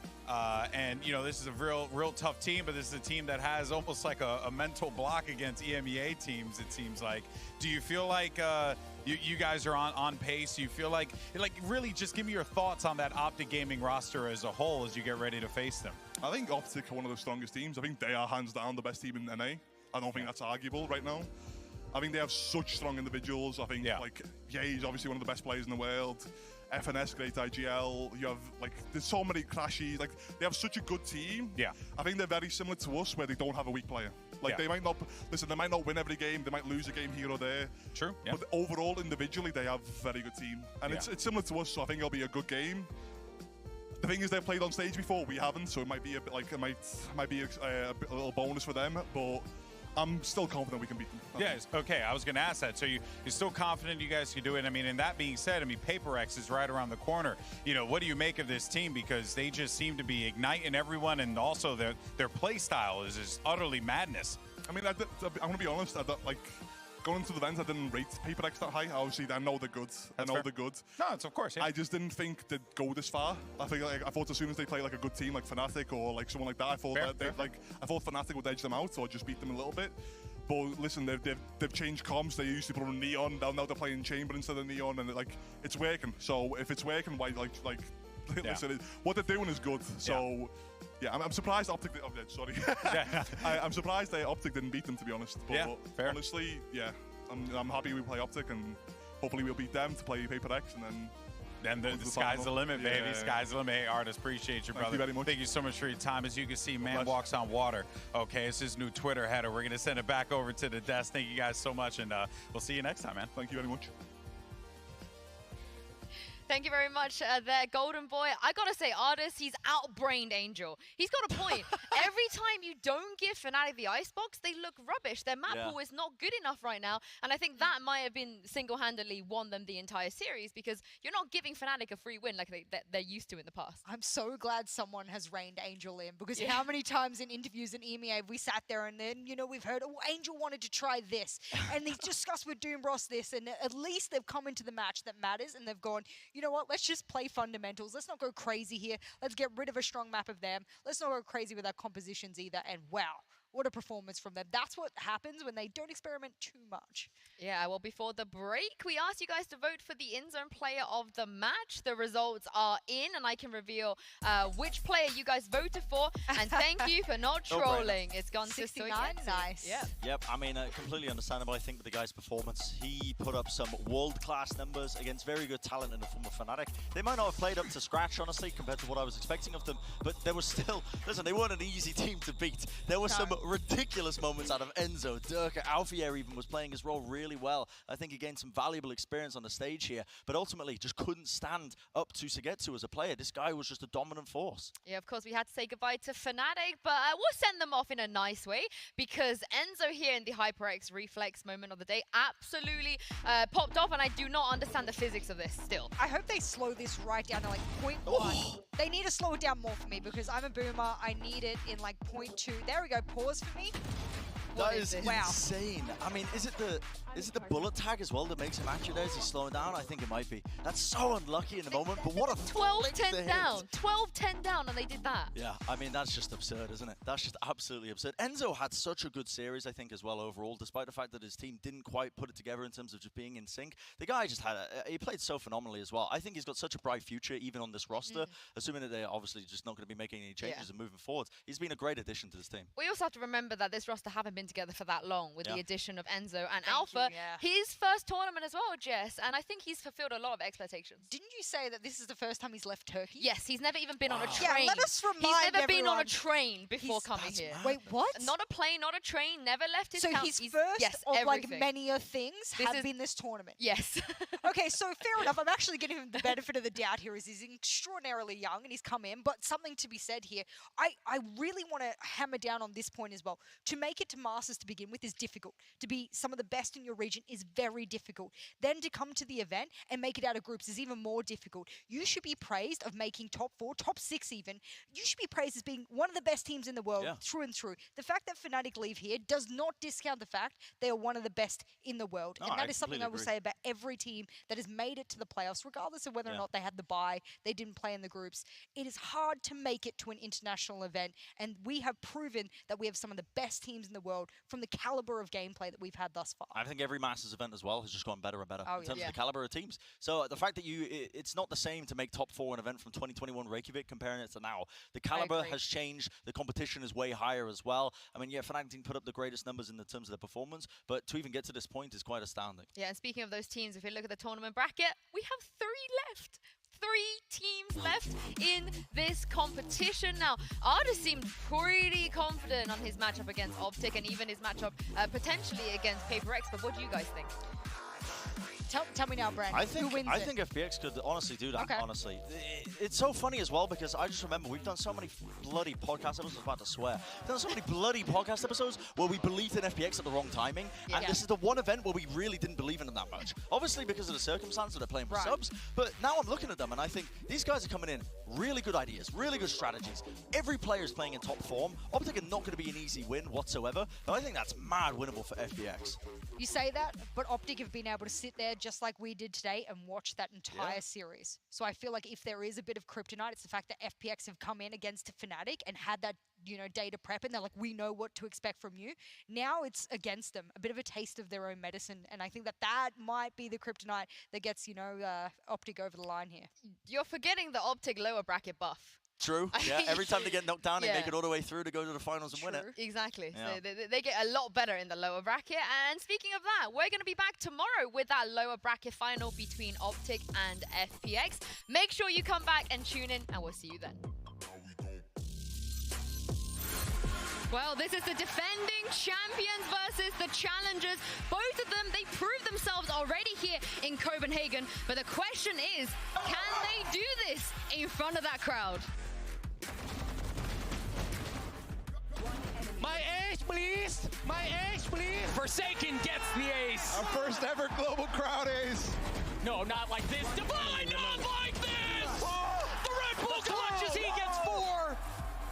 13-3 on the side of PaperX to start this series, and if that's not a statement, Bola, I don't know what is. Yeah, the other day we literally lost 13-4 on map 1 and still won. Doesn't matter, we're never out of it. Okay.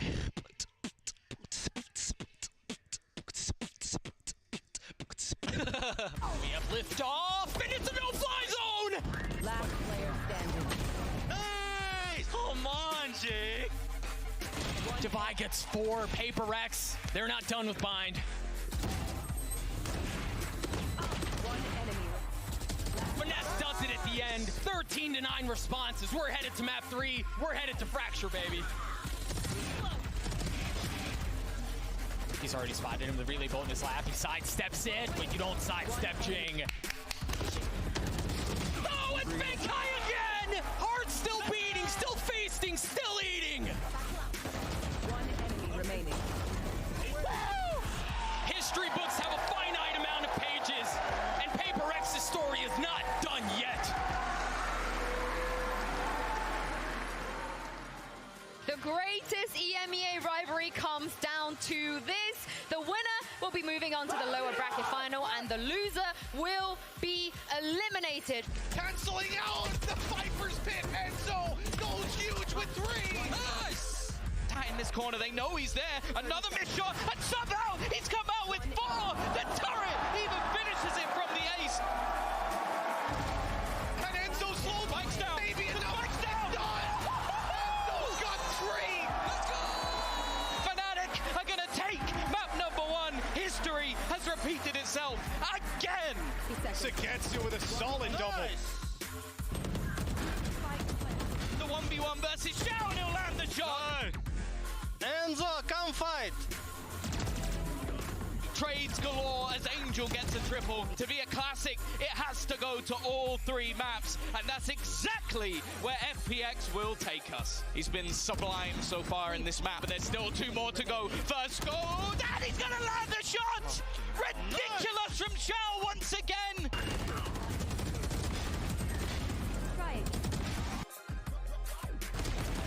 Come on, boys, let's go. I'm believing. I'm dreaming.